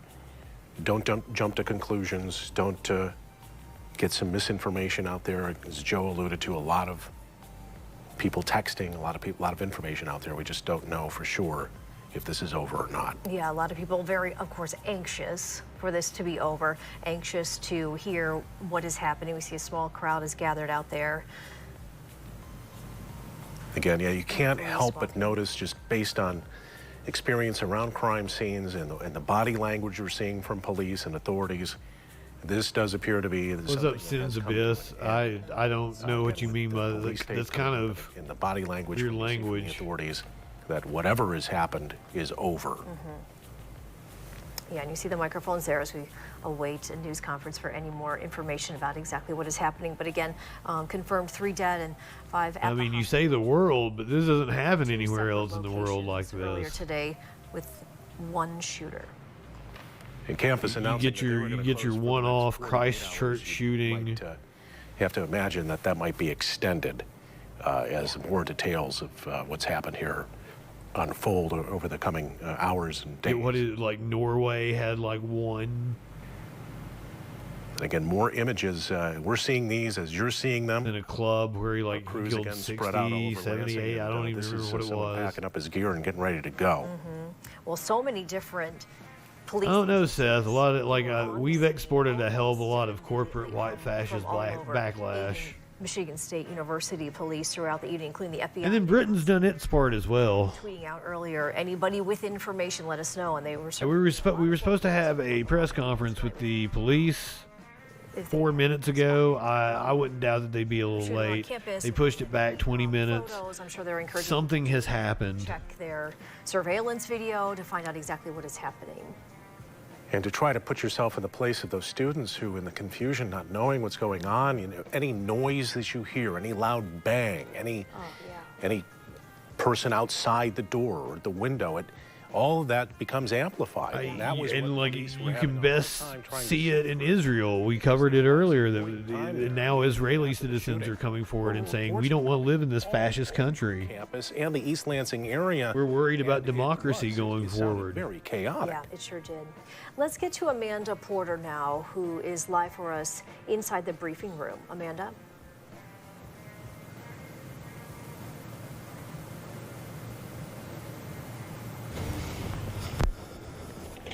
Amanda, you got me? And tell us that they will be coming and speaking with us. I'm not sure exactly when they will be coming over, but we're still here waiting for more details. Back to you, Brian and Michelle. Yeah, Amanda, at the MSU police headquarters there, where the media has gathered, and they did give us one update just after 11 o'clock tonight, and to give us the bare details of the preliminary details that we had. They had promised another one at midnight and then pushed that back 20 minutes, and we're past that deadline. Yeah. So police obviously waiting until they have something definitive that they can share with the media. And again, based on the scene here that we're seeing north of campus, there may be a resolution. Yeah. At the 11 o'clock briefing, they talked about the 2 locations where those shootings happened and the 5 victims. And then within 30 minutes of that, we got the tweet that there was 3 people who had died in addition to the 5 victims of the hospital. Let's get back now to the briefing room where they're about to give us an update.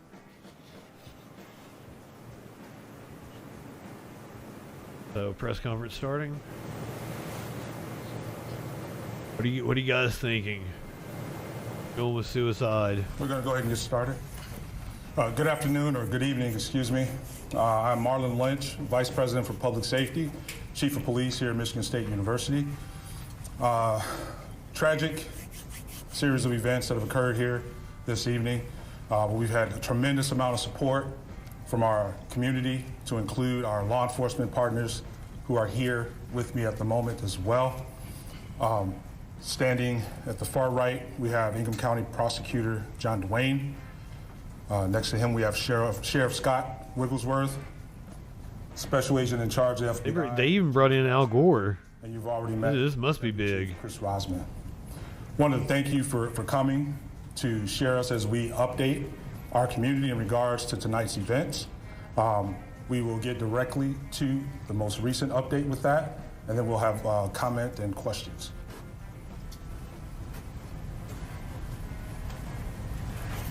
Thank you, Chief. Again, Chris Rosman, Deputy Chief with Michigan State University Police and Public Safety.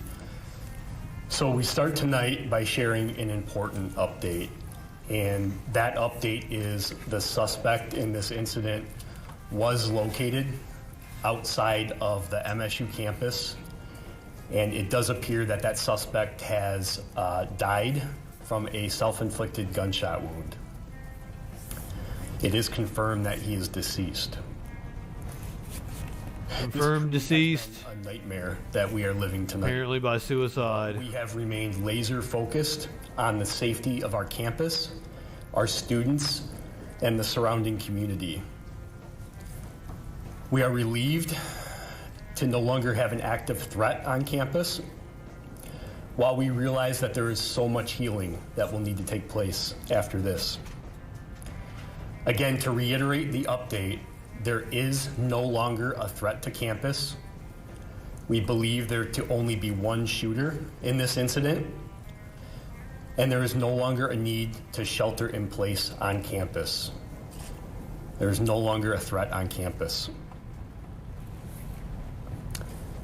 We are sad to report that there have been 3 confirmed fatalities.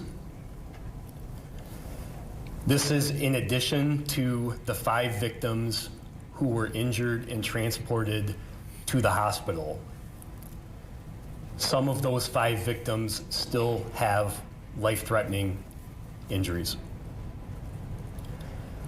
Out of respect for the families, and while we... So once again, we don't know how many, just some of those victims. We cannot confirm any personal information have life-threatening injuries about any of the victims at this time. Again, we want to reiterate to everybody that we know there is a lot of information that's being shared on social media and being said on the scanner. Please continue to get your information from us. We are committed to sharing timely and transparent information. Our hearts are with those who have been affected by this senseless act of violence. Giving an update like this is never easy. As a father, I can only imagine how parents are feeling right now. This will be the beginning of a long healing process for everyone who has been affected. That is the initial information that we're able to share at this point. I'll conclude by saying again that this is still a fluid situation. There are several different crime scenes that we are processing with our state and federal partners. And there's a lot of work that still needs to be done. At this time, I'm going to turn it over to Special Agent in Charge James Tarasca from the FBI. Thanks, Chris. Good evening. I'm Jim Tarasca, Special Agent in Charge of the FBI in Michigan. Our hearts go out to the victims, their families, and the entire community. I'd like to thank Chief Lynch for your leadership tonight and your partnership. This evening, FBI agents and our response teams joined our law enforcement partners to assist in investigating this horrific incident. We will continue to investigate until we are sure no further threat is posed to the public, which at this point, we're pretty clear it's not. Additionally, we will provide victim services to all students impacted by this incident. We're asking the public, in addition to the other numbers provided to call in for information, we have the 1-800-CALL-FBI number. Please feel free to use that. Call in any tips. This is an ongoing investigation. We'll continue investigating throughout the night and likely days. So with that, Chief, thank you. Thank you.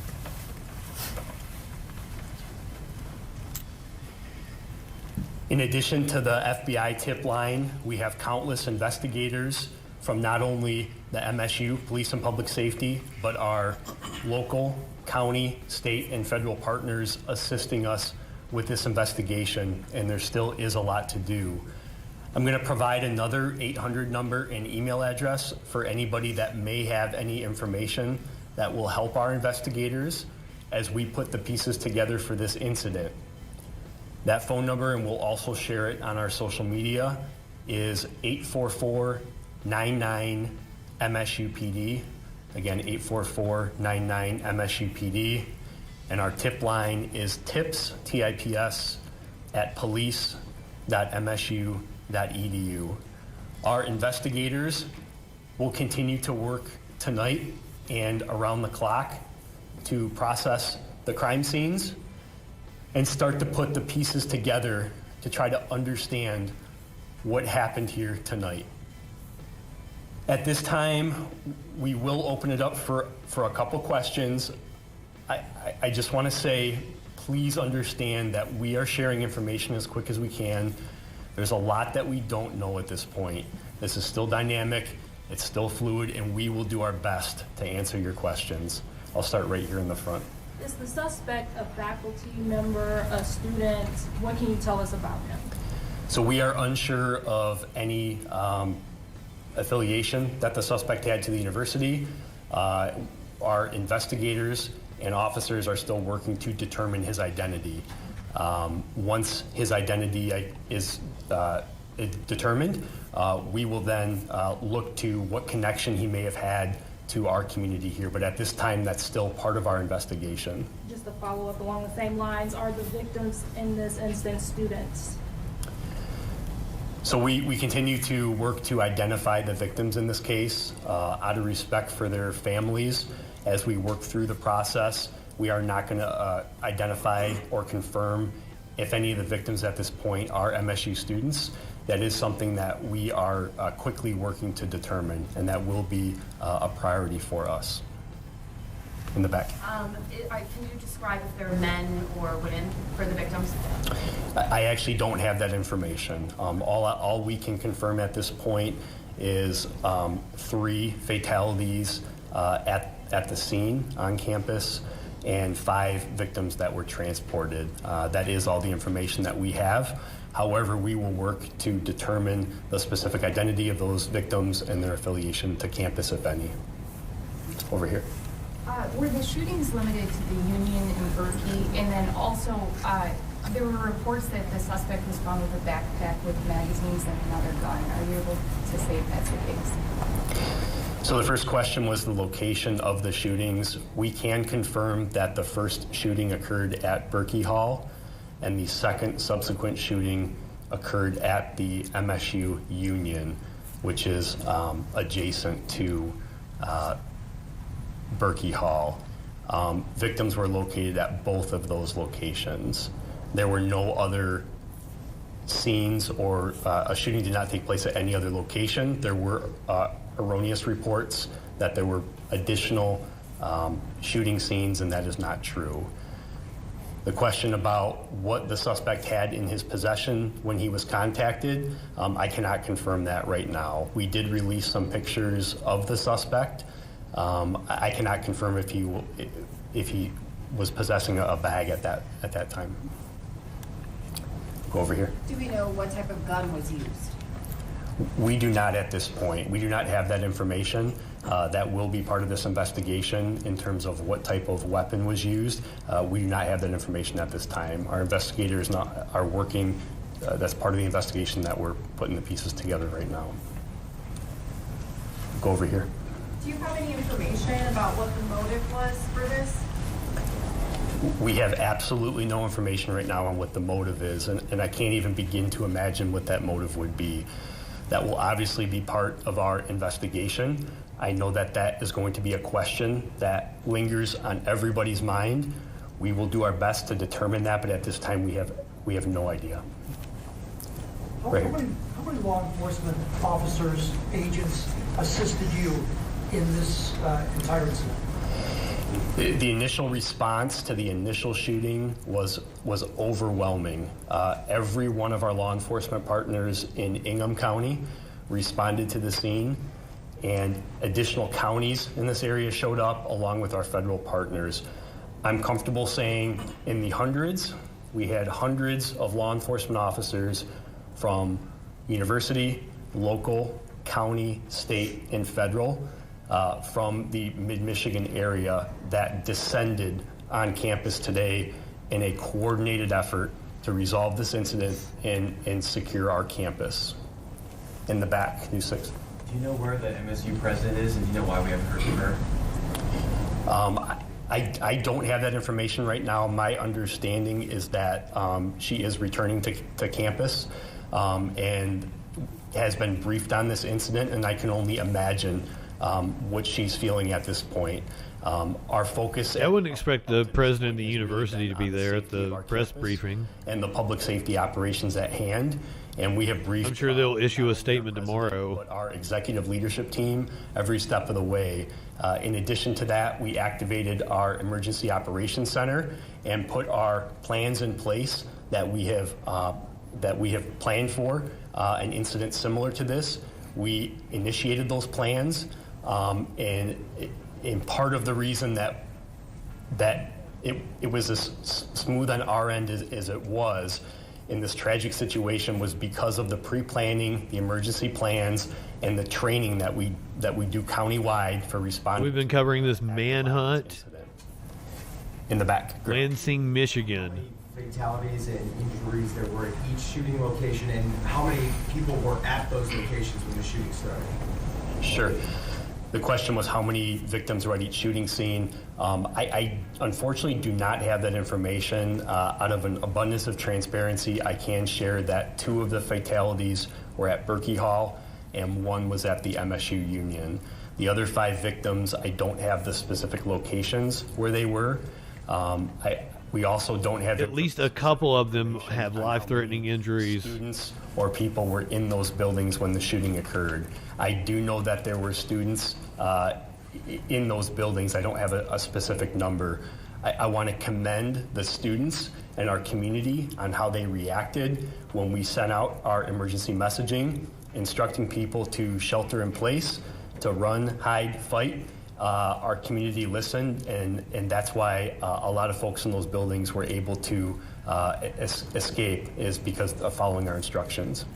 We go over here in the back. The suspect is dead. It appears he committed suicide. What led you to this guy? How'd you find him? So I actually don't have that information right now. The update that we provided about the contact that we had with the suspect off campus was very fluid and dynamic and occurred right before coming in here today. So unfortunately, I don't have that information on what led us to his location. He was contacted by law enforcement, and he was contacted by law enforcement off campus. I cannot confirm that location right now.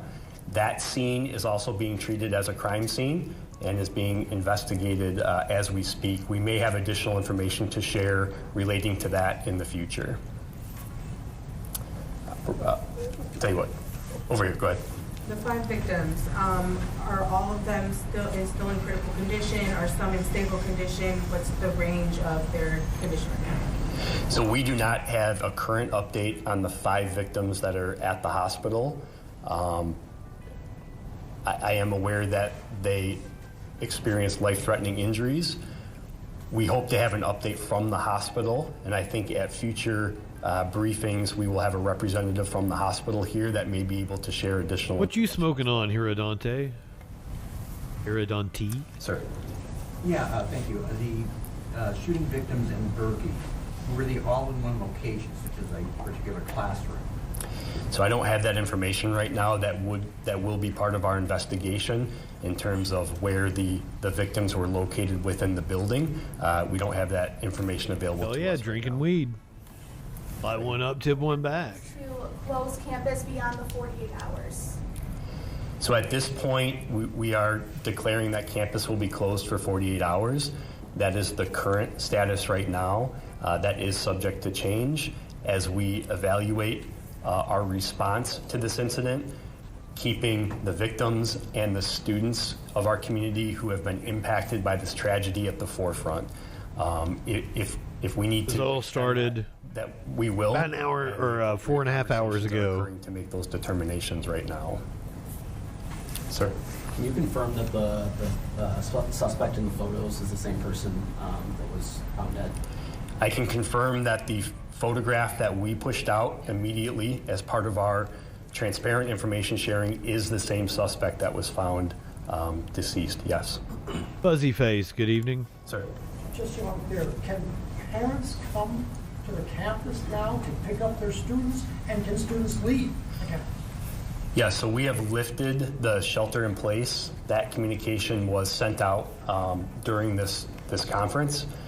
Students are free to leave and go about their business. If they would like to be picked up, they may do that. We encourage any student that experienced any part of this incident that may be a witness to contact us. We have already been in touch with several of them, but if there are any students that witnessed any of the tragedy that occurred tonight, we would refer them to our tip line and email. We would like to have an investigator speak with them to understand what their experience was during this tragic incident. In the back. To your knowledge, was there anybody that confronted the shooter either at Berkeley or the student union building? We do not have any information on whether anybody confronted the shooter at either one of those buildings one way or the other. Part of the investigation, we will look at the sequence of events and what occurred. It is Michigan State University in Lansing. Encourage 8 total victims, 3 dead. Forward to help us piece the shooter dead of an apparent suicide. 5 victims in the hospital. Campus threats. We know at least a couple of them have life-threatening injuries. And then how did police find the suspect? Did he shoot himself prior to police interaction? Had a handgun. So we have not received any threats to campus in the last several days or before this incident. We have not received any threats to our knowledge. Obviously, our state and federal partners are constantly monitoring different sources to provide information to us. And to my knowledge right now, we were not aware of a threat before this. What was the second part of your question? How did you all stop the suspect? Did he shoot himself before he made contact with you guys? So I don't have the particular details on the encounter that happened when law enforcement confronted the suspect off campus. That will be part of our investigation as well, but I don't have the specific details of how that incident transpired. What was the first time that the call came in? The first report that we received was at 8:18 p.m. 8:18 p.m. We responded in force. We had officers on scene, not only from MSU Police and Public Safety, but East Lansing Police Department, the Michigan State Police, the Ingham County Sheriff's Office, Meridian Township Police Department, initially responded to that scene within minutes. We had officers in the building following their active shooter protocol and going towards the threat. While officers were in Berkey Hall, the suspect moved over to the Union, and when the incident took place there, officers quickly redeployed to the Union, and that's when the suspect left out the north door of the Union, which was the point that he was last seen. We'll be taking one more question, and then we'll provide an additional update at 1:30 a.m. So we'll take one more question, and we are going to do another update at 1:30, which is... I won't be here for that. From now. Go ahead. I know the scene with the shooter is still ongoing. You just found out about it, but you know, was he in an off-campus apartment, in a car?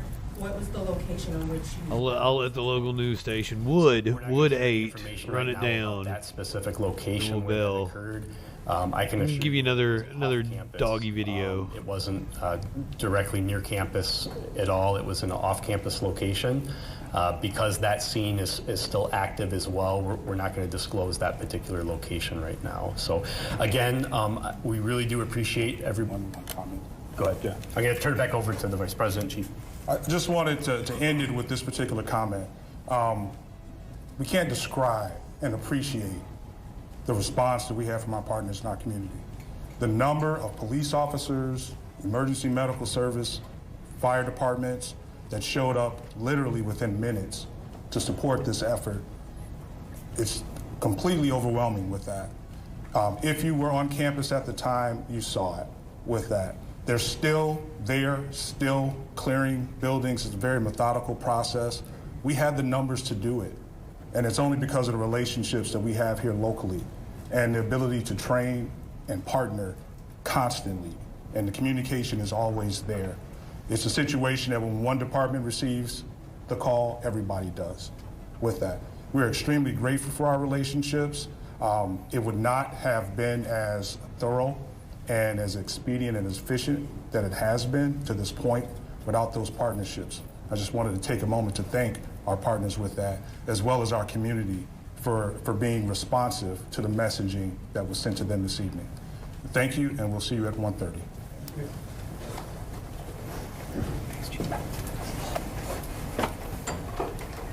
Okay, then we're wrapping up the press conference right now. The very first thing they said, of course, is that the threat on campus is over because the suspect died of a self-inflicted gunshot wound, and they talked about the hundreds of law enforcement officers who responded to this, every law enforcement agency in Ingham County, and that was one thing they talked about immediately, and how they all came together right away and were able to help resolve this situation within 4 The deputy hours. chief saying that this truly has been a nightmare. No understatement there. News 8 Susan Samples has been live for us, and she is on the scene where this apparently all ended tonight. Susan, you listened to the press conference. What can you tell us about where you're at?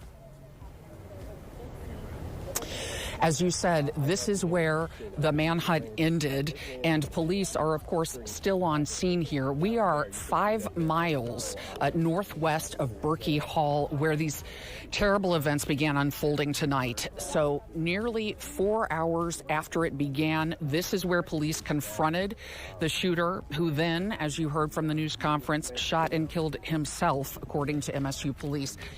We are at Lake Lansing and East. That's an intersection. We're in northern Lansing, and as I said, we are about 5 miles from Berkey Hall.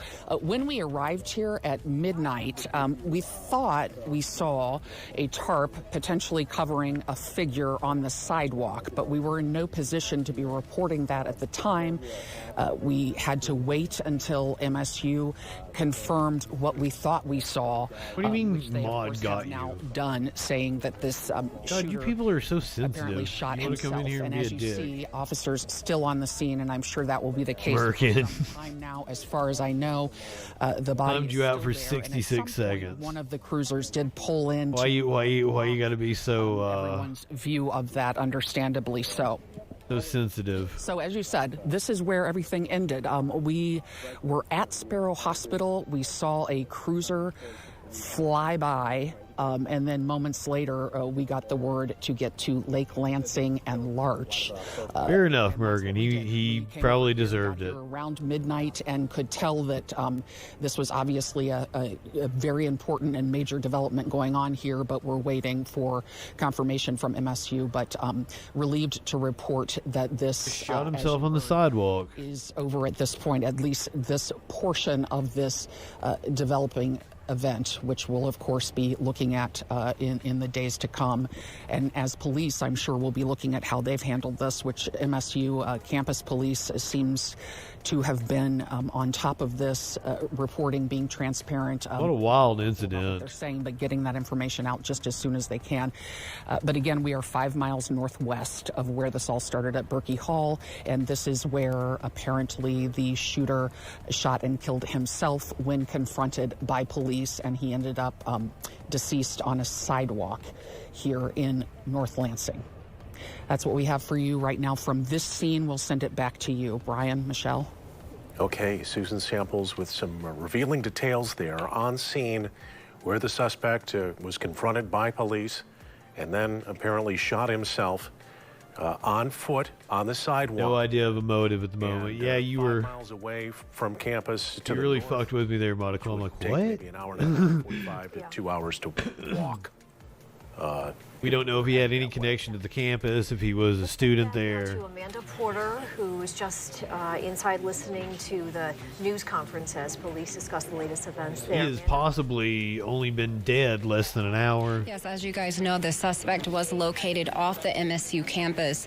MSU police tell us the suspect died. It was about an hour ago when they moved the press conference back. And they did confirm that he was the suspect seen in their surveillance video. There is no longer a threat to the campus or an immediate threat of danger to the public. MSU Police Chief Chris Rosman said it's still a fluid situation. They're still investigating multiple scenes. The FBI did speak and shared condolences with the family and the victims of the family. 3 people are confirmed dead and 5 more have The victims of the family. 2 people were shot at Berkey Hall, and the other person was shot and killed at the Union. Multiple agencies are still processing multiple scenes. Any information should be reported to MSU campus police. Well, a lot of this doesn't fit the profile. Going over tips, victims and students were injured here, obviously. We did ask We can speculate. We're just assholes on Twitch having fun. details about that. We also asked them about the motive of the shooter right now. I think I show way more journalistic ethics than I probably should. Was used in the shooting, but there are no threats to the public or on campus. We're waiting to learn more details. There's another update coming at 1:30. Michelle, Brian. Death betting on incel. That's a safe bet. Questions still to be answered, but for the students on campus, for their families, Having abusive relationships with women is a telltale sign of more violent crime. victims at both of the scenes. It started at Berkey Hall. Well, I'm an advocate for red flag laws. Significant others should be able to. To MSU Union, the second shooting there, and 1 killed there. 5 victims. Beth thinks woman beater. That could also be. Well, it escalates. But they were all taken there in critical condition with life-threatening injuries. It was interesting, too, in the press conference that the deputy chief talked about, or one of the law enforcement officers there talked about how they had responded nice sneakers. to the initial 911 call at Berkey. What you glean from that, I have no idea. Responding to that 911 call, the next 911 call came in, and that was at the Union, which is right next door to Berkey. Yeah.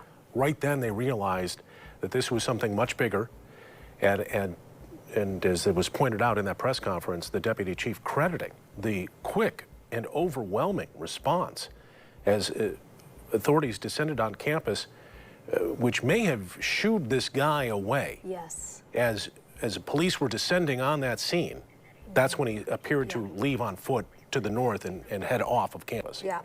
He also had. Yeah, we don't know if he was a student or not. Noting how the students responded so quickly too, because they all got that text message to shelter in place, and he said that was very helpful, even in that second location that they were able to shelter in place as soon as they got that. So when he did move to the second location, students there had already sheltered in place, and was saying, gave students a lot of credit for that. Okay, I believe now we do. Madeline, can you repeat what you were saying there? It was Joe Lafergie's in Lansing and a new scene for us. Joe, bring us up to speed. I know it's been a busy night for you. You've been bouncing around a little bit. Where are you at now? We stumbled upon another scene. We are basically northwest of where we believe the suspect ended his life. I'm going to step out of the way. We're at Creston and Howe in the city of Lansing, and when we arrived on the scene, as you can see, well over a dozen police agencies on the scene here. They've asked us to stay back to the intersection. They seem to be concentrating on one particular house here on the block. We're in the 100 block of Howe in the city of Lansing. I asked one of the officers when we arrived if he could confirm if this had anything to do with the MSU incident. He said he couldn't confirm anything, and just basically told us to get back and stay clear of the scene. But as you can see, there is a very heavy police presence. State police, several unmarked cars. Again, we've been saying throughout the evening that the FBI is involved in this as well. All down this block, otherwise a pretty quiet block here in Lansing. We are going to stay on the scene, but again, the way they've been milling around and concentrating on this home, it would seem to be just based on police presence. This may very well have something to do with the tragedy on the MSU campus today. Again, not a very far distance from where we believe that suspect had taken his life. You see some of the camouflage officers going in towards that house, all in heavy flat gear, heavy equipment. I can't get close enough to tell if that's just tactical gear or bomb squad equipment. We have not seen the state police bomb squad show up at this point. They drive with the large blue panel vans. Don't see any evidence of them here yet. But again, as we've been here in the last 10 minutes, we have seen several police units arriving on the scene. So we are going to stay here and watch how things developed here on the north side of Lansing as well, and try to gather some more information. But right now, we'll send it back to you. No, okay, Joe. No, and Joe, I know both of us, we used to work in Lansing, somewhat familiar with the city there. We're on the north end of town here. I guess describe this area. Would this be an area, I guess, where he would have been headed? It could very well be, Brian, because if you take a look at the area where we believe his body was found just a short time ago, it's not that far away, and I'm trying to kind of figure out the distance between North Larch and Lake Lansing and the neighborhood we're at. It is due northwest of it, but it appears it could be in walking distance of that area, if that in fact is the case. So I would say it's a good educated guess at this point that that somehow could be tied in with this suspect. And Joe, they're focused, it seems like they're focused on a house, not a vehicle? It appears they're focused on a house. Again, we can't get too close to the scene. And I don't know, say the scene here is different than we have witnessed throughout the evening on campus. There is a more kind of step back approach, slow approach, not a very frantic situation down here as there was on campus, but still a very, very heavy police presence here. Okay. Joe LaFurgey on scene for us. And yet another scene now. Again, this is well off campus and away from the scene where the suspect was found dead. The police descending on a home in North Lansing, and we'll continue to monitor this situation as Joe's providing live updates for us. Joe, thank you. Perhaps this was his residence. Mm-hmm. And that's a look now where Susan Samples is out there. This is where we believe he killed himself. She said the body still remains on a sidewalk, that the suspect took his own life as police approached him earlier this evening. And again, there's still a lot of active and open investigations, as they still mention that authorities were still on campus, making sure that the kids there were safe and secure, although the shelter in place has been lifted. So campus now able to breathe a little bit, to relax, to be able to at least assess the situation where they're at and know that the threat as it exists is over for the time being. Yeah, I mean, it's been several hours. It started at 8:18 when they got the first call about shots fired inside of Berkey Hall. You see the map right there, inside of Berkey Hall. We know now that of the 3 dead, 2 of the victims were at Berkey. Then while they were there responding to that active shooter situation, they started getting calls that there was another shooting situation at the MSU Union that was happening at the same time. And then they said within minutes, they had hundreds of law enforcement officers responding. The entire campus went on lockdown. They were on lockdown until about 12:30 tonight, so about 4 hours. The entire campus, students told to shelter in place. We talked to many of them who got that text message, got that email, and the chaos and those the first few minutes, that first hour where people were trying to figure out exactly what was going on, because there was so much going on, and getting all kinds of different information, as you mentioned, people hearing something and calling in. The spam day. Did the lot are the bots doing their thing now? That time. The police in their news conference were unsure of any affiliation that this suspect might have had with Michigan State. They were still working on an ID officially to see what connection, if any, that the suspect had to the community. They wouldn't confirm if any of the victims were MSU students. That we have to wait for as well. And they wouldn't speculate on a motive, although the deputy chief said he couldn't imagine what a motive would be in this. Right, yeah. And actually still said that they were working to It's hard to imagine what kind of a motive could be going on. Seems personal, possibly, not just a random act of violence, but who knows? That could possibly be related to all of this, but we know that it did end off campus. I would say there's a lot of people on Twitch that do want to be famous. I just want to support myself and find out what that news be doing. That shelter in place has been lifted, which of course the relief of all of the students and all the parents and families who've been watching. She was here last night. Now. She watched like the entire show, and I think she went over to Echoplex. Not only campus police involved. I think she talked in the chat over there. State police, Meridian Township. Taxman Matt is her screen name now. This had hundreds, that was estimated, of law enforcement responding en masse to this shooting. Again, and this is a situation, as we have seen here in West Michigan. Yeah. Schools and organizations here. This is unfortunately. I still don't really know, Sassy. That you have to plan and prepare and drill for these kinds of incidents. The Lansing and campus police community were certainly drilled. Once again, it sounds like he was like exacerbated and would be like, it's just another day. Of something happening that's tragic, but it doesn't take away from the emotion, the shock, the anguish. You want to watch her? Feels tonight in regards to. He's on right now.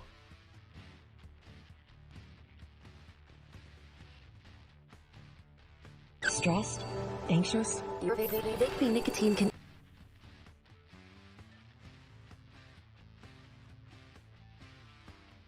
Back after this short ad break. I think somebody told her it was racist, the Pocahontas. I mean, I can't fault somebody for being on drugs. I'd be smoking the Chiba over here. If I can shout you out here, I'm gonna try. If Hey, she watching Reefer Madness. We watched that on 420 one year. Yes. Boom. Damn it. Well, I tried. How's everybody doing tonight? How was your stream? Thank you so much for joining us.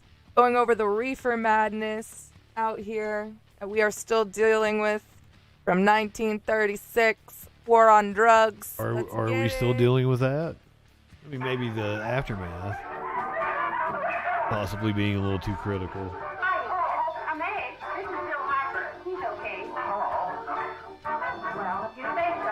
Basically, they sold us mental illness, and we're buying it. I knew that your feeling adventurous had something to do with her. They went on Producer Dave, and then like I laughed at them because they are stupid. Yeah, Bill Harper. He's all right. Aloha, welcome to the Aloha Gang. Woo! She knows what she's doing. She's got Ralph nuts about her, and now she's got her hooked up with a Freakin', welcome. Do you guys want me to raid into her? You'd be nice if I raid into her. Or do you want to go visit somebody a little more your style? Apparently don't have the ability to shout out at the moment, so I'm shouting out verbally. JustinFREAKIN. Pico the Bear. We'll go to Rotted and Ranch. Hassan, whatever. Follow Hassan. Follow Hassan out there. Who's Hassan?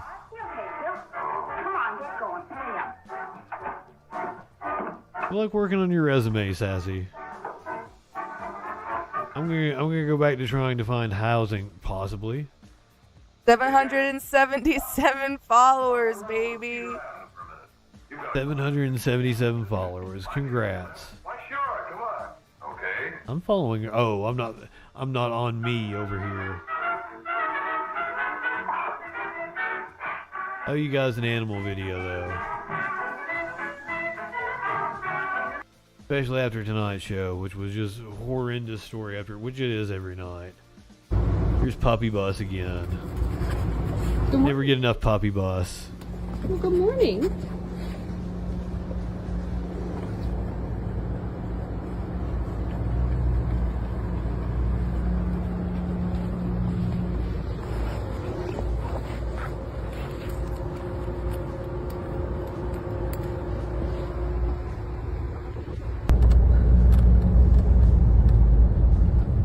We're waiting for the bus.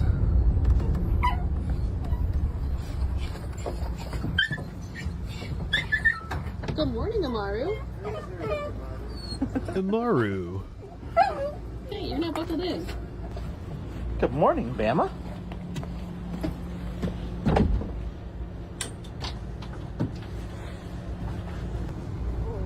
Good boy. Good boy. Okay, here, bus.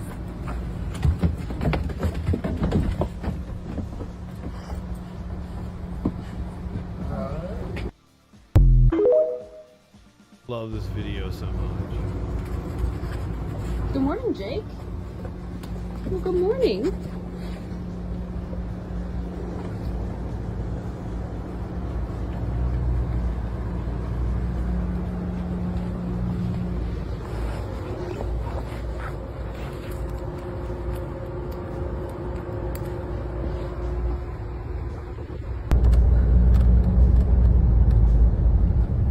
We're waiting for the bus.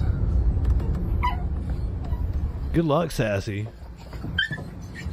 Wish you the best. Good morning, Amaru. I'm rooting for you. I know you're talented. It'd be their loss if they didn't hire you. Hey, you're not buckled in. Good morning, Bama. Who wouldn't love to be on? But well, some people are allergic to dogs. Most people would want to be on Puppy Bus. If you're watching on Twitch, I'm gonna clout chase. We're gonna raid somebody bigger than me. We're gonna go to Conure, who I'm a big fan of. Good morning. Everyone's favorite femboy. Well, good morning. Go ahead, light one up, tip one back. It's alright to have a little fun before you hit the sack. JustinFREAKIN. We'll see you tomorrow night.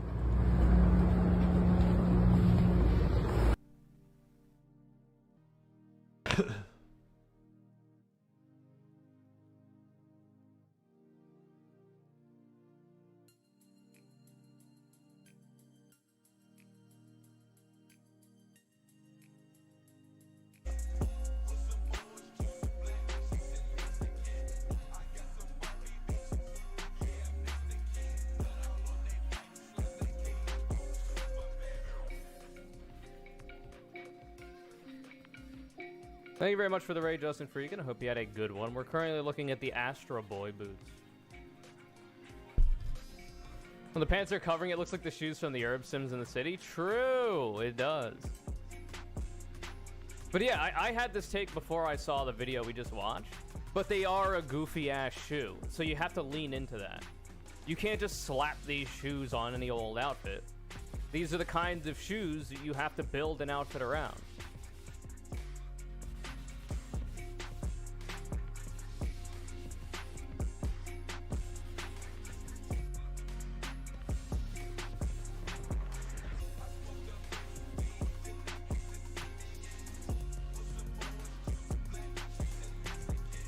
Wear with a tuxedo.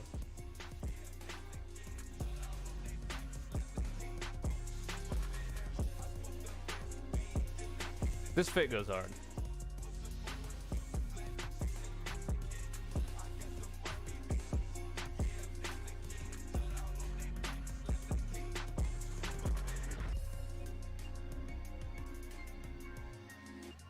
These are from the video we just watched.